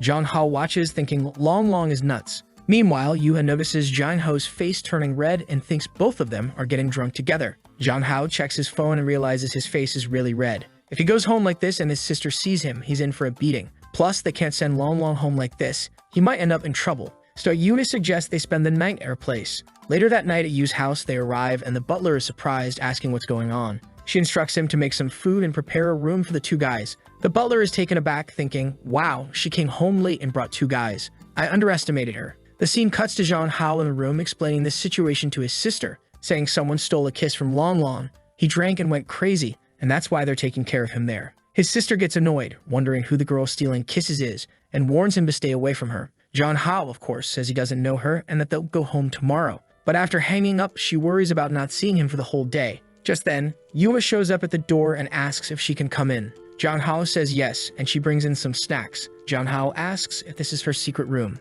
She asks him why he left her in his secret room. She replies that everything here is hers, including him. In other words, she basically claimed him as her own. She continues, saying she wants to hide him from everyone because only she can talk to him every day, and she wants to be with him. Then she drops the big question, do you want to be my boyfriend? Zhang Hao is taken aback. He says that, to be honest, he does like her as the opposite sex, but right now, he can't control his heart because he still likes another girl. He calls himself trash, saying he's heartless. She looks at him and says, no, you're not trash. He explains that she should know that indifferent men are bad and that, unfortunately, he knows it's not right, but he likes people he shouldn't. Despite this, it's hard to ignore his relationship with Yuha. She clings to him, saying she doesn't understand, but she's very sad. She wonders why he can't just like her. He silently apologizes to Yuha, feeling guilty. The scene then shifts to the next morning, where the protagonist wakes up next to her. They were coupled up, which is adorable, but he's startled to find his clothes have changed. He immediately asks her if she changed his clothes while he was sleeping. She reassures him that they just slept together, and it was actually the butler who changed his clothes.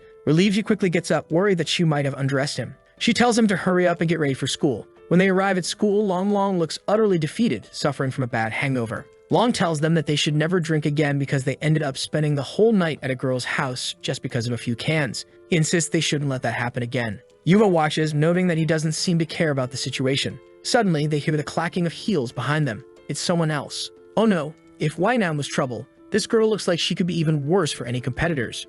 She calls out, How How. He turns and sees his sister, Kin. He asks, Why did you come here? She replies that she was worried about him and was going to die from the concern. He tells her not to worry because he's not a child. Long abruptly says he's going back to class, looking a bit depressed, which Zhang Hao notices and wonders why he suddenly seems down. Kin then asks Zhang Hao, Who is this student next to you? I don't know her very well. He introduces Ming Yuha, and the sister politely responds, Nice to meet you. I'm Zhang Hao's sister. She adds, I've never heard him mention you before. Do you spend a lot of time together? Ming Yuha, thrilled to be meeting someone from Zhang Hao's family, happily says, Yes, we spend a lot of time together. Kin, observing Ming Yuha closely, immediately thinks, This girl is definitely in love with Zhang Hao. Then she steps forward, puts her hand on the protagonist's neck, pulls him close and says, Tonight, we're going to your room. Whoa, that's intense. Meanwhile, she's glaring at Yuha, who looks devastated, not understanding what's happening. She whispers in the protagonist's ear, Sweetie, let's have a nice little chat. The protagonist seems to perk up, smiling slightly, clearly getting a bit excited. But he whispers back to Yuha, asking why she's saying that so quietly. But his sister tells him, This is something only the two of us should know. Now go to your class. The protagonist and Yuha head to class, while his sister stands there, thinking that she can't wait any longer. She knows she'll have to take action soon. In the classroom, both the protagonist and Yuha look exhausted. The protagonist says, You both seemed fine when we arrived. What happened? Out of nowhere, Long mentions that seeing the protagonist's sister made him think about how he was forced into a kiss yesterday. The protagonist wonders, Is Long talking to my sister? Does he like her? What's going on? Turning to Yuha, he asks, And you, why do you look so down? She responds that she's dying of jealousy. He goes, Oh. She explains that she knows it's his sister, but seeing them being so intimate made her uncomfortable. Now she's jealous of his sister, who gets to do these things with him every day. Poor thing, she doesn't realize she's just scratching the surface, thinking she's deep into it. Back at the protagonist's house, he seems to be leaving his room, reflecting that today's live stream went well. However, he still needs to keep streaming to pay off Wee's vase. Since he rejected her offer to be her husband, he has to come up with the 100,000. As he steps out of his room, he sees something unexpected. King's mom is spanking her with a belt. Ouch, he feels bad seeing the state of her bruised backside. He rushes in, saying, Mom, what are you doing? But the mom just tells him to stay out of it, claiming she's going to beat King to death. Shocked, he asks, Why are you hitting her? What's going on? The scene changes to the aftermath, though it's almost too much to imagine. She's lying on the bed, clearly in pain. And what's the protagonist doing? No, not giving her a massage. The situation is intense. It looks like the protagonist has to clean her wounds with a cotton swab. But seriously, was all this necessary? His thoughts are calm, reflecting on how cruel her mother is and how injured she is. He asks what happened for her to get beaten like that. During the beating, her mother revealed the reason behind it. She was fighting with her daughter because she doesn't like men. At that moment, the protagonist thinks, There's no way Kin could be like that, right? I mean, she even kissed me first. It's impossible. But then his sister speaks up, I'm sorry how, but I really am. I hated boys since I was a child, and I tried to force myself to like them, but it just didn't work. That's why I kept pushing myself on you. The protagonist feels crushed, thinking, So that's why, huh? You really don't like me then. It was heartbreaking. She continues, I'm sorry, how, I just can't do this. But then she stands up and says she doesn't want to be that kind of woman. She wants to like boys too. He reassures her, saying, No, it's okay. He thanks her for letting him take care of her wounds and tells her to keep this embarrassing secret. He doesn't know what to say and goes back to his room. The protagonist starts searching online for how he can help her with her sexual orientation. He even Googles, Is there a way to become straight? He finds an answer with many likes and favorites suggesting using temptation and forcing the person to start liking the opposite sex as a solution. The protagonist thinks, This doesn't seem right. This can't be the answer. I'll ask my sister for her opinion, right? When I get to the room, she's under the covers, calling herself trash, filthy, horrible, and useless. Then the protagonist says, Sister, I found a way. take a look. And he hands her the phone. Right. She looks at it and tells him maybe it could work, but who would have the courage to sacrifice themselves like this and cooperate in something like this? Can't be a stranger. I don't want someone I don't know. I don't even want to go to work anymore. My future is ruined. If I step in that place and people find out about this, I'll be trashed to society. I'll just stay here at home forever. Damn, how? Leave your decaying sister here. She doesn't deserve anything. Girl, it's like playing 10th dimension chess. The protagonist is just lost. Poor guy. It's a tragedy. He thinks on how difficult this situation is to solve, and he never imagined things would turn out like this. But setting that aside, he's the only person who can help her. So he turns to her and says, "There's no other way, Kinkin. Let me help you." She responds, "No, how can you? You're already too mature. This kind of sacrifice isn't worth it for you." Then he moves closer, puts his arm around her, and says, "Let's take it step by step. Besides, we've already kissed and cuddled all night. Sister, do you feel anything?" She replies, "No, man, she's playing hardball here, isn't she?" He moves closer and she says, "No, nothing. Do you not feel anything when I do this?" "Nothing. It's useless. I don't feel anything for a handsome guy like you." And the protagonist thinks, still no answer. It seems Sister Kinkin is in a worse situation than I thought. But she's over there, practically dying, thinking she never imagined the plan would work so well, and now the temptation is killing her. He then says he'll go to his room to get ready and tells her to come over in a bit because he needs to find a cure for this. "No, it's going to be too hard for you," she says. The night arrives and the protagonist is thinking about trying on some sexy dresses, gloves, and lace lingerie. I hope it's not for him. Wait, is for him? Oh, man, a false alarm. He said he's not going to wear those things. Phew, that was a close call. He decides not to use anything too extreme, but some shorts should be enough, right? He read somewhere that if he wears black and white gloves, it will surely drive the girls crazy. It's like the equivalent of girls wearing stockings. The protagonist is lying in bed just hoping that all this will really help. The clock ticks, time passes, and the protagonist falls asleep. Then he hears, how, good night, and look at how she comes in. God help us. He immediately thinks, Sister Kinkin, what are you doing here? Our parents are sleeping. He's thinking maybe she's a spy or something as he didn't hear her coming at all. He was fully prepared. He tells her, lie down here first, and let's just cuddle and pretend we're going to sleep as usual. However, in his thoughts, she's already looking beautiful. Even in the moonlight, I can see how wonderful she looks in that outfit, and she's starting to sweat a little. Despite this, she switches to her monk mode, remaining stoic and still. Lying there together, he asks her, tell me, how disgusting do you find this situation? Are you feeling uncomfortable? We can take it slow if you need. She responds, it's just a little uncomfortable. But I like the warmth of this moment. In her mind, she's thinking, oh my God. She's biting her lips and says, I'm still not very used to this, but let's do this. Hold me a little tighter and gradually, I'll get more accustomed. She pulls him closer and adds, if you're not comfortable either, you don't have to force it. He reassures her, no sis, it's all good. Thinking to himself, what am I reading? He says, we have plenty of time, so it's okay, while internally noting how strong his sister is, even in a situation she doesn't want to be in, and she's still considering his feelings. She's so kind. They touch noses, and for a moment, it seems like a kiss might happen. But it was just a fleeting thought, and she thinks to herself that she didn't expect everything to go so smoothly and for him to be so cooperative. The protagonist is already thinking that the scent is too good, and he won't be able to hold out much longer. However, he doesn't want a small mistake to ruin the family. However, out of nowhere, he stops caring about the family and can't hold back any longer. He suggests, hey Kinkin, do you want to touch my arm with this glove? I heard girls like this. She starts to drool a bit, clearly liking it. He quickly says, no, it's fine. If you don't like it, sorry. But she replies, no, it's good. I'll try to get used to these things, while staring intently, thinking this is a once-in-a-lifetime opportunity she can't miss. She begins to touch his arm. She continues to run her hands over his arm, thinking that her entire life is now worth it. My goodness, she's practically melting. Someone get a fan. The protagonist reassures her, saying, you don't need to force yourself, it's okay, thinking that her sweating is due to nervousness. He even feels her fingers trembling, not realizing how deep the issue was. Okay, he says, you've made a great sacrifice, you can relax a bit. She moves to the side, putting a hand on her nose, thankful that she didn't get a nosebleed. She tells the protagonist that she still can't get used to the feeling of a man's hand. It feels weird. The protagonist moves closer behind her while she's trying to calm herself using a meditation technique, attempting to control her heart. He gently touches the back of her neck and asks, you want to try a kiss to see how it feels? Our last one was with a lot of resistance. She's taken aback, a kiss. My goodness, my brother, is so wonderful to make a sacrifice like this. He says, I want it too, and you still think I'm such an innocent boy. You're so beautiful. I just want a kiss from you. At this, she feels like she's about to explode. She punches the ceiling, her sanity dropping to 0, and then she grabs him. The protagonist is stunned, thinking, what just happened?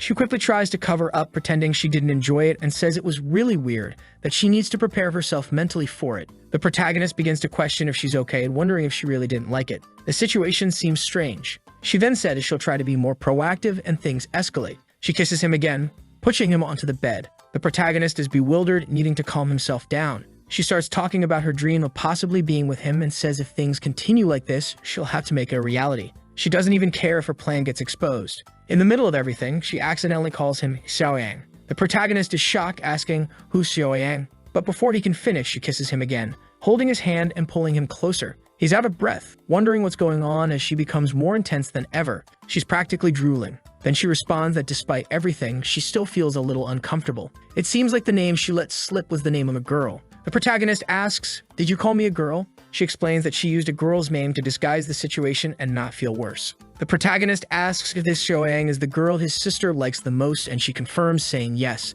The protagonist thinks that if she called out that name, her situation must be really critical, even in a moment like this. She says she needs to go to bed because she has to study and wake up early. The protagonist, now very suspicious, asks, "Are you really?" She replies, "A sister would never lie to you. If I lie to you, I'll be your slave." Wow, what a promise. The protagonist thinks slave, like as she starts singing a little song to help him sleep. The next day, She's staring at him, thinking, "Sorry, how, I didn't want to lie to you like this, but I don't want you to hate me either. Given your past and traumas, this is the only way I can achieve the result I want. In the future, I promise to be more careful and make up for all the harm I'm doing now. So please forgive your little sister." The protagonist wakes up, thinking that the previous night was too exciting. He's at the pool. It's Friday, the day of the swimming class we talked about, and everyone is staring at him. The girls are practically barking. Long appears behind him and says, "I want to go home. I'm too shy. This outfit shows too much." The protagonist, surprised, says, "It's the same outfit as always. It doesn't show anything." He tells Long to stop being silly and be a real man, the worst advice ever, but okay. The girls continue complimenting Long, saying the outfit looks perfect on him and that he looks amazing. The protagonist, getting tired of the situation, says he understands why girls hate these kinds of guys. Then he turns to Long and says, "Out of nowhere, I lost the desire to stay in this class." Long suggests they pretend to have stomach aches and leave. The protagonist agrees and decides to help Yuha learn to swim since it's better than staying there with all the crazy girls around them. She's preparing to jump in and asks the protagonist if the best way to swim is just to jump in and start paddling hard. He tells her that's not the way and that he'll teach her. They do a little warm-up, and for some reason, the protagonist is staring at her armpit. Dude got that weirdo desire. He looks at her and says he didn't see her put on that swimsuit, the one she bought last time. She asks, "Do you want to see me wearing that?" He says, "Well, it's not that I don't want to, but yeah, I do." The protagonist is up to no good either. He caused all this mess with his sister last night. Yuna mentions that after the protagonist and Long left, she went back and bought a few more pairs. And if he wants to see, he can come to her house and she'll show him, as she doesn't want anyone else to see. The protagonist says that since he promised to teach her to swim, he will have to go to her house to teach her. He can't break his promises, but for now, he'll just teach her at school. He tells her to take a deep breath, prepare herself, and then he pushes her into the pool. As expected, she starts to drown again. The scene cuts to her, traumatized from almost drowning. The protagonist tells her to be careful, that she needs to breathe deeply and gradually. However, when he touches her, he notices that she's shaking, completely desperate and scared, and she says she wants to give him a hug because she's in shock. The protagonist, feeling sorry for her, says it's not a good idea since it's class time and everyone's watching, so it's not the best moment to be hugging. She then shares a childhood trauma, explaining that once she ran off without her parents noticing, and when they found her, she was almost dead, having nearly drowned. Moved by sympathy, the protagonist offers to give her a hug. She immediately jumps at the opportunity, clinging to him tightly, while everyone around them comments on the situation. The protagonist tells the teacher that Yuha is having cramps and that he'll take her away to help her. Later, when they're alone, he asks if she's feeling better. She says that she hates the pool and thinks she'll never get used to it. She apologizes, expressing that despite the protagonist's attempts to help, she just can't manage. Janha feels a bit awkward but reassures her, saying there's no need to apologize and that she'll get the hang of it with practice. To compensate, he offers her a massage. Here we go again with the massages. He starts with her calf and then moves to her shoulders, giving her a firm but soothing massage. She immediately comments on how comfortable and calming his hands are, but she hints that she wants more, asking him to go for other places. When he asks where, she points to her upper body. Realizing the implication, Zhang Hao tells her to stop joking around, insisting that he's a serious masseur and won't engage in anything improper. However, she kicks his hand away angrily, saying she wanted a serious massage, not a joke. He firmly tells her to stop talking like that, especially in public, and to give him her leg again so he can continue the massage. She questions why she can't talk about these things, and he explains that such talk is perverse and is something only couples should do, and it should be kept private. No one in the class should know about it. Do you want to be known as a pervert? She looks desolate and confused, then starts crying. Completely distraught, she says she doesn't care and wants to be known as a pervert. The protagonist is shocked, thinking, where's my innocent Yuha? What's happening? He tells her, "You're only saying this because you don't understand how dangerous perverts are. You don't want to be an abominable person, do you?" She replies that she doesn't care since he gave her that massage and she no longer wants to learn how to swim. The protagonist makes a deal. If she learns to swim, he'll do anything she asks within reason. She agrees eagerly, clearly ready for something more. Back in the office of our dear Wei, we haven't seen her for a while. It seems she couldn't finish her work because she was busy looking at photos of the protagonist. She thinks to herself how exhausted she is and how she can't focus because of that damn goblin. She glances at her phone thinking, why don't I just take one more look? She sees a picture she took in the helicopter and blushes. The scene shifts to someone pressing the elevator button and a man appears, asking if she's the general manager. Wei makes a face as if she's ready to scold her mother. Her mother says, "Do you think I'm the kind of mom who hits on her daughter's boyfriend? For heaven's sake, I'm just curious. With so many handsome men chasing after you, why did she choose this Zhang Hao specifically?" Wei responds that there's nothing special and that she wants to get back to work. Her mother leaves, telling her not to sleep at her desk. As her mother leaves, she thinks this is a real problem. It seems my daughter is in love, and that's a weakness that can exist. The scene shifts again, showing the protagonist observing Wan's secretary, who had been expelled. He thinks, wait, isn't that the secretary who got kicked out? Let me go have a chat with her. He walks over, introduces himself, and asks if she has some free time. She's caught off guard, not expecting this. He gets straight to the point, mentioning that he noticed in their last argument that it seemed like they were both subordinates of Minwara's grandmother. So what's the deal? The secretary interprets this as him showing interest in Wei. He quickly clarifies that she's just a stalker and he has no interest in her. He just wants to know why she's so fixated on him. Didn't she hate men? The secretary explains that it's not that she hates men, but she despises weakness. And since our protagonist is a total Sigma Chad, she couldn't resist. It seems she developed this hatred because of her father. He always obeyed her mother, did everything she said, while the mother would go out drinking and seeing other men. In the end, he caught a disease and died alone in the hospital, and the mother didn't even visit him. He died as a lonely, forever alone guy. That's why she despises weakness and clingy men. The protagonist thinks that maybe the best way to make Wei hate him is by pretending to be weak. Could that be the plan? The secretary suggests that he should join her, because Wei would never treat him badly. Even after everyone left the army, she hired everyone who had been at the base with them and gave them much higher salaries. So it's guaranteed that if he joins her, his life will only get better. The protagonist says it's not possible because she wants to dominate too much, and he's the kind of person who doesn't like that. If they were together, one of them would always be mad. At that moment, someone appears and says, young man, I finally found you. The secretary is shocked and the protagonist is confused. It seems she's already closed the cafe and only the security guard is left, having sent everyone away. She's staring at the protagonist, saying, you look good, but how long have you two been dating? The protagonist tries to explain, saying she's overreacting and they're not even dating. She retorts, not dating? For heaven's sake, is it possible that my daughter still hasn't managed to win you over? This is a disgrace for the family. The protagonist asks why she's looking for him. She says it's inconvenient to talk here, suggesting they go inside. She's taking the protagonist to a private room. The secretary senses something bad might happen. She tries to rescue the protagonist, saying that we just call it Zhang Hao, and she's just there to fetch him, so let's leave. But the woman beckons her closer with a finger, and when she hesitates, she gets a sharp elbow to the chin. The protagonist is utterly confused by the turn of events. The woman apologizes, saying it's been a while since she had to land a blow like that, so maybe it came out too strong. The protagonist stands there, stunned, wondering what's going on. Am I caught up in some mess again? The woman remarks, oh young man, you're quite calm. Any average student would be intimidated by now. The protagonist says that ever since he got involved with Wei, these situations have become common, so he's somewhat used to them. Now that he knows she's the mother, he's thinking, she's the gang leader, so I better not mess up. The mother then comments, it's obvious my daughter doesn't like delicate men. What I don't understand is why it seems like you don't like her. Don't you want to be my son-in-law? Don't you want to join the Wei family? The protagonist tries to deflect, saying he's just an ordinary citizen and doesn't deserve her daughter, claiming there's nothing special about him. He also says he needs to leave because his family is probably looking for him. She says, since you're in a hurry, I want to make a deal with you. The protagonist is surprised, asking, a deal with me?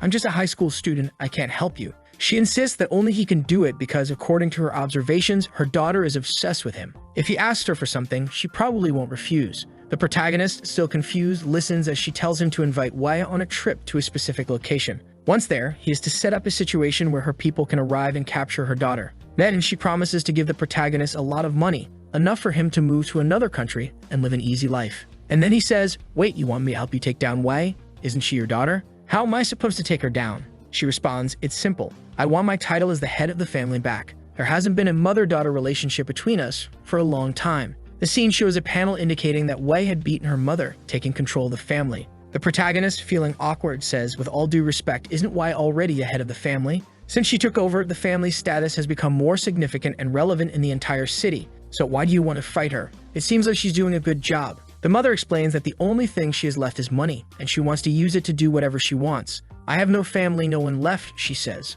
So why not stir things up?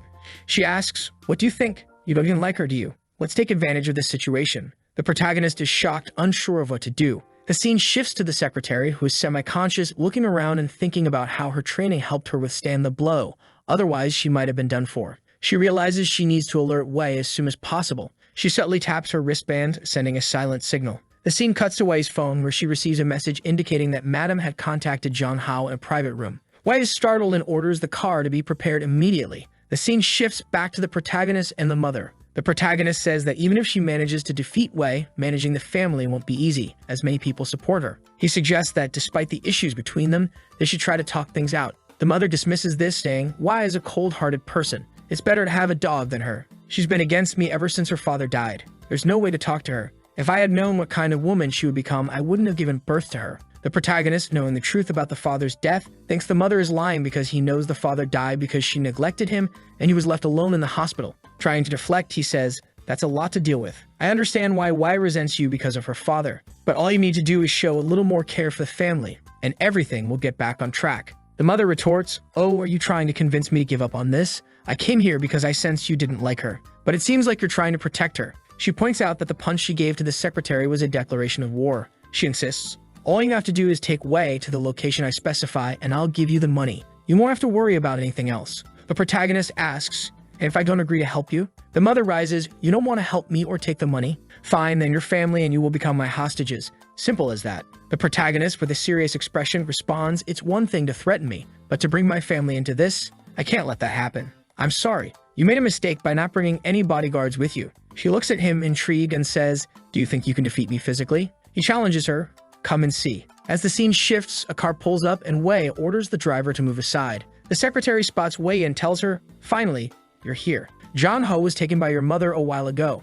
I'm afraid something might have happened. Wei asks which room they're in and sends her guards to untie the secretary, intending to confront them. As she approaches, she hears the conversation. The mother is saying, it's common for everyone who gets close to my daughter to have some kind of agenda, but it seems she likes you, and I wanted to know what you're like. The protagonist asks, is that why you went to so much trouble? Does Wei know you came to see me? The mother replies, I don't know, she might be furious if she finds out. That child has always insisted that I stay out of her relationships. But this is the first time I've seen her like someone, so I was curious about you. She continues, now that I've seen you, I understand why she isn't wrong. Besides wanting to see you, there's something else I want to ask of you. The protagonist asks what it is, and she explains that Wei's birthday is coming up and she wants to give her a present. However, she knows Wei won't accept it if she gives it directly, so she wants the protagonist to deliver it. Meanwhile, Wei is listening to everything, feeling perplexed. The protagonist and the mother continue, with the mother explaining that the Wei family is large and prosperous, requiring multiple heirs. The problem arose when her father couldn't have children,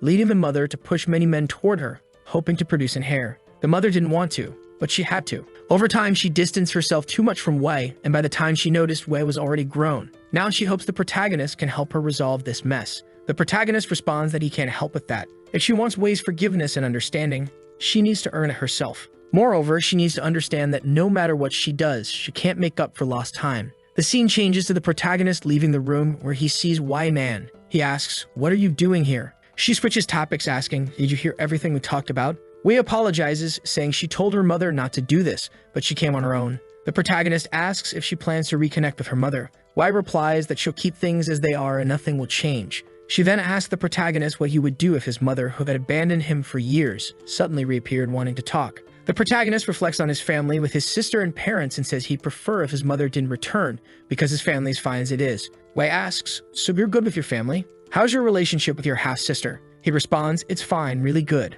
Why are you asking? She reveals she's considering moving his family so she can protect them more easily. The protagonist refuses, asking why she keeps insisting on this. Since when am I your man? He asks. She confidently states, sooner or later. The protagonist insists it's not going to happen. Suddenly, she stops the car and he asks what she's planning. She explains that her father gave up and surrendered, just like her mother did, pressured by her grandmother. But she won't give up on him and won't let him be with anyone else. She'll keep pursuing him until he accepts her completely. The protagonist warns that this is too extreme, but the scene ends with a close-up of her lips, and he can't help but be charmed. Covering her mouth, he was being all cute. But our boy gave her a little tap on the hand and said, "Stop pushing things, girl. We're on the road here." She looked at him and said, "Wanna go to my place? Let's go." He told her to just take him home. But just then, his sister called.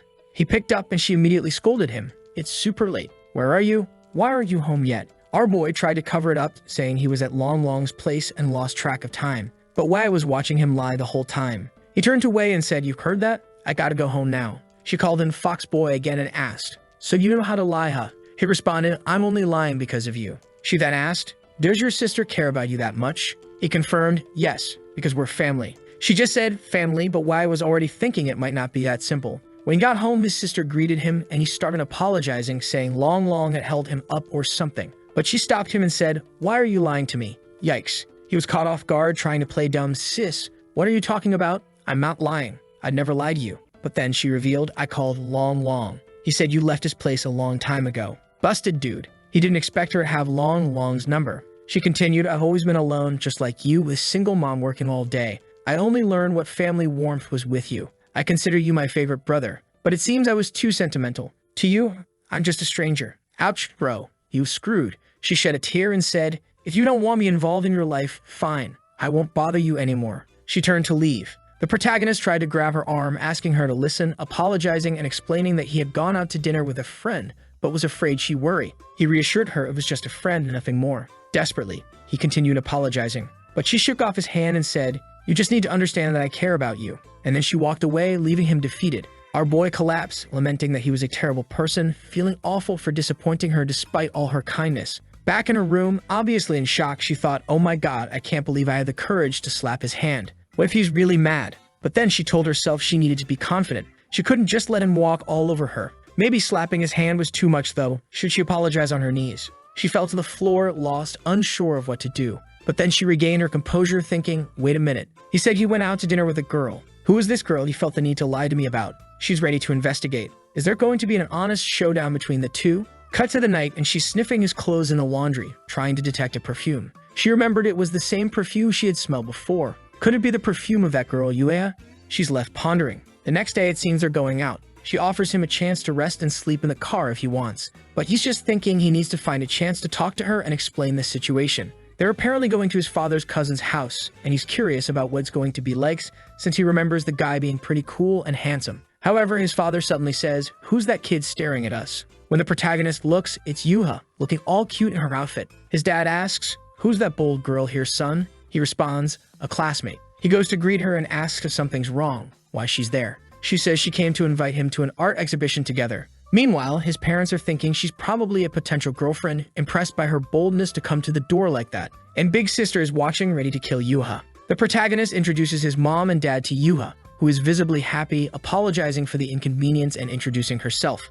She seems delighted to meet everyone, feeling that things are going well. Then the protagonist's sister steps up and bluntly asks, "Are you trying to date John Hao?" Without hesitation, Yue says yes and admits she likes him a lot. This shocks everyone. The sister starts to explain something but gets cut off by their dad, who advises Zhang Hao not to fall in love because he's too young. The protagonist tries to clarify that Yuha is just a friend from school. The father then turns to Yuha and insists that his son is too young to fall in love and that she should not come around anymore or follow him. The protagonist tells her that they have some family coming over and suggests they discuss this later. Yuha, pretending to be naive, asks, "So I can't fall in love with him?" The protagonist's mother responds that she can fall in love, just not with Zhang Hao. The protagonist is unsure how to end this situation. His sister steps in, saying she'll handle it. She gets close to Yuha, making the protagonist's mother worried, thinking she might be hitting on Yuha. But the sister is just trying to smell Yuha's perfume to see if it's the same as the one on the clothes. To cover it up, she puts her hand over Yuha's mouth, saying, "It's okay, you can still love me, please."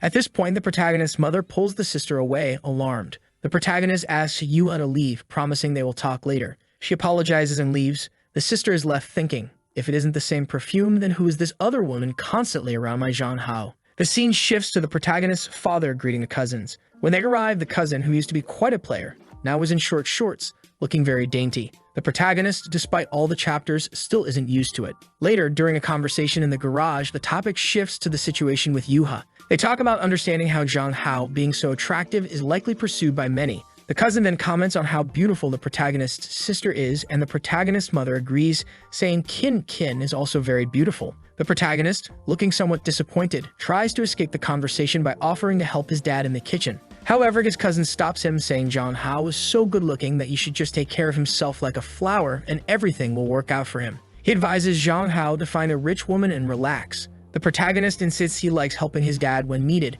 but his cousin keeps insisting that women nowadays are learning to cook just to please men, so he doesn't need to worry about that. Realizing his cousin won't stop bothering him, the protagonist suggests they go to his room to continue talking. In his room, the cousin notices how plain it is and asks if they're sure it's not his sister's room. The protagonist explains he likes his simple lifestyle, but the cousin says he needs to learn more about cosmetics and beauty. Immediately, the cousin asks if he has a girlfriend, to which the protagonist replies that he doesn't. The cousin then stands up and says, "See this outfit I'm wearing? My girlfriend bought everything." The protagonist seems unimpressed, obviously recognizing that his cousin is someone who sells out for easy money. The cousin then asks if his sister has a boyfriend. The protagonist replies that she doesn't, but a lot of people are after her, mentioning that she even had a stalker following her at one point. The cousin comments that he's heard she's not only very smart, but also quite attractive. The protagonist is shocked considering the cousin just mentioned having a girlfriend. At that moment, his sister enters the room and tells them that lunch is ready, so they should come down. The cousin winks at her, trying to be charming,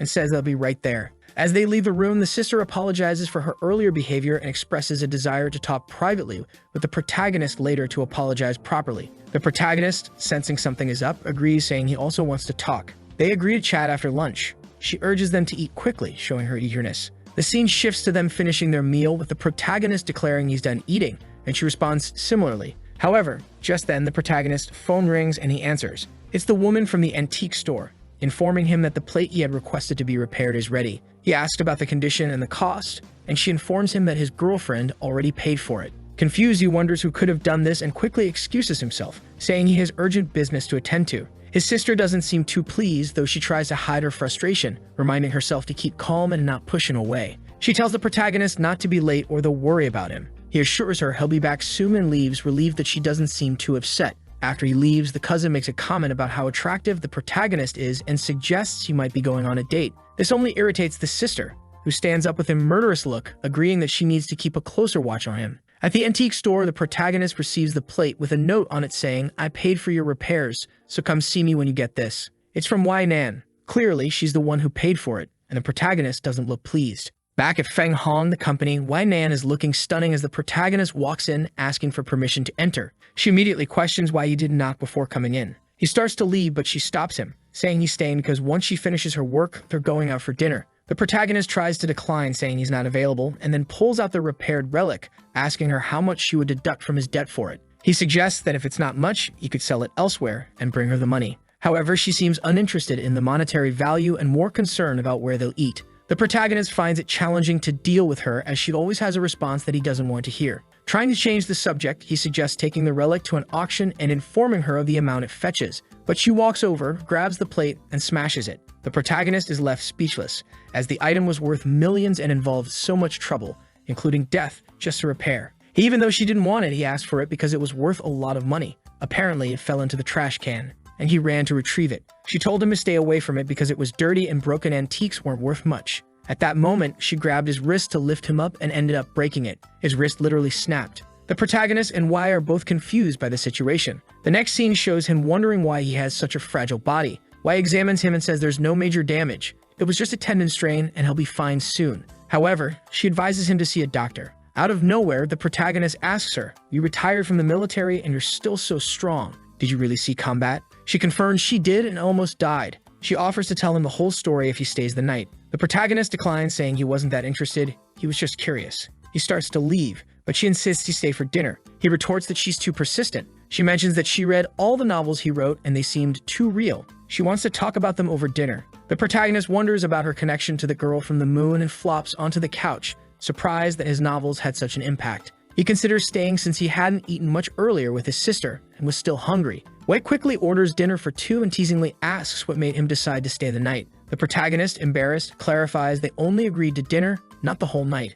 She then teases him about looking at her legs and accuses him of being dishonest with his eyes. He awkwardly explains that he was just admiring her expensive-looking clothes since he's from a poor background. But she quickly moves in and pins him to the couch. The protagonist, shocked, asks if she can't control herself. She insists she doesn't need to, as he's destined to be hers. He tries to laugh it off, saying she's reading too many novels and playfully squats her behind. She gets annoyed, accusing him of teasing her without following through. She questions if he's afraid. The protagonist, offended, retorts that he's not afraid of anyone and threatens to teach her a lesson. However, when he tries to push her off, she doesn't budge. He then notices the significant size difference between them. She relents, telling him not to get angry as he might hurt his hand again. As she stands up, the protagonist grabs her by the shoulder, throws her onto the couch, and tells her to stop annoying him, saying they don't match. She suddenly changes the subject, saying she's studying the reason behind the red moon and will explain it to him. The next chapter shifts to the protagonist's house, where his cousin wonders why the protagonist's sister doesn't like him. At that moment, Yuba shows up at the protagonist's house, and his cousin is contemplating making a move on her.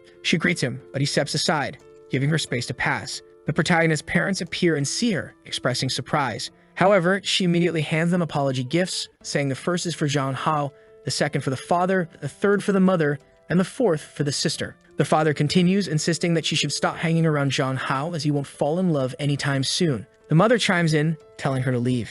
Meanwhile, the cousin is shocked to find out that she might be a suitor for Zhang Hao. Yuva clarifies that she doesn't want to fall in love with Zhang Hao. She just wants to spend the rest of her life with him as great friends. The parents look at her skeptically, clearly thinking she's not being truthful. Yuna pleads, asking them to let her be friends with Zhang Hao and hands over a briefcase. The mother, feeling the need to set boundaries, decides to play the role of the strict parent and tells Yuha that she doesn't want to see her around Zhang Hao anymore and that she should stay away from him. The cousin, overhearing this, thinks he'll have a chance to comfort her after she leaves, but Yuna firmly states that Zhang Hao is special to her and she'll remain friends with him regardless of what they think. Meanwhile, back with the protagonist and Wei, she's recounting a story about being on a mission and receiving a fatal injury. Just as she was about to die, she saw the red moon and somehow survived. The protagonist is puzzled, noting that her experience seems entirely different from his. He asks if she might have been hallucinating due to her severe injuries, but she insists that wasn't the case. She explains that her wounds were beyond modern medicine's ability to heal, and that's why she's been studying the phenomenon of the red moon ever since.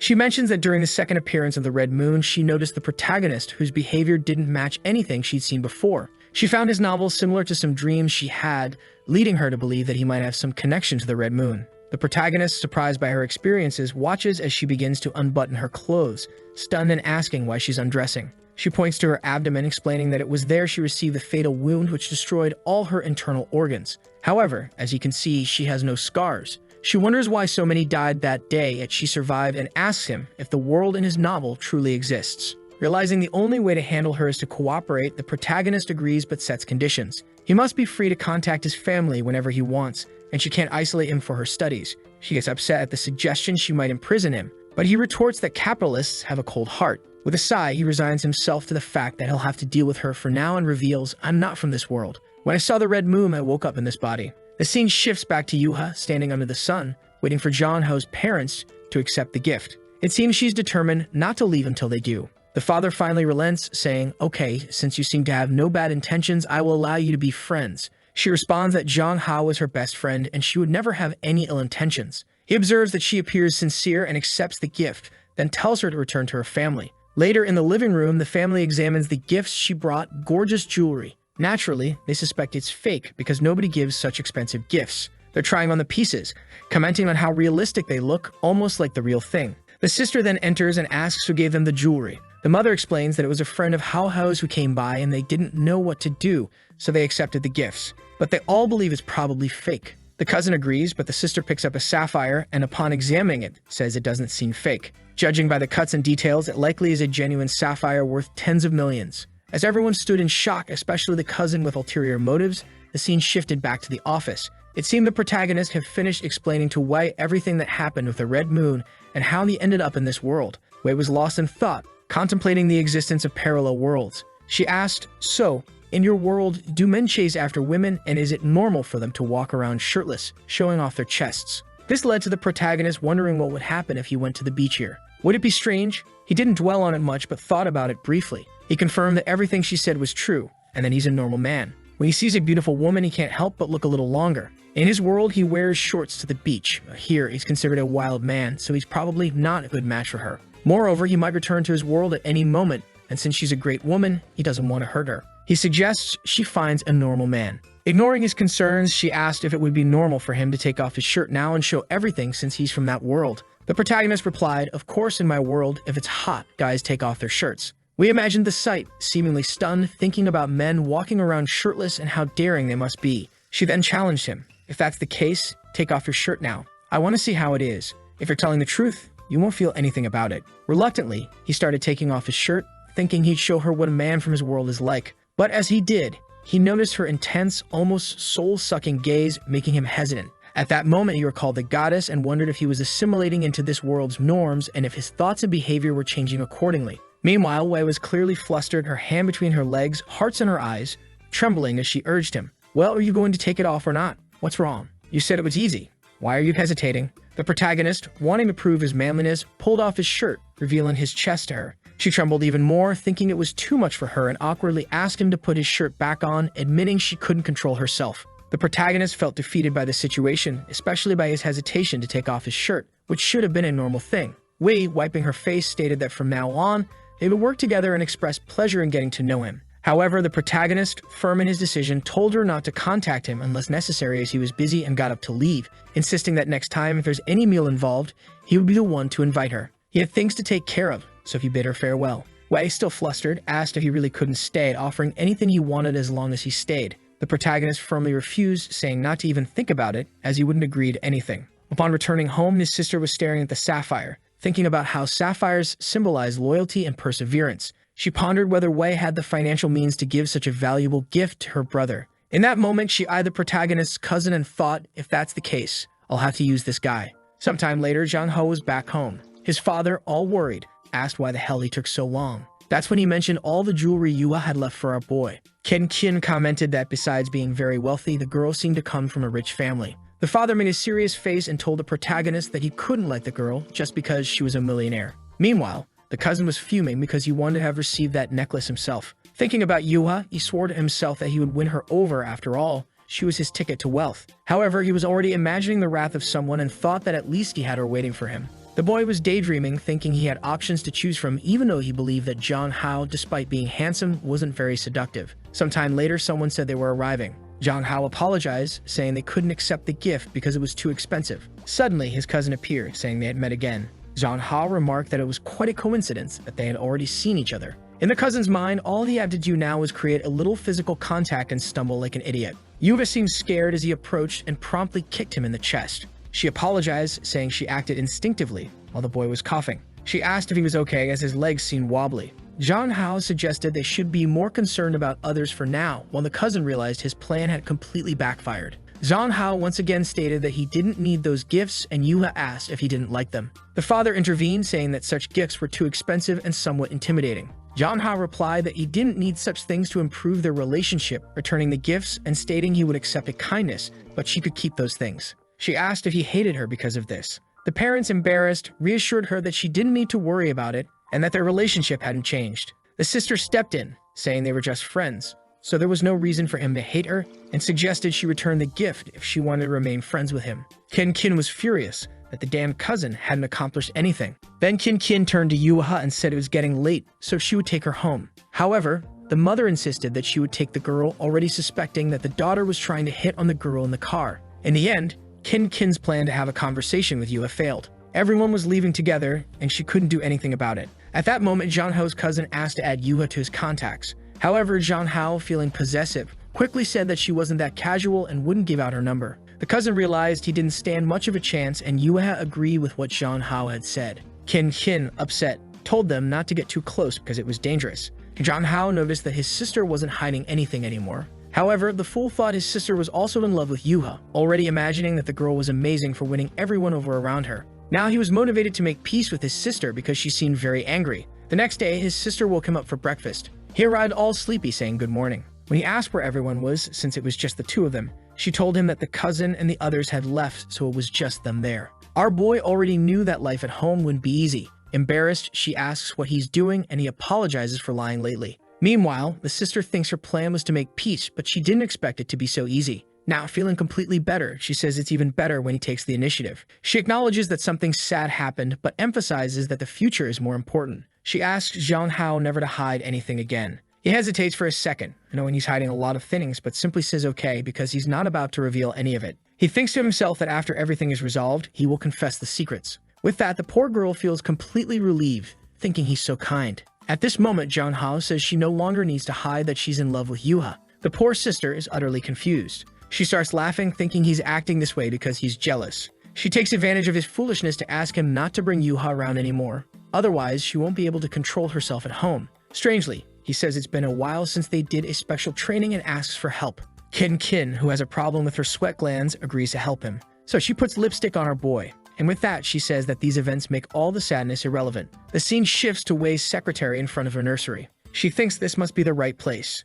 Inside, a woman is on the phone and tells her to come in. As soon as she appears, she introduces herself and says she has some questions. The woman welcomes her and tells her to sit down. The secretary hands over a sheet of paper and says she wants to know everything that happened with these two people during their time there. She's trying to find out if the girl abducted the boy, and more importantly, what she did to make everyone in that place cover up the events. The woman starts trembling when she sees the photos of Zhang Hao and Kin. Hesitantly, she asks the secretary how she found out about this. The secretary responds that she doesn't have to explain anything and demands to know everything that happened. The woman, frightened, seems to hesitate but explains that she will never forget this person in her life. She recalls once asking Kin where she had taken Zhang Hao and, more importantly, what she had done with him. Kin replied that they were just playing together and questioned if that was a problem. The teacher said it was indeed a problem because she couldn't just take other students out of there as she pleased. She warned that she would have to speak with Kin's family to take action. But Kin asked if that was really the best option. The teacher was a bit confused, but the girl advised her that it might not be wise to escalate the situation.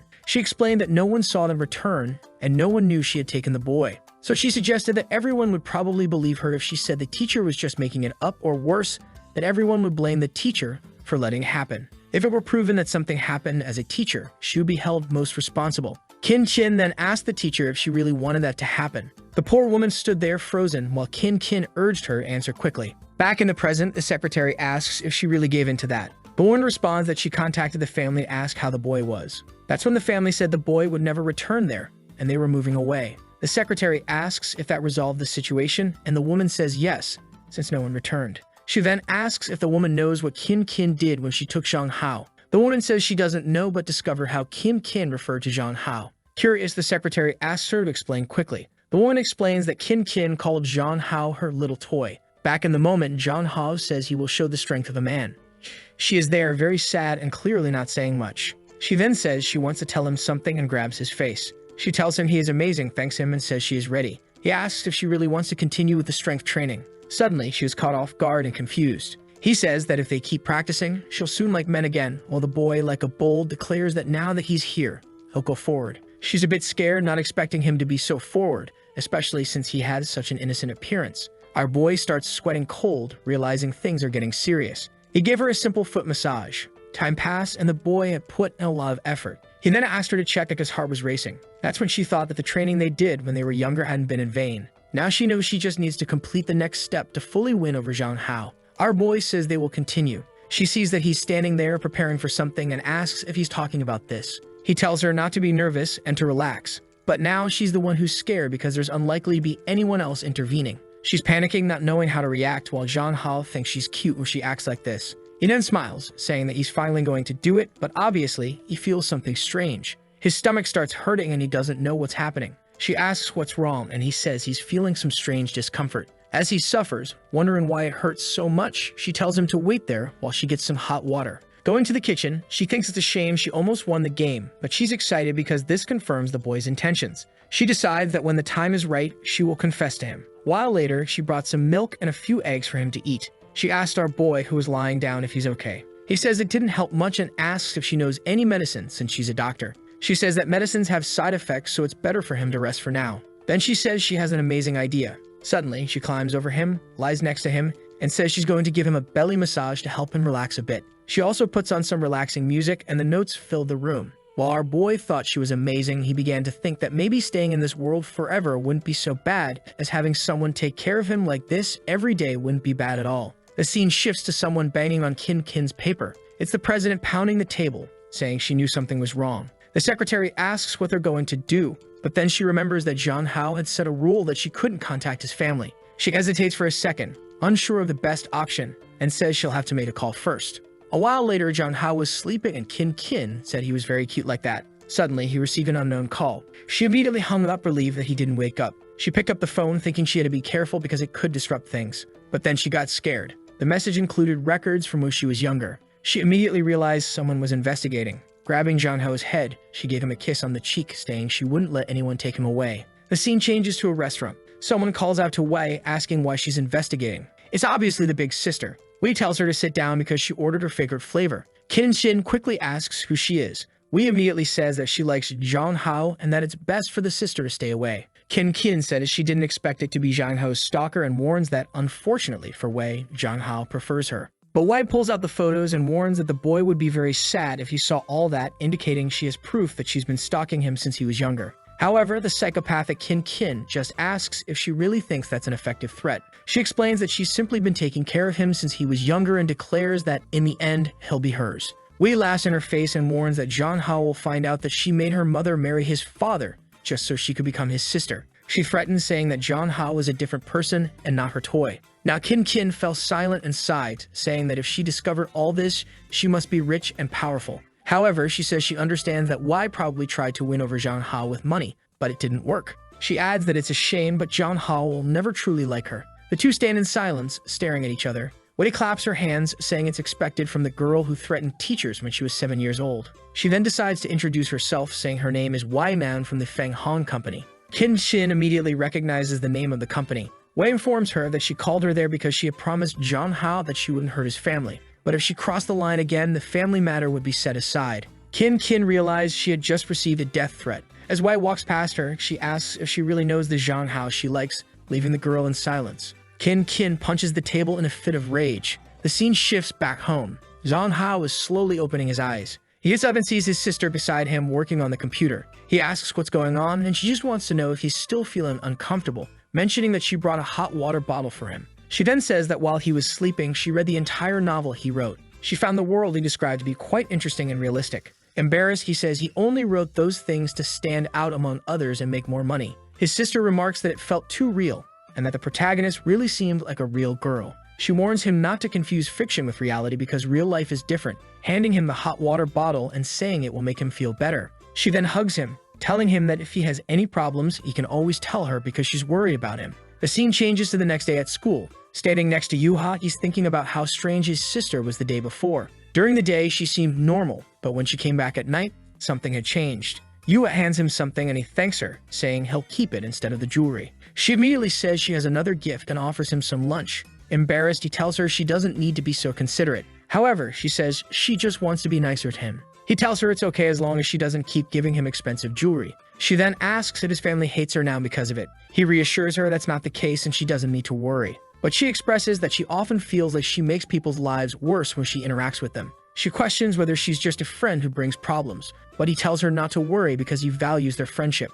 She then says that even if his family doesn't like her, it won't affect their friendship. Zhang Hao explains that his family likes her, they just don't want them getting romantically involved. Yubat explains that she feels like his sister, on the other hand, doesn't like her at all and seems to want to keep them apart. Zhang Hao has no idea what happened, so he just thinks she's being insecure. He stands up, telling her she doesn't need to change or try to please anyone. She will still be his friend, and she doesn't need to rush to prove anything. This cheers her up a bit, and she explains that recently she at least learned to swim. He says if that's the case, they can have fun over the weekend. The scene changes to a sunny day. Our boy was walking around the city when someone called out to him. It was Yuva, all dressed up. Our boy felt better, wondering why she had dressed up so much. He tells her they can start their outing. With that, she pulls out a giant notebook full of things she wants to do with him. Our boy wonders why she seems so prepared and she starts listing a bunch of things they need to do today, mentioning she even bought tickets for a movie called Season of Love. He says he's confused because he expected her to want to watch a war drama. However, she says no, she chose this because she's sure it's his favorite.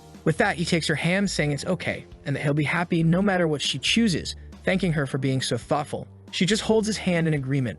With that, they head to the cinema. Yuva stands there, a bit lost. Zhang Hao asks what's wrong and tells her to snap out of it. She brings the popcorn, looking a bit awkward, saying she didn't expect there to be so many people there. The scene then cuts to the two of them watching the movie. Our boy hands her a juice. Zhang Hao comments that she seems happy, and she explains that despite the crowd, there's plenty of space. As she enjoys the juice, he receives a call. That's something, huh? Our boy makes a face, clearly not pleased, and without a doubt, he declines the call. Yua asks what's going on, and he says it's nothing important, thinking that since she's so happy, he'll make the most of his time with her. Our boy is just watching, thinking the movie is awful because it's clearly upside down. Then a little hand grabs his. He asks if she wants popcorn. She says no, so he hands her the juice, saying that must be it. But the girl is nearly exploding with embarrassment. She says she saw in a guide that this is the step before a kiss and asks if he agrees. John Hao plays it cool, asking if she learned this strategy from Yuan. She says no, it's just that they haven't done this in a while. And now our boy is about to explode. She says she likes him a lot and that they could be a couple. Our boy tries to explain that he likes her too, but not in a romantic way, and she can't be so dependent. She explains that she's just following the guide she read, which said girls needed to take more initiative. With that, she pulled his face, while he was worried because it was a public place. She said she would save money and leaned in to whisper something to him, who was about to explode, unsure of what to do. Then he held her hand and suggested they focus on watching the movie. Time passed, and I'm not sure what happened, but she looked exhausted, talking about the guide. He said he had to see this guide and her strategies, then grabbed her hand to read it. She was a bit confused. He glanced at her plans, then lightly hit her head, asking why she didn't just ask instead of acting like this. Embarrassed, she said she just wanted to be there with him, and he could do whatever he wanted. John Hao thought she was always extremely careful, but then confiscated her little book, saying it was time for some real fun. The scene changes to an sports internet cafe. The poor girl stood in front of the computer, unsure of what to do. He asked if she'd never been to an internet cafe before, and she said her family doesn't allow it. He then asked her not to tell anyone or he'd get in trouble. With that, the boy started playing, already scoring a pentakill. She said she was trying to understand, but it was too difficult. He explained that he just wanted her to have fun, saying that since she already had good grades and a good family, the only thing he could do was help her be happy. He then opened another game, apparently a shooting game, and explained the controls for moving the character and aiming for a headshot. He congratulated her, thinking her family must be very good for someone who just started playing. He also thought that given her interest in weapons, this type of game was obviously a good fit for her. After a while, he said their time was up. She asked why he didn't put more money in so she could play more, but the boy warned her not to get addicted or she'd spend her whole life on it. As they walked down the street, they were chatting until he mentioned that her phone was ringing. She answered and seemed to agree with something. It seemed like she was talking about leaving, but in reality, she wanted to keep playing with our boy. He thought to himself that he would help her have even more fun today. With that, they played the drum game, the dance game, and the shooting game. Later, as they were heading back, she said it was one of the happiest days she ever had. John Hao told her not to take it too seriously because it's something they could do anytime, and she was all smiles, saying she understood. As they were walking, a car suddenly passed in front of them. As soon as the door opened, he knew trouble was coming. He thought it might be Anao, but it was actually Yuya's butler, who turned to our boy and said her parents wanted to meet him. Her mother, it seems, was looking into information about John Hao, smiling, though it wasn't clear if it was out of joy or anger, knowing that her daughter had been ignoring messages while having fun. Meanwhile, John Hao had no idea they had planned a party for her at the mansion, but she preferred to stay with him. At the door, the butler told him not to worry, as the master was not someone who regretted visits. As soon as John Hao entered, he saw the mother standing there, or perhaps the father, as it wasn't clear who was who, and was asked to sit down. Our boy thanked them and realized it was the father, as he thought the man looked very young. At the table, the father asked if Yua had fun, and she said yes. He then told her to go take a bath because her clothes were dirty, and he turned to John Hao, saying they could have lunch together. He mentioned he'd heard that our boy had been making her very happy and wanted to thank John Hao as her father. Our protagonist, very polite, said it was just a matter of friendship, but he noticed the thank you seemed somewhat insincere. It seems John Hao wasn't very well liked there. The father then asked how much money he wanted to stay away from Yuha. The boy wondered why the plot always seemed to take this turn. He told John Hao that she had missed a family gathering because of him, and our boy was confused by the sudden change in attitude. He apologized, saying he had no idea she had a family event that day. The father said he was misunderstanding, and in fact, he wanted to thank him for that. He offered a card, but John Hao refused, saying he didn't want money in exchange for friendship. The father asked if things weren't obvious enough, saying it would be rude to spell it out further.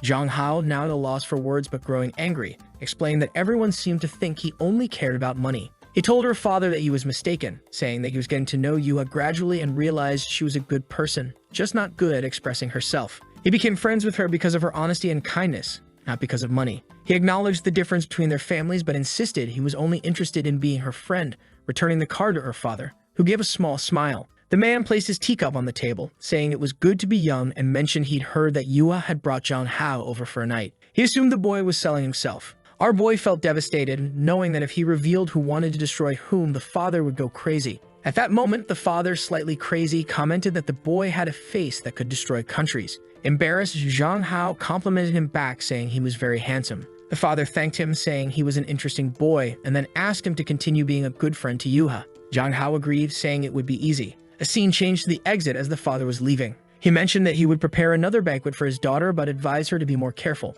Yuha said she understood, but noted she was out with John Hao, who was her friend. The father smiled and said that if that was the case, she should value friendships. In front of Yuha, he asked John Hao if they were really just going to remain friends and never be a couple. Poor John Hao fell silent, unsure of how to respond. He turned to the father and said he understood perfectly and would avoid any contact. The butler then appeared and told Zhang Hao that it was time to go. The father told Zhang Hao that it seemed there was nothing to worry about, but before leaving, he instructed the butler to keep an eye on the two. Our boy was exhausted, and Yuna asked if her father had caused any trouble. He says everything's fine and that it must just be fatherly love. And he checks his phone and is startled. He has a series of missed messages. The scene changes to his home. It's nighttime as he's returning. Kin, who is soon going to have liver problems, is, as usual, a bit drunk. Embarrassed, Zhang Hao approaches and asks why she's drinking alone. She simply asks why he hasn't been answering his phone. At that moment, he knows he's in trouble for ignoring those calls. He starts making excuses, saying he had it on silent. But she ignores that and just asks if he had fun with his classmate. Embarrassed, he says he did but shouldn't have ignored the calls. Kin says it's fine, but he'll have to make up for today by spending time with her tomorrow. She tells him that he has to talk to the platform people tomorrow. She says it's perfect because they can go to the mall together and can sort out that issue. She tells him to take a shower and just agrees, while Kin thinks that with these two competitors, she'll have to be more aggressive. The scene shifts to the next day. Someone says they're embarrassed to have asked to meet him on the weekend. Our boy responds to Song saying it's no problem. She says that his fan base isn't small anymore and that he needs to appeal to his new fans. She hands him a tablet with a streaming auction for him. As soon as he sees that it's for him to act like a fool in a kimono, he says he's not that type of streamer. She then shares a second photo of a night cosplay, saying he won't have to show much skin. He agrees, saying the second auction is more acceptable, but he's shocked when she says that in that case they're doing it now. Before he can react, she's already got the camera in hand, telling him to take a look. With no other option, he's soon dressed as a knight, posing for the photo. What he didn't expect was a crowd watching, and apparently, this video was already recorded and shown to someone. During a meeting, the girl comments that it's a great place to invest because that cosplayer alone attracted a lot of people. However, people are thinking that the cosplayer is very handsome until he realizes he's being filmed by a drone sending footage to the meeting. At that moment, the signal is disconnected. She apologizes, saying she'll send someone to investigate, but someone in the meeting says they'll handle it themselves. It's Wainan, who says that since he destroyed the drone, he'll have to pay the price. Later, our boy is exhausted because it took forever to take all those photos. He hears someone knocking on the door and asks if it's his sister. But when he opens the door, it's Wainan, arms crossed. He tries to close the door, but she blocks it, saying it seems like he's really trying to ignore her. She glares at him, asking if she has to break into the house. He reluctantly invites her in. Sitting on the couch in business attire, she asks why he hasn't been responding to her for the past 2 days. Embarrassed and trying to cover it up, he says the day was very busy and offers her some tea. She just laughs in his face, asking why he's dressed like that, and if he really thinks it's good to earn money this way. He says she wouldn't understand, thinking to himself that she once wanted him to be a streamer for her company. She asks why he wants to continue streaming if she already told him she'd pay much more. But our boy, tearing up, says a man has to earn his own money. She just laughs, saying she agrees with that, and pulling him by the collar, says they need to resolve the drone issue. He's flustered, asking if that was her company's drone. As he's about to talk about money, she says she knows a better way to compensate. Before he can respond, she kisses him. She helps him catch his breath and tells him that the outfit suits him well. Our otaku boy jokes that she would look good with cat ears. She asks if he wants to see her wearing them and warns that he'd have to kill her first. Out of nowhere, the boy becomes energetic and gives a playful drum tap. She looks confused, and with 50 kilograms of muscle, he lifts Wei. She comments on his courage to lift her in such an embarrassing way. He admits he has courage but can't hold her up for long because he's already trembling. He asks her to get down and she says he might collapse to the ground. She then remarks it's a shame he failed the counterattack. Our boy is disheartened, realizing his body is indeed very weak. Wei tells him that in terms of strength, he stands no chance. She helps him catch his breath once more. Half an hour later, our boy is exhausted and worn out, while Wai-Man, still radiant, talks about the red moon that only appears after a solar eclipse. Zhang Hao is curious, knowing this phenomenon occurs only once every 14 months. She explains that there's another type of lunar eclipse influencing the red moon, and that her investigations suggest this new eclipse is related to the red moon. Zhang Hao becomes intrigued, thinking this might relate to how his body ended up in this world. As his sister arrives back home, the two of them look back and Zhang Hao is startled. Kin's groceries fall to the floor and she, surprised, asks Zhang Hao what he's doing. She thinks to herself that she must be going crazy to see him like this. She questions why he's dressed that way, and he explains it's for a stream he's doing. She understands it's work while thinking he looks amazing. He says he's going to take a shower because he's tired. She offers to give him a massage later. He suddenly stops and calls her, saying it'll be difficult to remove all the tied-up clothes and that he needs help. Of course, Kin doesn't refuse such an offer. He's suffering, dying of heat, asking her to take it off quickly, while he thinks to himself it's good that Wei didn't try to escape. As she helps him undress, he remarks he felt like a canned tuna. She notices his sweaty back and feels a bit uncomfortable. He says he smells bad, but she says it's a pleasant smell, hugging him and saying he looks handsome in that cosplay. She teases that if he did more cosplay, she might stop liking women. She's excited when he mentions he'll have to make cosplays for live streams. With that, he goes to take a shower, thinking it would be good to make her like men. But then someone coughs in the bathroom. When he looks back, Wei is not standing there staring. Poor guy. As he's about to say something, his sister asks what the problem is. He quickly tells Wei not to stay silent and turns to his sister, saying he stubbed his toe, but is okay. She asks if he needs help, and he insists he's fine and she doesn't need to come in. He asks Wei why she didn't use the chance to escape. The warrior isn't paying much attention and just asks how he can be shirtless without any change in expression. He calls her weird for acting like a pervert hiding in someone else's bathroom. As he leaves, Wei remarks that it's interesting he has a sister who wants to try various cosplays and reminds him that his sister isn't so simple. Zhang Hao tells her not to worry. On the other side, Kin calls him to come quickly to drink some milk and get a massage. Wei stands up angrily, saying he indeed has a very caring sister, now certain this woman has some evil plan. She storms out, saying it would be good for him to visit her tomorrow afternoon, otherwise she'll have to come back to deal with things. The scene shifts to the Wei family villa. The usually stern boss is cooking this time. Our boy is already there, complimenting her, saying she's impressive. He approaches, offering to help her cook, saying she doesn't need to do it alone. She tells him not to worry because it's normal to cook for the boy one likes. He blushes and tells her to stop with the subtle hints. She gets closer and says it's rare to see a cute boy like him who knows how to cook. He replies that unfortunately he had to live alone for many years, so he learned. Just then, his pan starts burning. She pulls his face towards her, telling him to be careful. Embarrassed, he apologizes, saying it's been a long time since he cooked. He steps back, thinking he never imagined she had this side. A while later, the banquet was ready.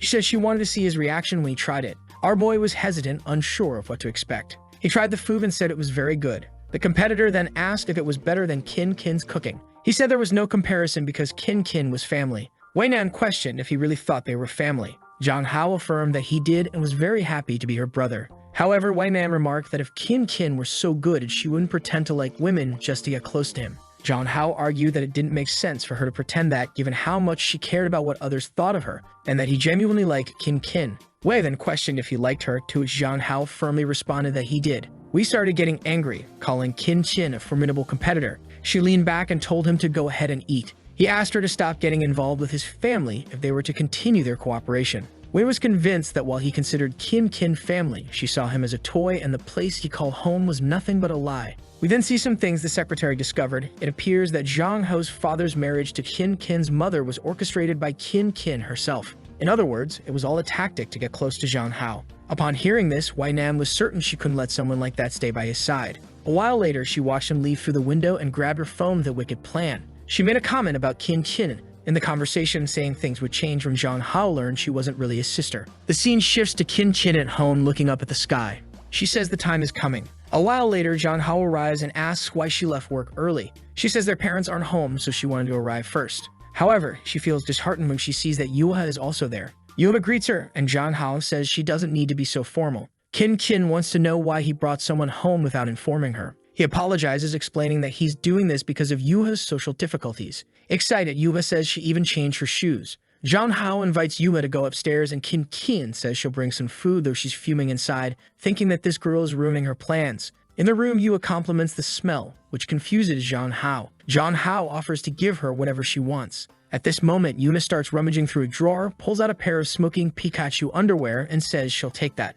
Just then, Kin enters the room with some juice. She sees the underwear and looks disheartened. Poor Zhang Hao tries to explain, saying she shouldn't misunderstand. Seated with both of them, Kin says she understood perfectly what was happening. Zhang Hao tries to explain that Yuha is just socially awkward and not a pervert. Kin decides the best plan from now on is to reduce the amount of time the two spend alone together. She invites Yuha to her room, saying she wants to show her something cool. Yuha thanks her, saying she's very kind. But when Kin suggests watching a movie that girls love, Zhang Hao gets a bit confused. He pulls Yuha aside, saying it's not a good idea to teach her those things. Kin reassures him, saying she will only talk about girl stuff, then tries to pull Yuha along, saying she will teach her what a girl needs to do. Zhang Hao, confused, asks if Kin is interested in Yuha. Suddenly, Kin falls silent and insists that she definitely isn't. Zhang Hao was a bit confused, and suddenly, Kin threw herself onto him, putting her hand on the back of his neck. She noticed he was out of breath and gave him some air, while Yuha was almost crushed.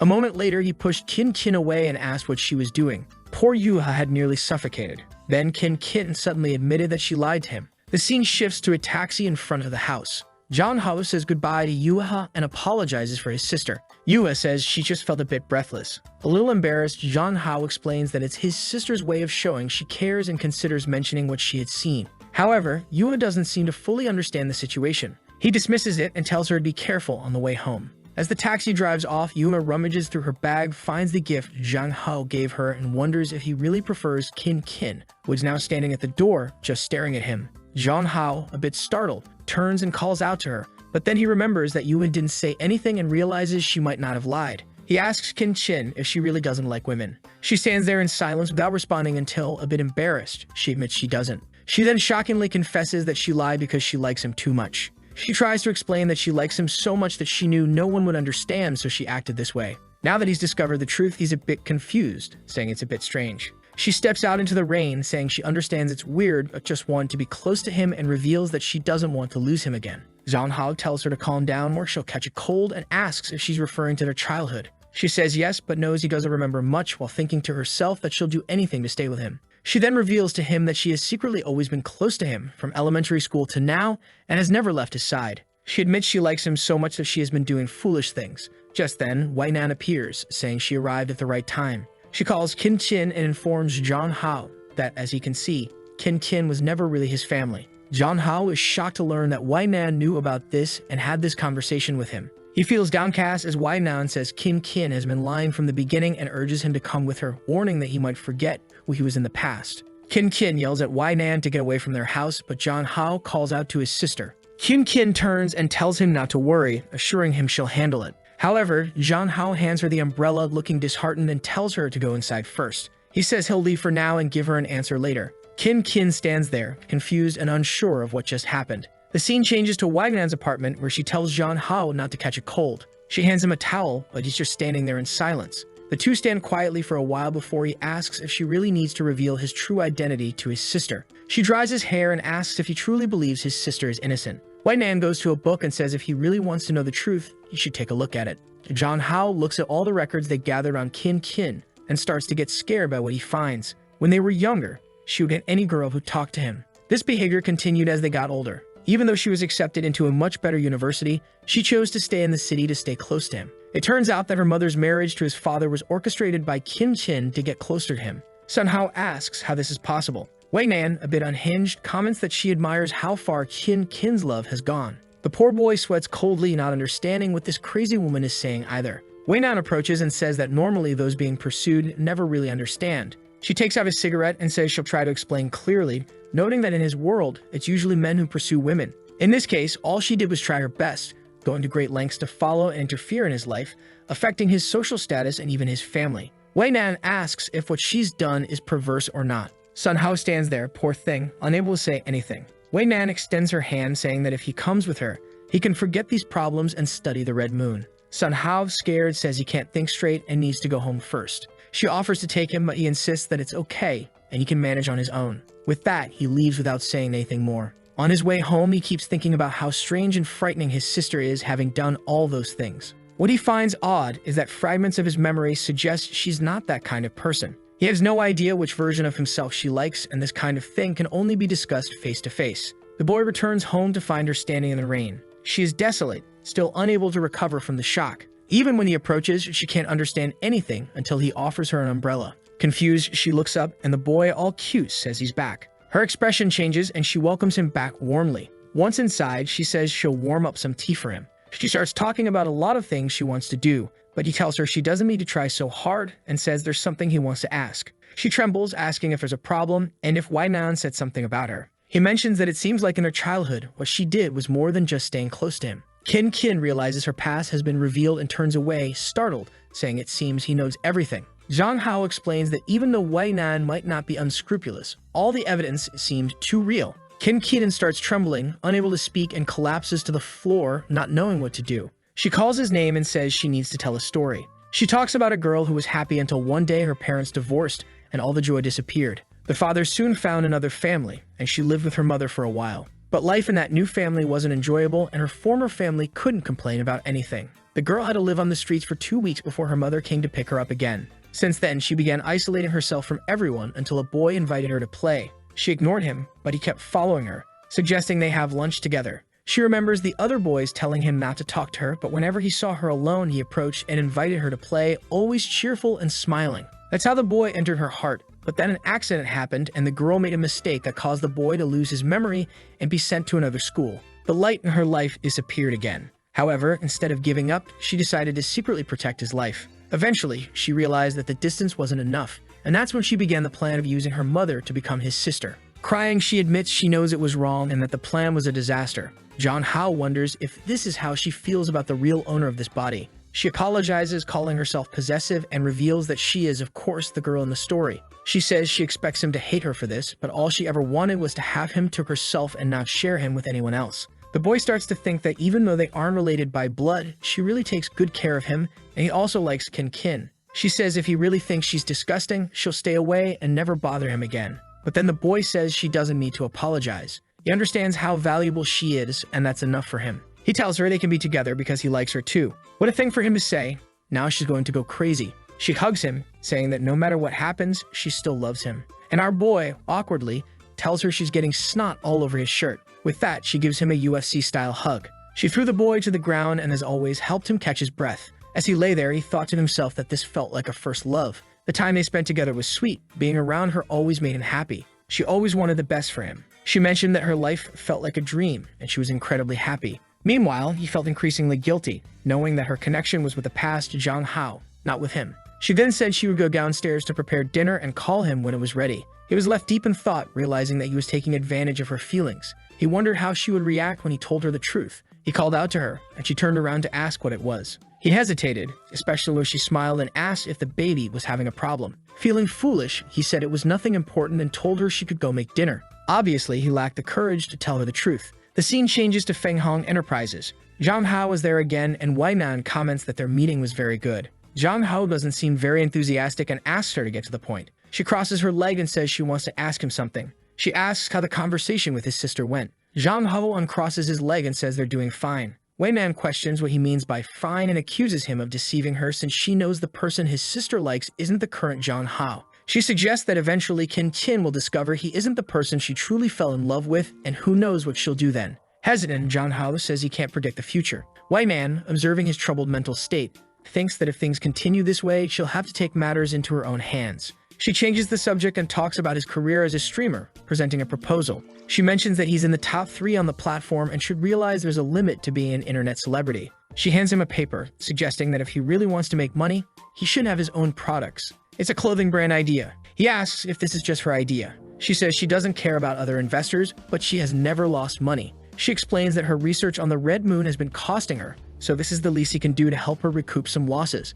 Zhang Hao agrees not to pay with flesh and blood, but if it's a matter of time, he can help a bit and promises to repay her for all the help she's given him. He then asks what style of clothing she has in mind, and she tells him to be independent and create his own style. Later, as he leaves, she thinks to herself that with her strategies, it will be easy to manipulate him. Her plan for now is to keep him busy with his career, as he's the type of man who enjoys making money. This way, he'll be more independent from Miss Kin, and she can use her influence to pull him away from his sister. Later, Zhang Hao returns home. Kiki asks if he's busy and tells him not to spend too much time on that clothing company. Zhang Hao reassures her not to worry because they're helping him a lot. However, she knows very well that this clothing company is undoubtedly connected to Wei Nan. She calls him over and says that now that they're together, he doesn't need to work so hard because she will support him. Just then, their mother appears and says it's time to let her brother sleep, starting to notice that something is strange. Zhang Hao thinks that lately she has been taking good care of him. Even though they've been spending less time together, she always cheers him up. If he wanted, this life he's living could last forever. The scene changes to the next day.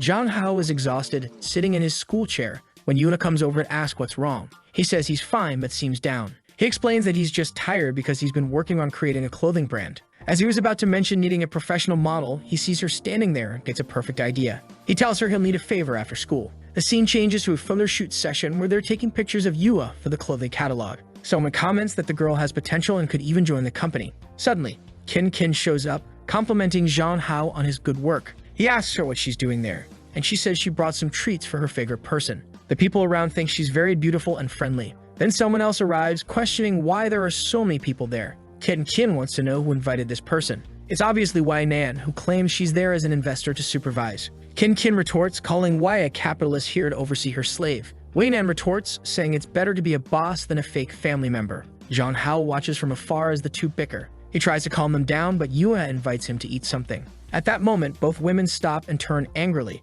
asking why Yua is the model for his products. Embarrassed, he tries to explain that it seemed like the best idea. Suddenly, the women start competing, with Wai Nan putting on lipstick and Kin donning another outfit. Clearly, both wanted to compete for the role of his model. Confused, Jong Hao, with the camera in hand, asks why he has to do this. Wai Nan insists that only he has the honor of photographing her. Once again, the two start arguing while Jong Hao doesn't know what to do. He asks them to stop so they can finish early, and now even Yuho wants to pose for the photos. Kin sits and tells Yuha to put her hand in her hair, excited at how photogenic she is. He tells Wai Nan to sit in the chair and smile, feeling excited. Seeing why, he decides it's best not to give her any instructions, fearing backlash. However, seeing that she's not posing properly, he tells her to stretch her leg, feeling thrilled to be ordering a CEO around like this. Time passed as he took the photos, while Yuha watched the competition between the girls. At the end, he thanked everyone and offered to treat them to dinner later. Once again, they were competing for his attention, leaving him unsure how to handle it. He decided to let them figure it out and not get involved anymore. Later, back at home, the product link and the page were working well. He felt a bit insecure since it was his first business venture, but with everything set up, he had no choice. He started the live stream and there were 17,000 viewers. He mentioned the shopping cart in the right corner and invited those interested to check out his products. What he didn't know was that most of the women watching weren't pleased with this. Even his biggest fans started saying that the image of the perfect idol was breaking. Some commenters mentioned that this move was a misstep. While some in the chat supported him, the majority criticized him. A few people recognized Wai Nan, and even at Kin's workplace, she was also recognized. The boy's popularity was growing, reaching 125,000 viewers. People were looking at the designs, noting they were unique and asking if he had created them. Of course, he had borrowed all the ideas from the world he came from, which is why he decided to launch fashionable women's clothing. As viewers saw the prices, public opinion started to shift positively. Wai Nan was excited, noting that it seemed like it would be a success. Wei, eager to help, planned to buy a ton of products to boost sales. In no time, sales went from 1 to 123,000 in total.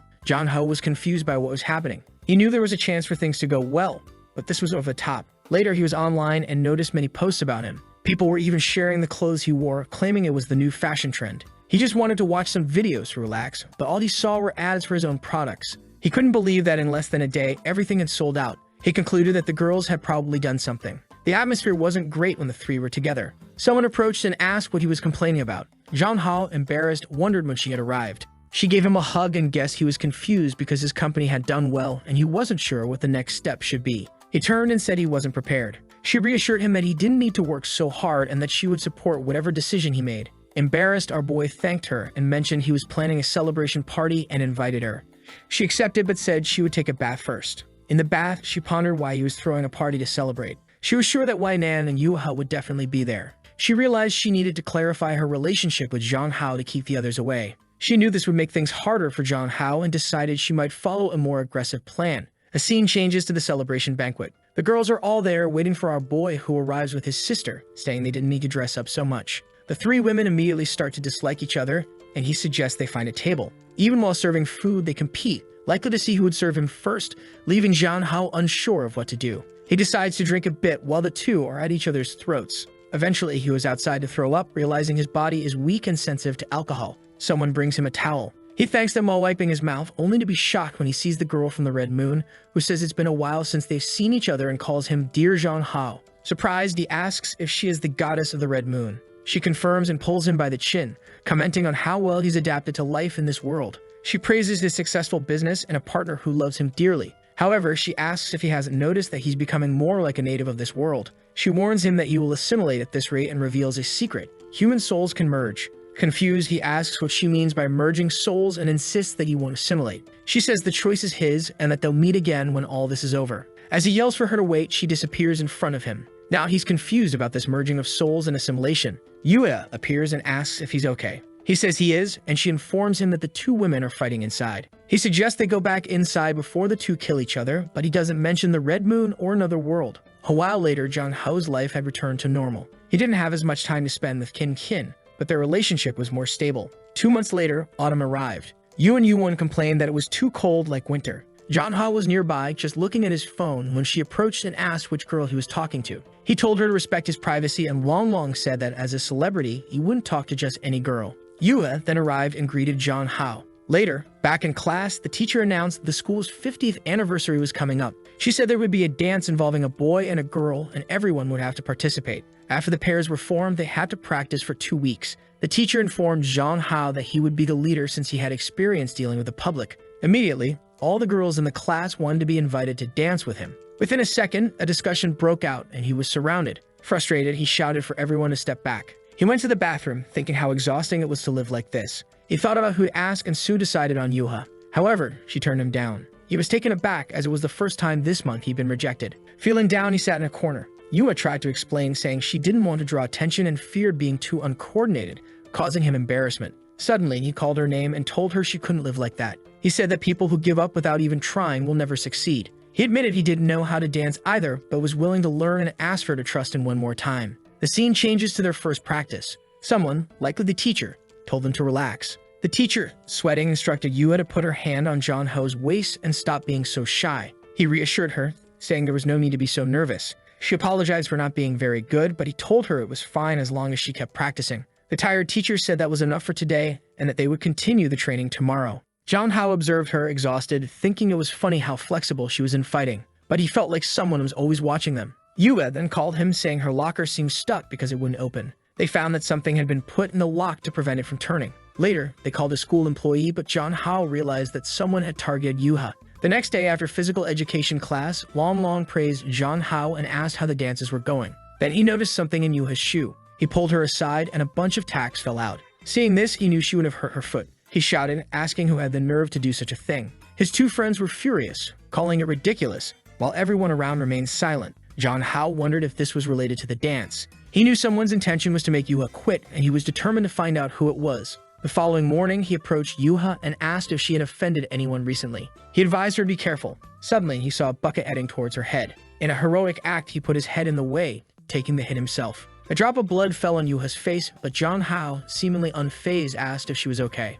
He turned to shout at whoever was above them, but Yuha warned him to be careful. Ignoring her, he ran upstairs, determined to find the culprit. He opened the door to the upper floor and found a girl crying, saying she didn't want to hurt him, she just didn't like Yuha monopolizing him. Zhang Hao said nothing as she continued shouting that Yuha didn't deserve to have him all to herself. The girl seemed to go mad, lamenting that she shouldn't have hurt him. Immediately, Zhang Hao ran to her, grabbed her arm, and pinned her to the ground, telling her to stop this nonsense. He sternly told her to stop getting involved, saying it was up to him to decide who deserved to be with him. The girl stayed silent, just listening. Then Yuha appeared, crying and running towards him. However, Zhang Hao's vision began to blur. He couldn't understand what was happening or why he couldn't see clearly. At that moment, he seemed to recall various situations. It wasn't clear if these were alternate timelines or perhaps memories of the body's previous owner. A while later, he slowly opens his eyes in the hospital, wondering if the scenes he just experienced were hallucinations. Yuha calls out to him, saying that he finally woke up and apologizes for causing him to get hurt. However, she assures him not to worry because she will take revenge for him. She even says that the other girl will pay dearly. At that moment, Zhang Hao sits up, insisting that he's in good health and that they should get back to practice. He advises her not to seek revenge as it would only cause more trouble, reminding her that she promised to impress everyone.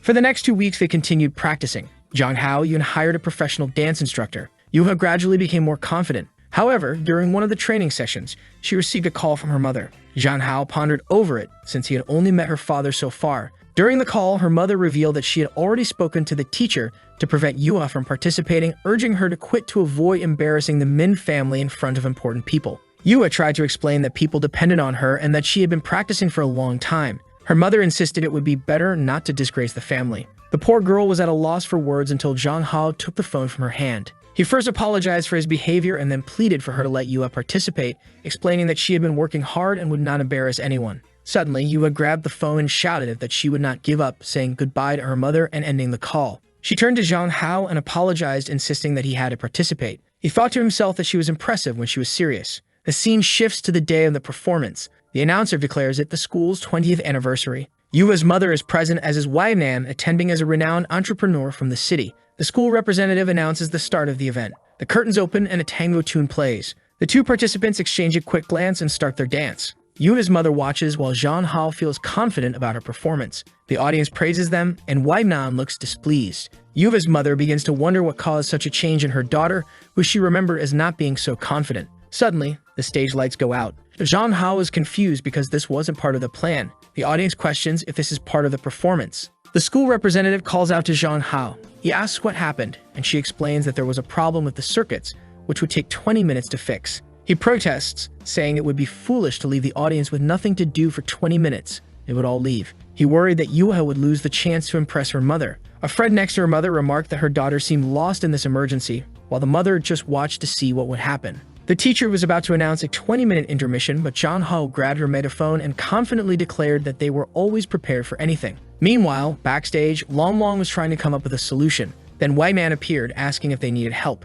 At that moment, Wan called for Zhang Hao, who saw that White Man had found a light for them. Though it wasn't perfect, it was the best auction at the time. Without power, the instruments weren't working, so they had to perform without them. The situation suddenly turned into a slice-of-life scene. As Yuva danced, the audience was impressed. Meanwhile, Zhang Hao seemed to be singing, with Wai Nan watching him closely. A while later, the performance ended. Yuva's mother approached, asking if he was the one who had taken her daughter's phone. Awkwardly, he confirmed and apologized. Yuva turned to her mother, thanking her for coming, and her mother silently observed. She reached into her pocket for something but paused, then called for Yuha. After a while, Yua's mother said she did well not to embarrass the family and that next time she could bring Zhang Hao to their home. The two stood there, not quite sure how to respond. Yua simply thanked her and ran to hug her mother. Zhang Hao thought that all the effort over the past weeks was worth it for this moment. He felt that although the performance wasn't perfect, it was enough. He was feeling proud when someone pulled him by the shirt. It was Yuva, asking if he had time now. They went to the physical education room. He asked why she brought him there, considering they usually practice there.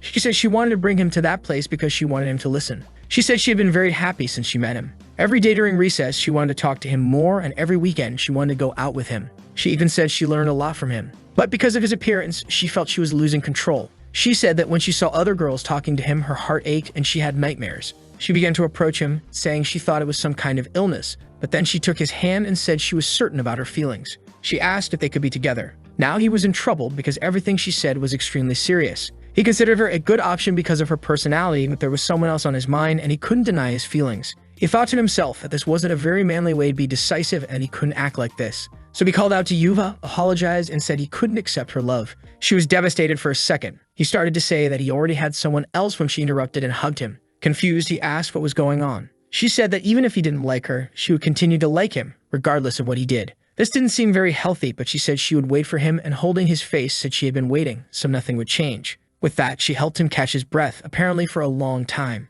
Near the window, Wei was there, noticing the situation and thinking instead of feeling jealous, wondering what was happening. Later, Zhang Hao told himself that he needed to be more honest with his sister, Kin. He threw his clothes on the floor, complaining that no one was making things easier for him. Suddenly, Wei opened the door forcefully, greeting him. Startled, he asked how she could invade someone's privacy like that. She approached him, asking if Yua had confessed. He replied that she probably heard everything. The president said she was satisfied with his response. Zhang Hao asked what she meant by satisfied. The president explained that she had to take things out of her car to help him with that dance, so now he had to repay her. He told her to ask instead of doing these things and promised to help somehow. She said that in this world, good husbands always help their wives dress. Seeing what she was doing, he asked what kind of craziness this was. She informed him that he would have to help her put on her stockings again. He tried to pretend he didn't like it, but he was clearly flustered. He began to help, thinking it was an easy way not to betray his sister's trust and still calm this crazy woman. But the angel on his shoulder said it was clearly a betrayal. The devil, on the other hand, said it was his duty to help people.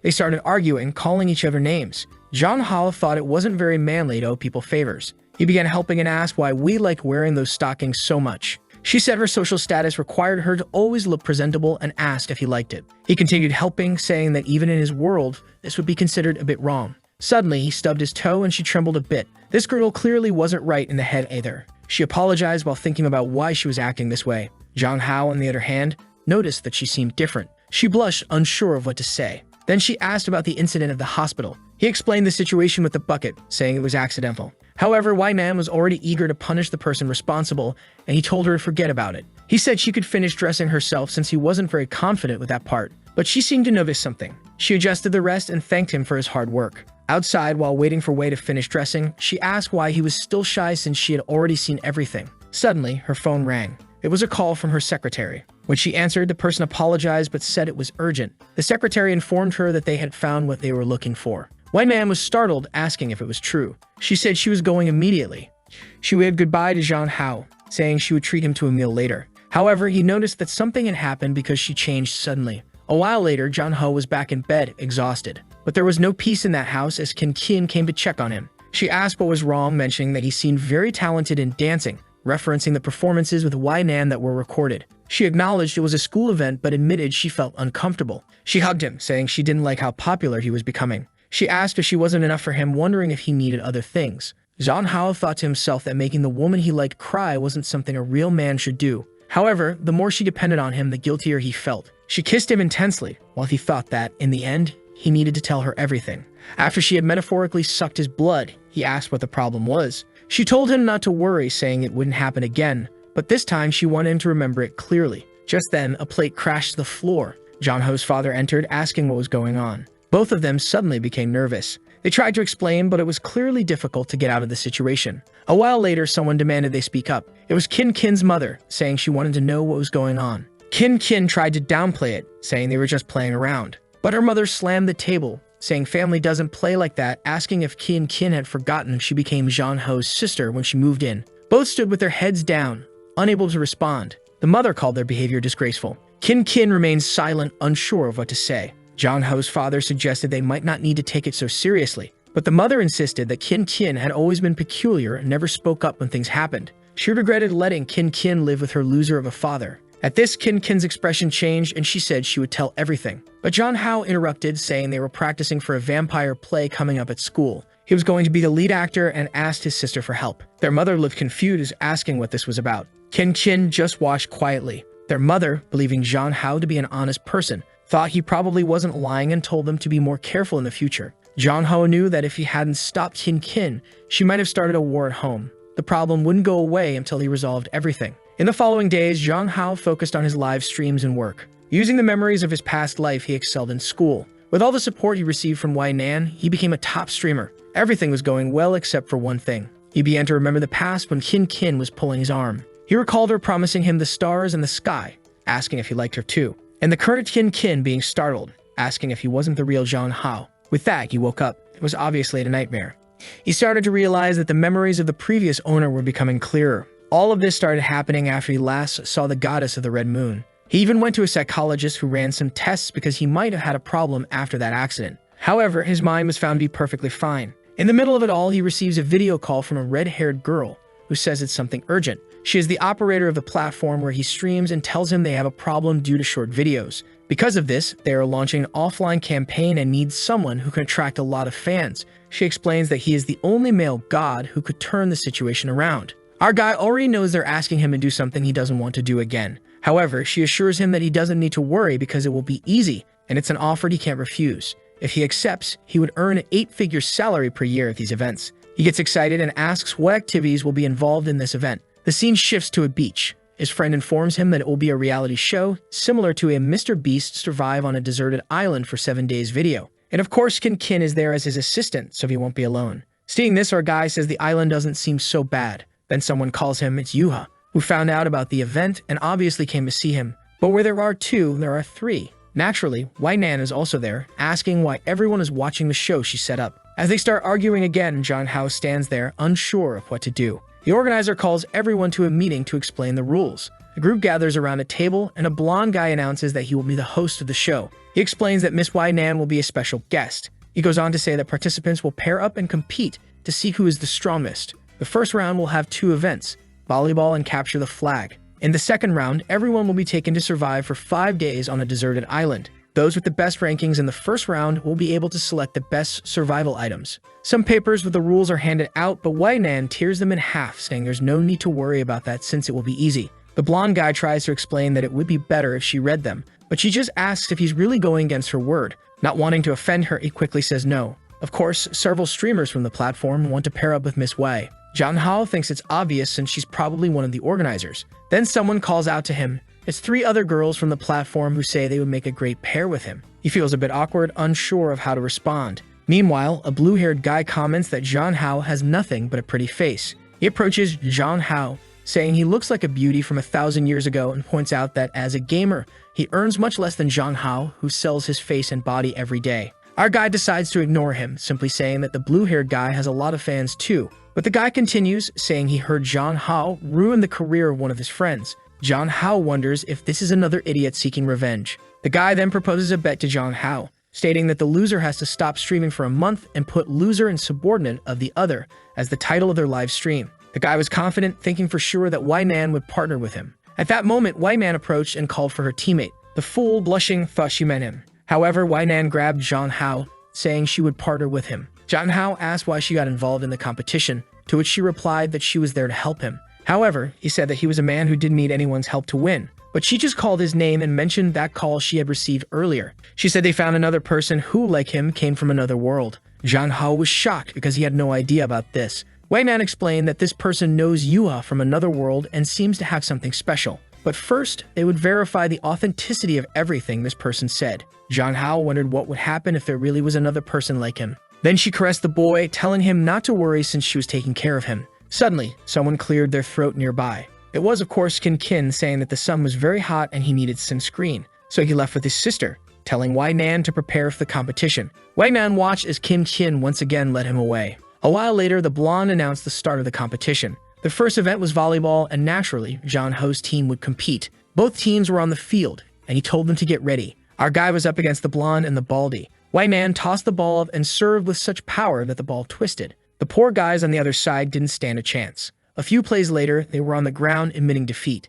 The blue-haired guy from earlier, who had also made it to the final, commented that John Hao had been carried by his team. He approached asking if John Hao even knew what volleyball was and warned him that now he would learn the difference between them. With everyone on the field, the match began. The blue-haired guy threw the ball up and jumped about 30 meters to serve. John Hao was shocked, and Wai Nan realized it was almost professional-level skill. The ball came crashing down, and Wai Nan told John Hao not to try anything. However, the ball hit him square in the face. The announcer remarked that it seemed the blue team's strategy was to injure John Hao. Wai Nan asked if he was okay. The guy on the other side was laughing, saying accidents happen. Of course, Wai Nan told him to shut up, but he responded that he would show them what cruelty really was. The game continued with the scores staying close. Wai Nan tossed the ball up, and this was their chance to win. She aimed at the exhausted guy on the other side, who accidentally managed to block it with his arm. Both teams jumped to intercept. Suddenly, John Hao, channeling a scene from Haikyuu, told her to trust him. Instead of spiking, she gave the ball a light tap, and John Hao awkwardly jumped 30 meters.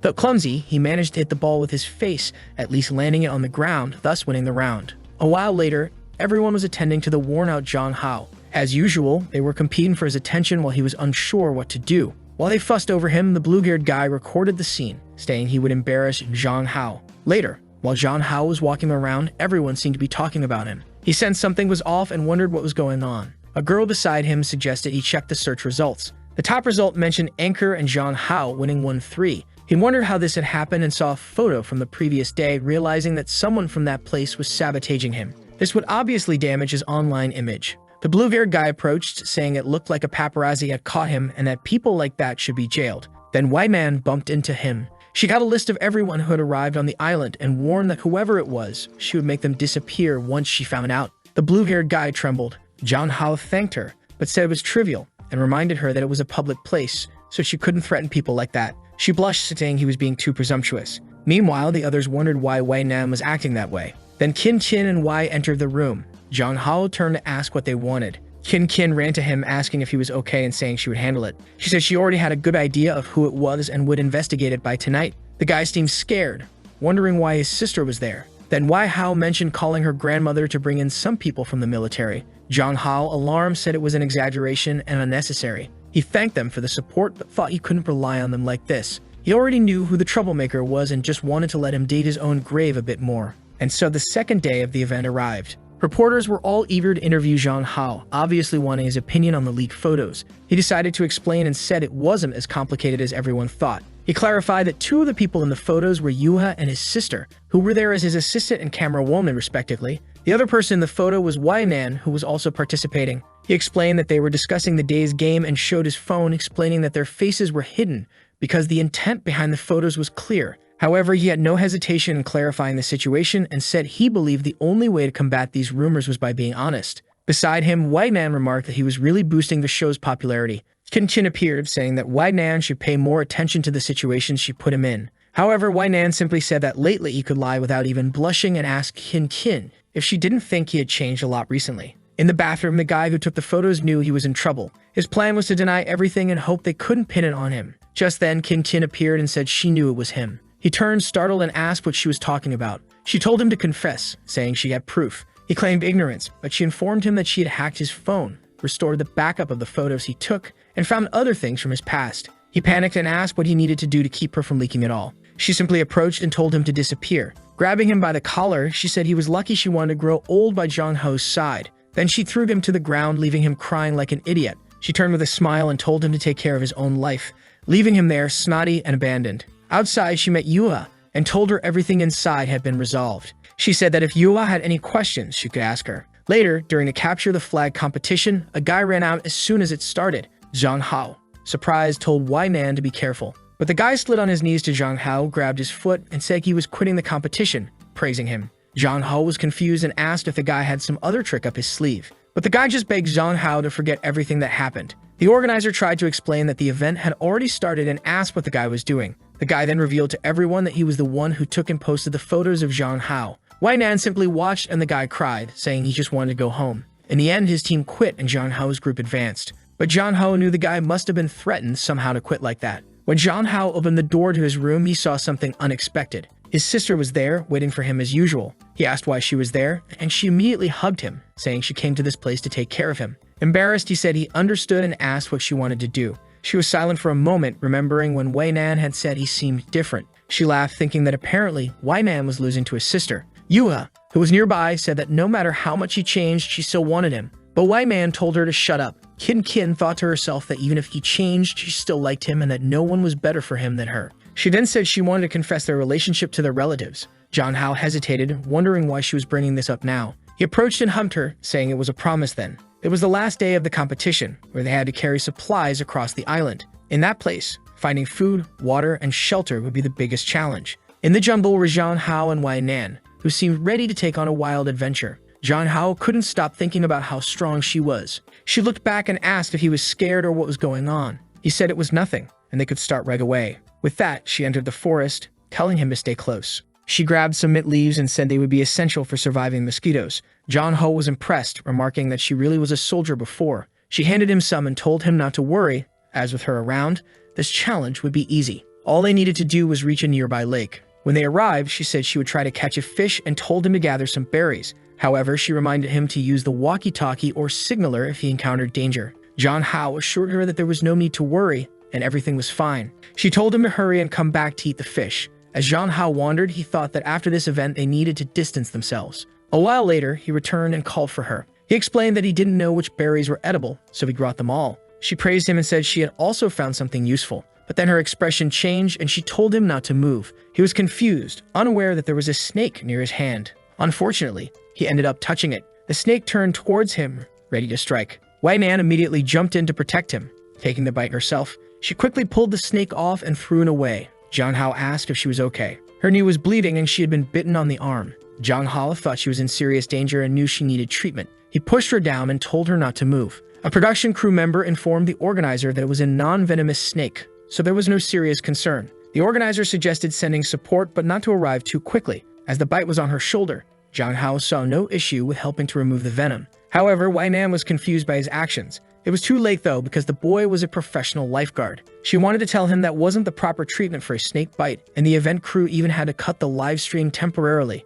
Nearby, Kin was observing everything, clearly not happy. Zhang Hao spat out the blood he had sucked, determined to find some bandages. However, Wai Nan, out of breath, told him to wait and asked where he had heard that this was the way to treat a snake bite. She explained that if it had been truly venomous, he shouldn't have tried to suck it out as he could get infected. She clarified that the snake wasn't venomous, so all they needed was some clean water. A doctor was being sent over, and the organizer reminded her not to interfere with the game. Then someone called out saying they would come too. It was of course Kin. Being well known in the medical field, people recognized her. She announced that as Zhang Hao's sister and a doctor, she wanted to check on him. The other doctor said it would be an honor to have such an incredible doctor as her. As night fell, the two were in a cave. Zhang Hao mentioned that he was starting to feel awkward with how much she was staring at him. The camera was on the ground and he asked if it was okay, and they were supposed to be filmed. She simply said that she was the boss, so it wasn't a problem, and explained that what was about to happen couldn't be broadcast on TV. She began to approach Zhang Hao, who asked why she was acting like this all of a sudden. Seeing her expression, he joked that it seemed the snake had some other kind of venom.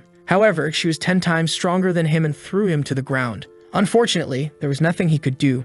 she was too strong for him. She then commented that her clothes were a mess because of the wound, but mentioned it might be very convenient. Outside, someone said they should be close. It was a group of doctors, one of whom commented that they had lost the walkie-talkie signal. Kin started to get worried. Then she heard some noises beside her. When she looked, she asked who it was. It was, of course, Yuha. This guy couldn't go a second without having all three around him. When the doctors looked back, Kin had disappeared. Kin then asked Yuha how she was in the jungle. Yuha said she had been following them. Kin told Yuha that even though she liked Zhang Hao, it was impossible for them to be together. Yuha simply said she knew that. However, all she wanted was to stay by Zhang Hao's side and make him happy. And of course, if she found anyone who made him unhappy, she'd explode that person's head. Kin just observed quietly. Meanwhile, somewhere else, someone was telling a certain person to stop. Our boy had been immobilized, and the president warned him that this time he couldn't escape. He said he didn't want anything, but she replied that his body was more honest. Just then, they heard someone shouting his name. He immediately recognized the voices of his sister and Yueha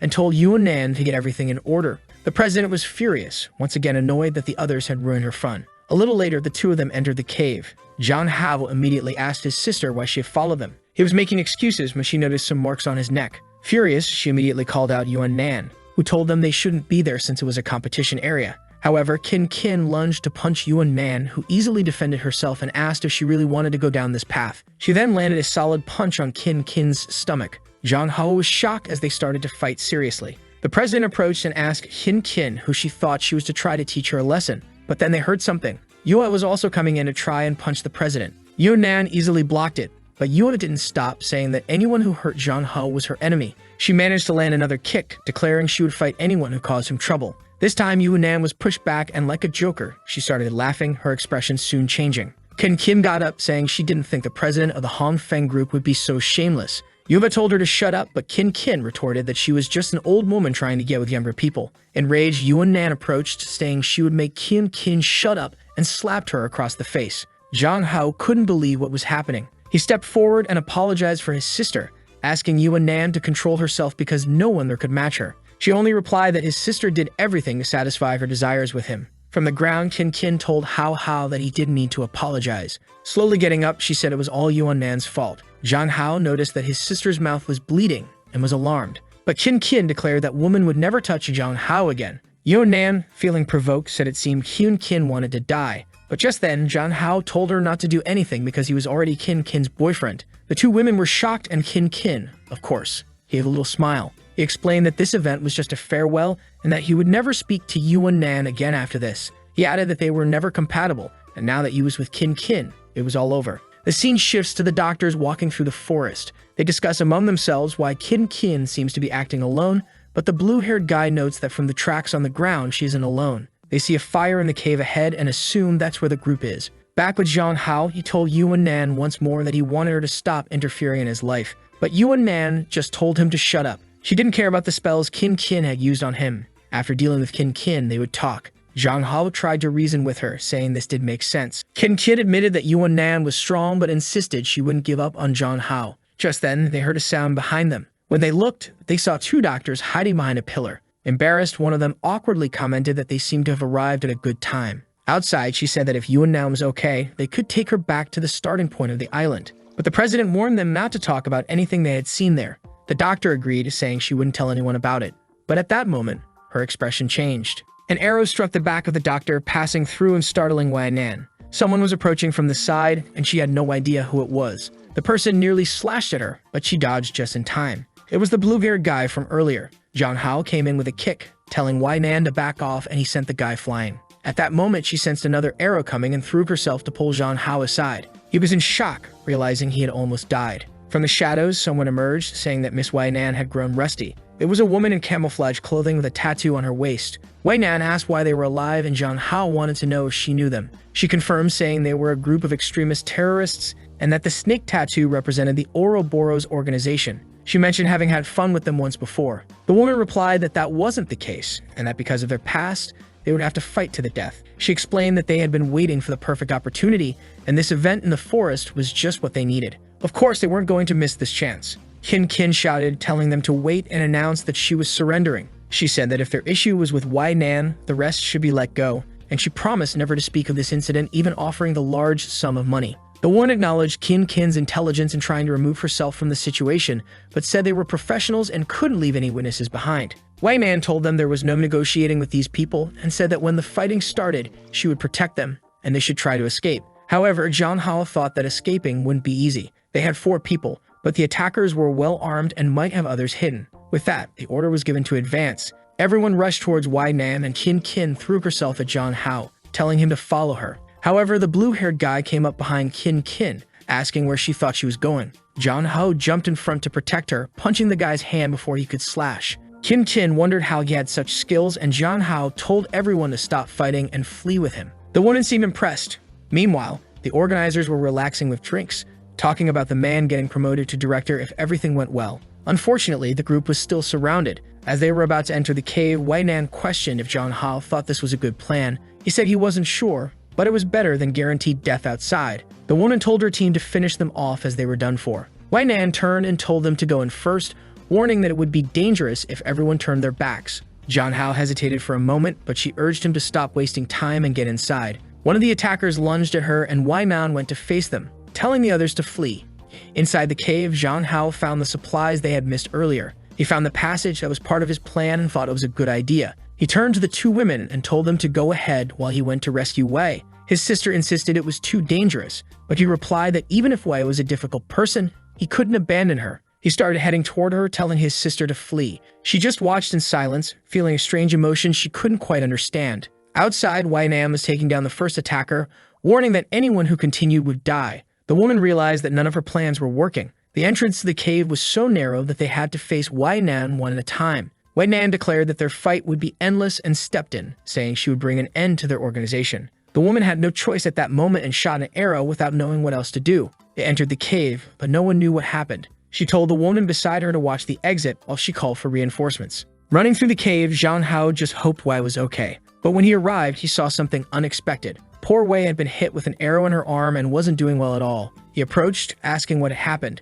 and she wanted to know why he came back. He simply said there was a passageway and he was going to take her now. However, she told him to flee because they could still be caught. Ignoring her, he picked her up, saying he was getting her out of there. She blushed, questioning why he came back if he wanted to end contact with her. He shouted that was nonsense and told her to forget it, saying he was going to take her alive out of that place. For the first time, Wei Nan felt the sensation of being protected. On the other side of the cave, Kin and Yahello were anxious because they weren't returning. When they finally approached, Kin called out his name. John Hao said he was back, but Wei Nan wasn't in good shape. Yahello looked happy, but Kin seemed somewhat desolate. He turned to Kin, asking her to check Wei's wounds. Hesitant, she diagnosed that it was bleeding a lot but wasn't fatal. Kin tore off a piece of her shirt, and Wei asked why she was saving her like this. Kin replied that John Hao had worked so hard and she didn't want to waste that effort. She said that since they weren't out of danger yet, once she finished the bandages, she would get John Hao out of there. Wei Nan agreed that was the best option since she was the target of those people. She mentioned the Red Moon research and told John Hao to talk to Secretary Jin.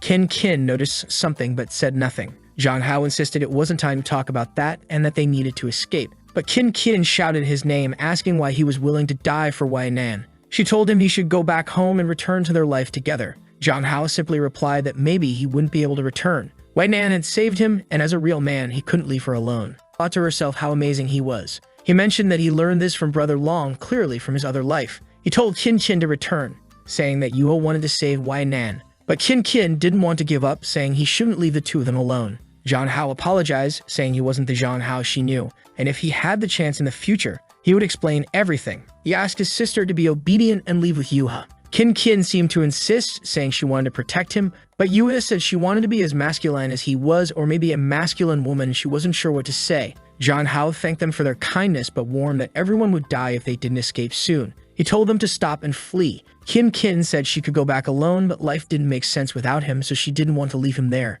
She wanted to stay with him. At that moment, someone asked what kind of romantic drama was unfolding. It was the woman from earlier, who asked if they were tired of the cat and mouse game. John Hao realized this time they had brought many more people. The production team was waking up after drinking a lot and began wondering what all the noise outside was about. Looking at the sky, they were shocked to see a lot of helicopters approaching the forest. In the middle of it all, John Hao was lying on the ground, everyone having been immobilized. The moon was red, and the woman questioned why everyone liked that boy. She began to draw her weapon, saying that if they had more time, she would try something else. But just as she was about to end the boy's life, the blade stopped a second before. She turned and commented on how wonderful Wei Nan's expression was at that moment. She said it was ridiculous that such a cautious woman was in this situation because of that boy. Poor Zhang Ho was unconscious on the ground, unable to do anything. Wei Nan began to cry, saying that if the moon hated letting him escape, she would do anything it wanted. The woman laughed, asking if she really would do anything. She mentioned the brother Wei Nan hadn't let leave alive and declared that this time no one would escape.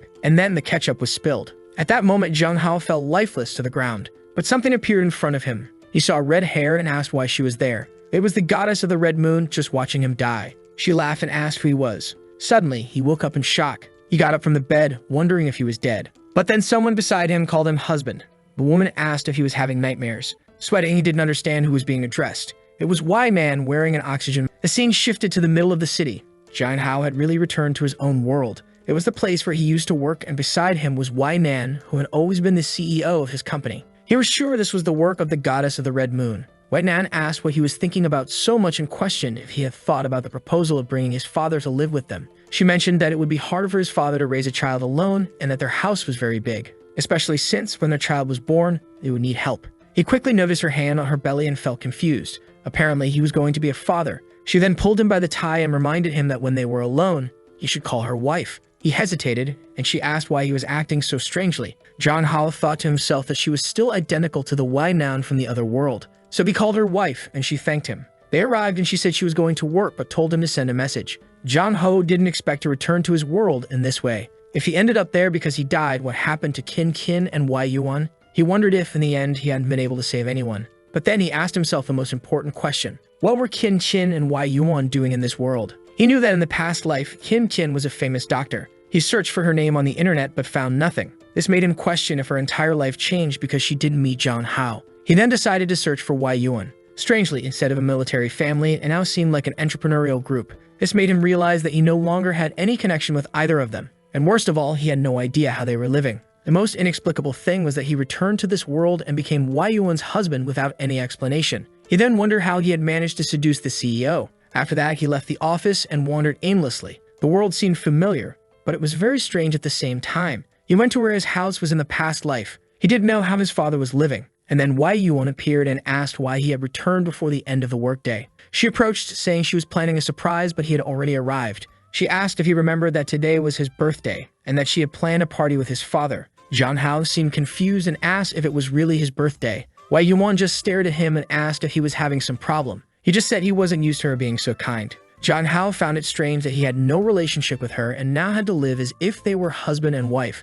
So he asked how a woman as ambitious as her ended up with a common guy like him. She said he was acting very strangely and didn't seem like the guy she knew. She put her arm around his shoulder and said that if he was anxious about the marriage, she would take care of him. She gave him a kiss and told him not to worry. Then she said they would discuss this more later and asked if they could go to the party. Obviously, Zhang Ho was just observing everything. His father was there normally in front of him. He asked his father if Wei Nan was really going to spend the day with them at the house. His father said yes, and Zhang Hao said he only had 2 beds, so he would have to sleep with his father. But his father just told him to learn to resolve couple issues together with her, saying that he should always speak the truth to his wife. Zhang Hao tried to protest, saying that his father didn't understand anything. However, his father just got up and said he was going to rest. He closed the bedroom door and wished him a happy birthday. There was silence, except for Wei Nan in the kitchen. With nothing else to do, he approached her, saying he would help. She then mentioned that last Manga had been great, so why didn't he want to continue today? Embarrassed, he realized she had overheard the conversation with his father. She asked if she was pushing him so hard that his body couldn't keep up.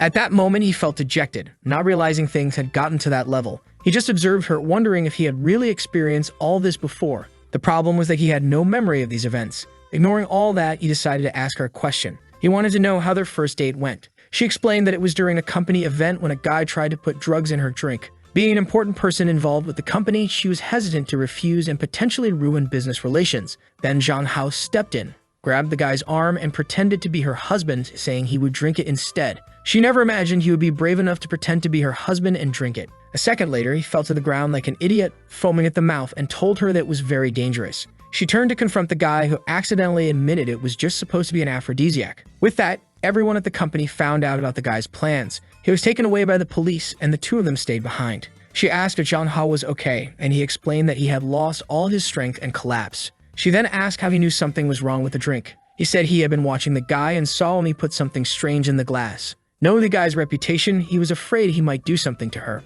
She then asked why he went to such extremes for her. Was he in love with her? Jung Hao replied that he wasn't. He just found it amazing that a woman like her had reached such an important position. Since his desk was near hers, he often saw how hard she worked. He was afraid that if this incident happened, people would think she got her position because of her looks. She said he seemed very concerned about her. Embarrassed, he said he just wanted to do the right thing. She said it seemed he was her hero of justice. He felt shy and asked why she was using those expressions.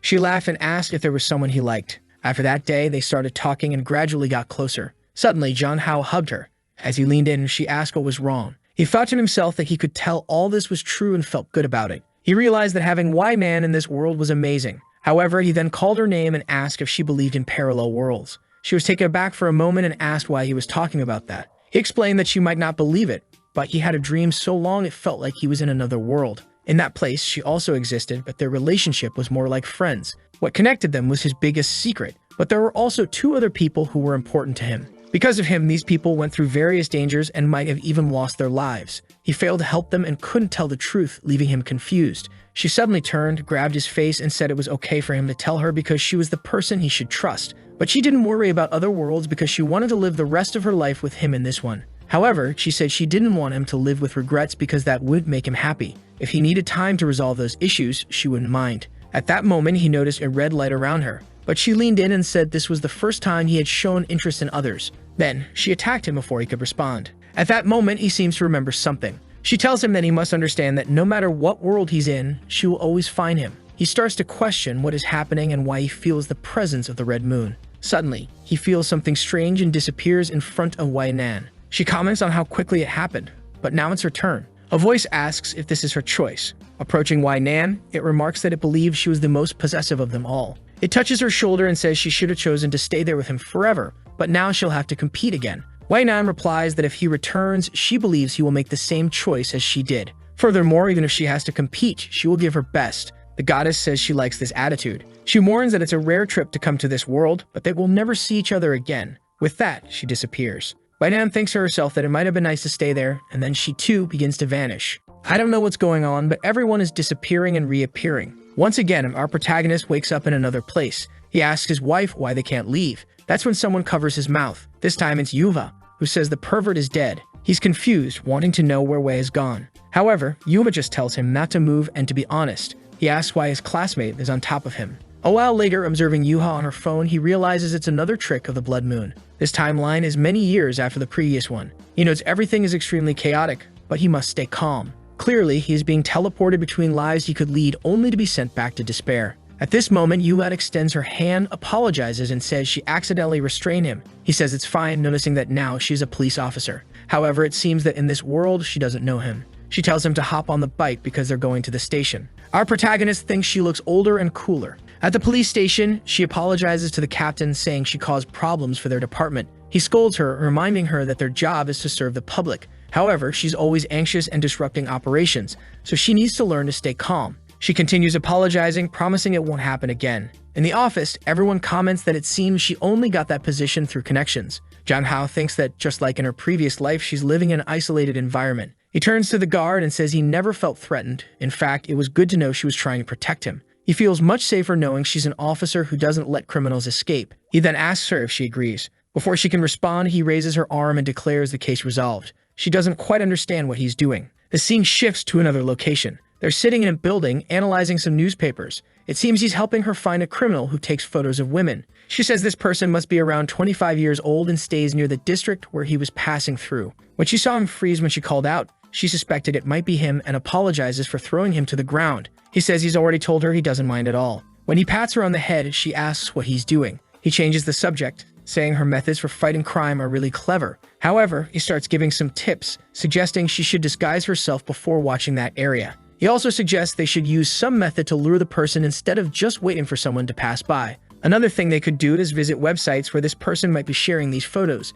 He quickly covers her eyes, saying that's something a child shouldn't see. They soon find a person who assures them that all the photos are taken without anyone knowing. Jung Hao then turns to Yuha and says it's time for the final step. They just needed a trap. The next afternoon at the train station, Jung Hao expressed his discomfort with using someone else's bait. That's why he donned a woman's cosplay, feeling embarrassed about walking around like that. But he told himself that being a real man, this was just a piece of fabric to help a friend. Then Yuha came over, grabbing him and telling her friend to come along. Jang Hao wondered why it felt like she was testing him and missed the old, calm, and obedient Yuha. The problem was that everyone on the train was staring in shock. Yuha was glaring at everyone around, and Jang Hao knew this wouldn't work if she wasn't discreet. They'd been on the train for a while, and it was strange that no one had tried anything. He saw a school kid talking about playing a game and figured it wasn't them, a guy complaining about the stock market, clearly preoccupied with other matters, and a calm old man who didn't seem suspicious. Frustrated, Jang Hao wondered why no one had taken the bait. Yuha tried to reassure him, saying they could try again if needed.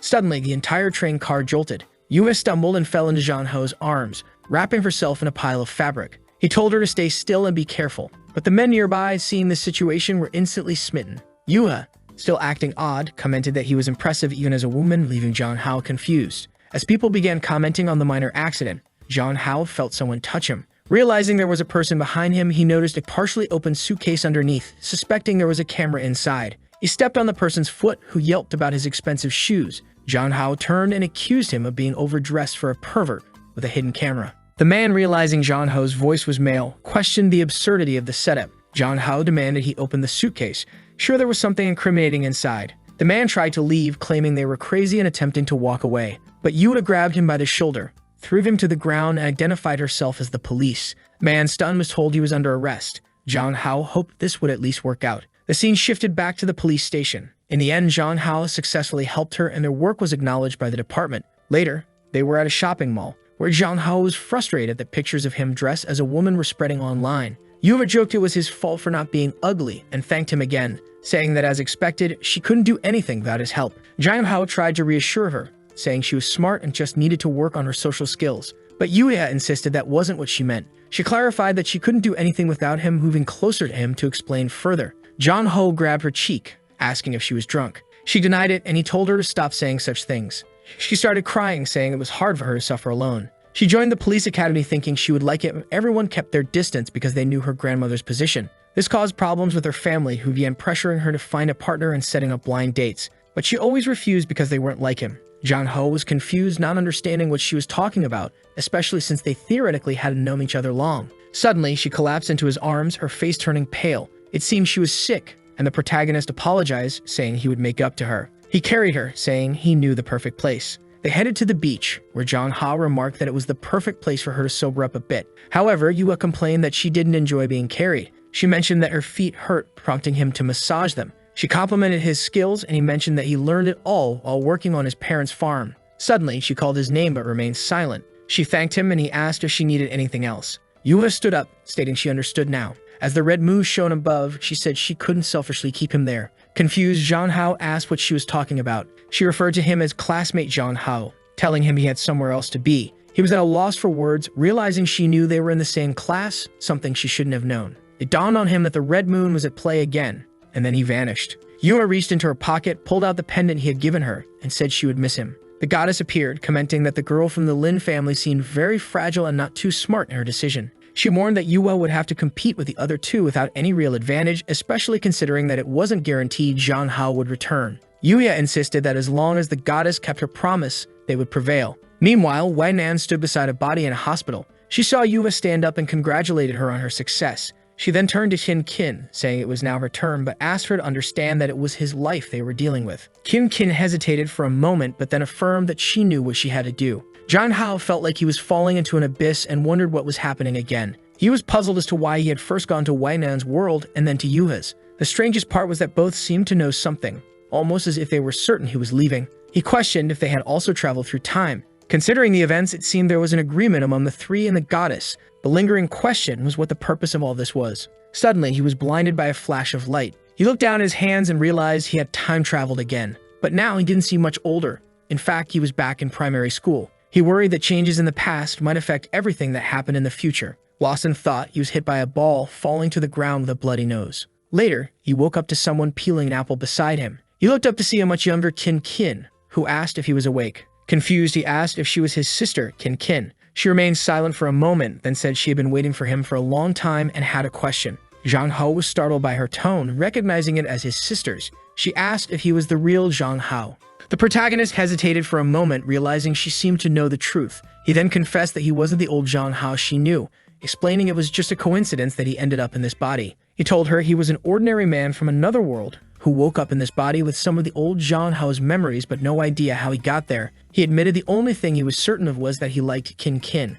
Crying, she asked if the real Zhang Hao would ever return. The protagonist said he had no idea. The apple fell to the ground as she spoke of losing the meaning in her life. Seeing her holding a knife, Zhang Hao rushed toward her as she said that since he had disappeared from this life, everything was pointless. He grabbed the blade, telling her not to say such foolish things. He insisted that everything that had happened was his fault, so it was his responsibility to make things right. Since he had taken over Zhang Hao's body, it should be him who dies, perhaps allowing the real Zhang Hao to return. But Kin said he knew that this wasn't the world where the other Zhang Hao existed. However, Zhang Hao insists that they can't know for sure unless they try. Maybe if he disappeared, this dream would end. But Kin says she can't do it, even if he isn't the real Zhang Hao. She trembles as he asks what's wrong. Meanwhile, outside, the teachers are discussing Zhang Hao's well-being. One of them reassures the other that being young, he should recover well from the trauma. They decide to check on him, but when they open the door, they're shocked by what they see. They quickly intervene, asking what is happening. The teacher rushes over, grabbing Kin's wrist,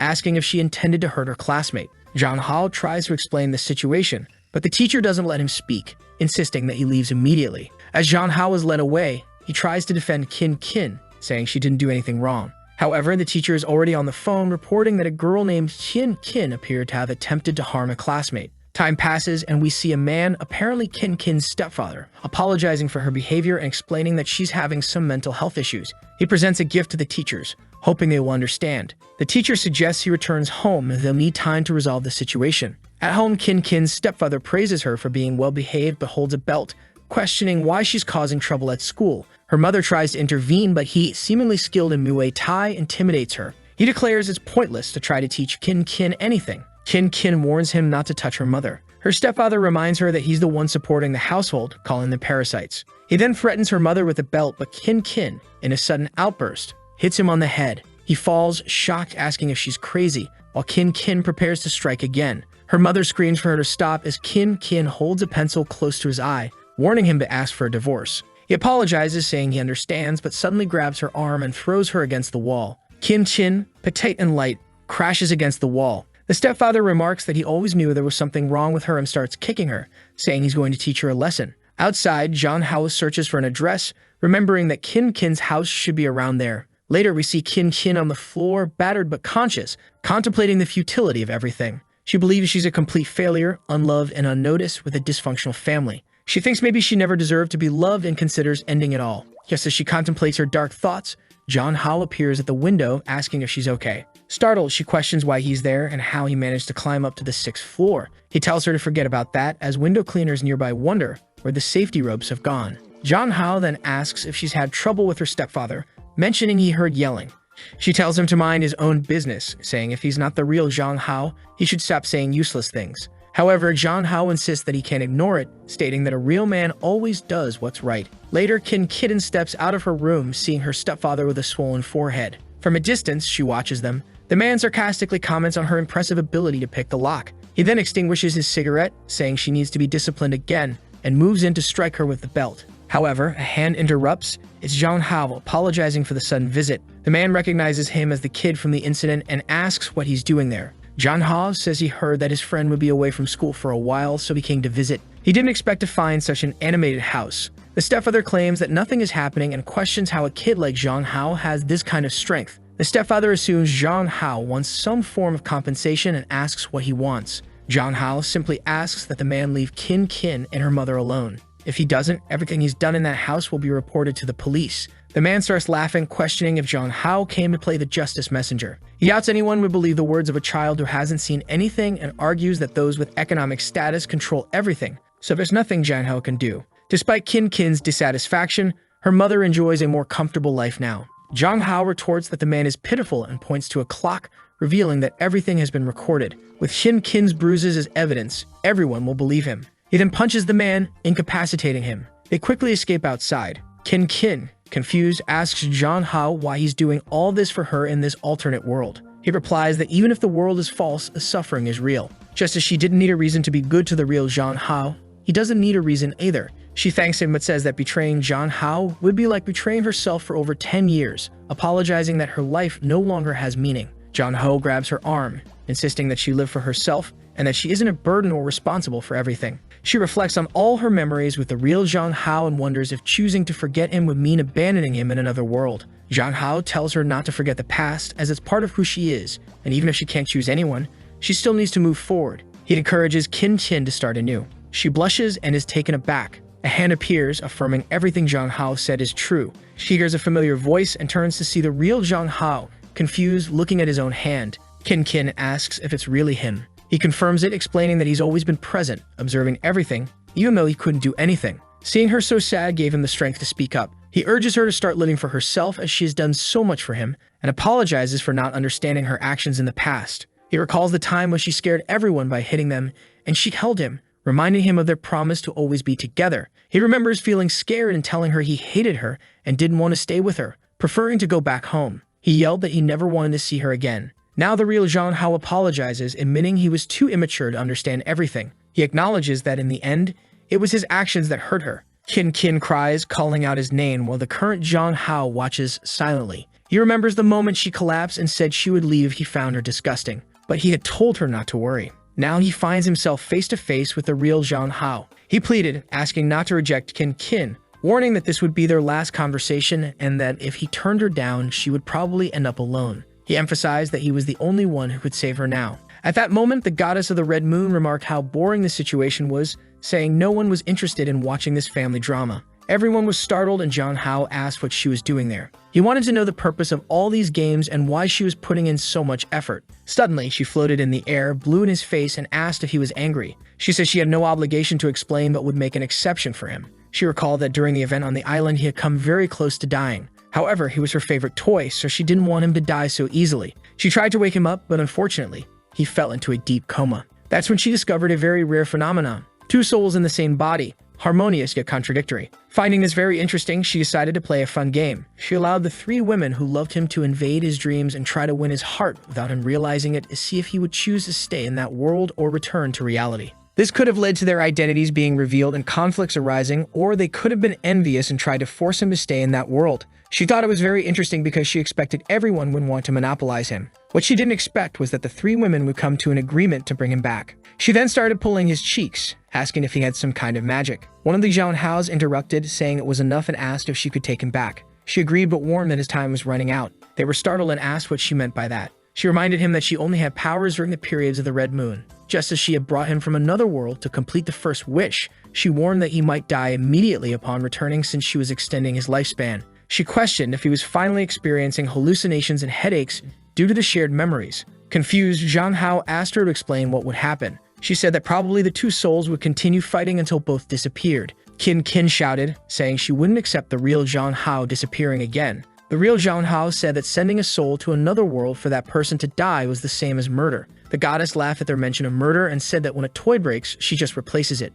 Zhang Hao wasn't sure if she lacked the energy to help or just didn't care. What he understood was that the longer he spent in this body, the more hesitant and indecisive he became. The truth was, if both souls stayed in this body for too long, he would go insane and lose his sanity. The problem was that the goddess was just toying with him, and he had nothing to negotiate with against her. To him, it felt like a dead-end situation. A crack appeared in the sky, and she said she was tired of explaining. She was going to send them both to enjoy their last moments. The protagonist told Zhang Hao to stop crying and just listen to what he was about to say. He told him to reverse everything he did. If he raised his left arm, Zhang Hao should raise his right. If he lifted his right foot, Zhang Hao should lift his left. Zhang Hao acknowledged, and they began to make movements reminiscent of Dragon Ball. The goddess wondered what kind of idiotic plan this was. Zhang Hao said that the reason for all this was love for Qin Qin. Both wanted to be good to her, so they couldn't fall into the abyss of guilt. The protagonist said they would have to merge, and Zhang Hao asked how. The protagonist told him not to hesitate and just shout at the right moment. With that, they performed a fusion move from Dragon Ball, saying they loved Qin Qin.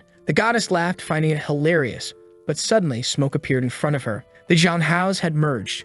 She wondered how that was possible. The unified Zhang Hao wonders if it was a success. Qin Qin, struggling to comprehend what's happening, feels overwhelmed. However, Zhang Hao hugs her and asks if she's okay. He quickly explains that he is not just one Zhang Hao, but both, with the memories and experiences of both lives. No matter what happens, he will always be there for her. The goddess of the Red Moon, intrigued, remarks that this plan is quite interesting, trying to combine two different people into a better one. She mentions that she has brought many people into this world, but all men eventually lose their minds. Is the only one who has achieved a perfect union without succumbing to desire. John Hao then speculates if she has been hurt by someone, suggesting she always targets men and ruins their lives because some man broke her heart. She snaps at him to shut up and stop meddling in her life. A red aura surrounds him and Kin, and John Hao tells the goddess that she will find a good person. She threatens to come after him again and restart the cycle. John Hao thanks her and says he'll be waiting. They can play together next time. The goddess is left puzzled by this bold boy's offer. Sometime later, John Hao wakes up in a hospital.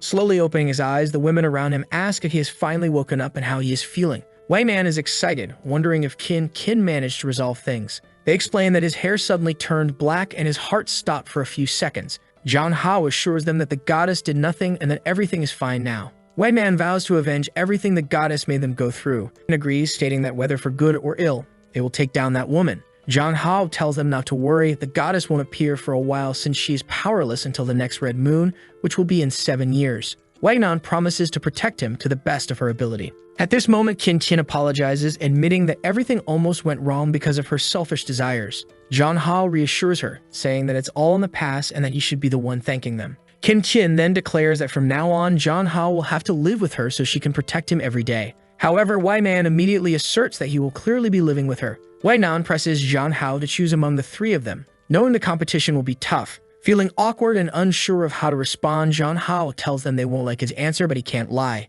He asks if it's possible for the four of them to live together. The three women fall silent, shocked by his suggestion, and then berate him, asking what nonsense he's talking about. Kin grabs him, worried that he might be confused due to the accident, and points out that the public opinion would be scandalized by such an arrangement. White Man firmly states that she would never share him, especially not with someone as treacherous as Kin. Tensions rise, with Kin seething with anger, declaring she will deal with White Man. However, Wei suggests that Kin could stay close as a servant or a good friend. Once again, they start arguing, and John Hao wonders how they ended up back in the same situation. Says she doesn't care as long as John Hao wants it too. She's willing to stay close to him and give him her love no matter where they are. She then announces that she's going to make a final move, leaving him confused. Opening a book, she starts a marriage vow, promising to stay with him in sickness and in health. The two doctors are taken aback by her determination. Concludes by saying that she has chosen the person she wants to spend the rest of her life with. John Hao stands there speechless. He reflects on how much he has changed from the person he was in the other world.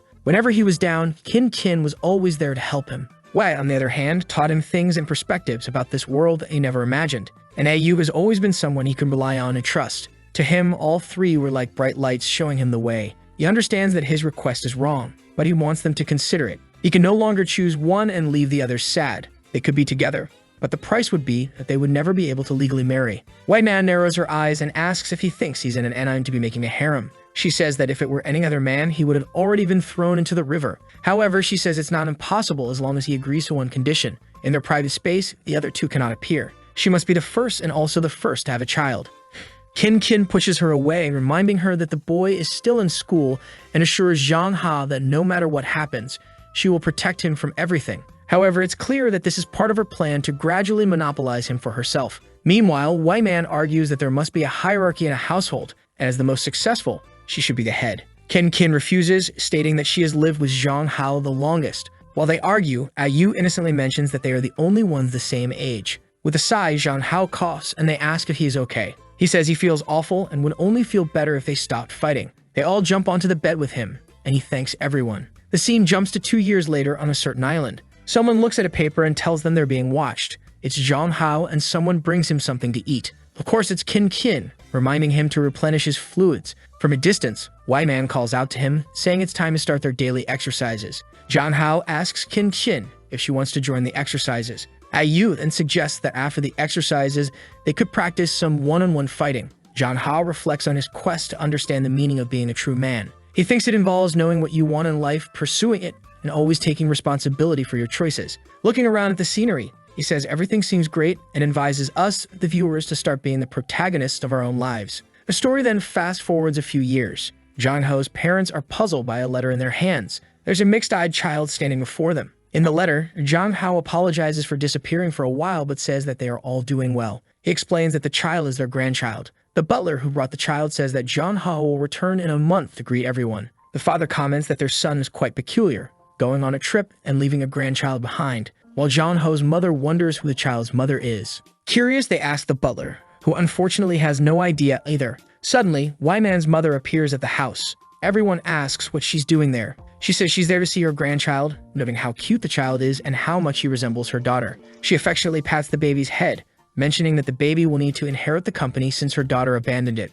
Just then, Nayu's grandmother appears at the door, demanding they let go of her grandchild and threatening to call the police. Wai Nan's mother retorts, pointing out the child's resemblance to her daughter, but the grandmother counters, insisting the baby clearly resembles Ayu. As they bicker, Zhang Hao's family watches in silence. The baby suddenly starts crying, causing the women to feel embarrassed for arguing over such a matter. Zhang Hao's father reminds everyone that Zhang Hao mentioned he would return in a month. They all agree there's no rush, and they can figure everything out later. For now, the most important thing is to take care of the child. The goddess watched everything, remarking that another person had been born with different abilities. She thought that when the time was right, she would have even more fun with all of this. At the airport, the three women told Zhang Hao that it was a bit irresponsible to leave their child behind like that. However, Zhang Hao reassured them that he trusted his family, so there was nothing to worry about. Though they seemed displeased and wanted to complain, he hugged them all, saying there was nothing to worry about and that it was time for them to enjoy themselves. Their honeymoon together was about to begin. Even though they couldn't have a proper wedding, they should still go through all the rituals. And with that, they were off to leave a like on this video that helps Mamoru make more juicy content for his viewers, activate the cheeky little bell, and I'm out.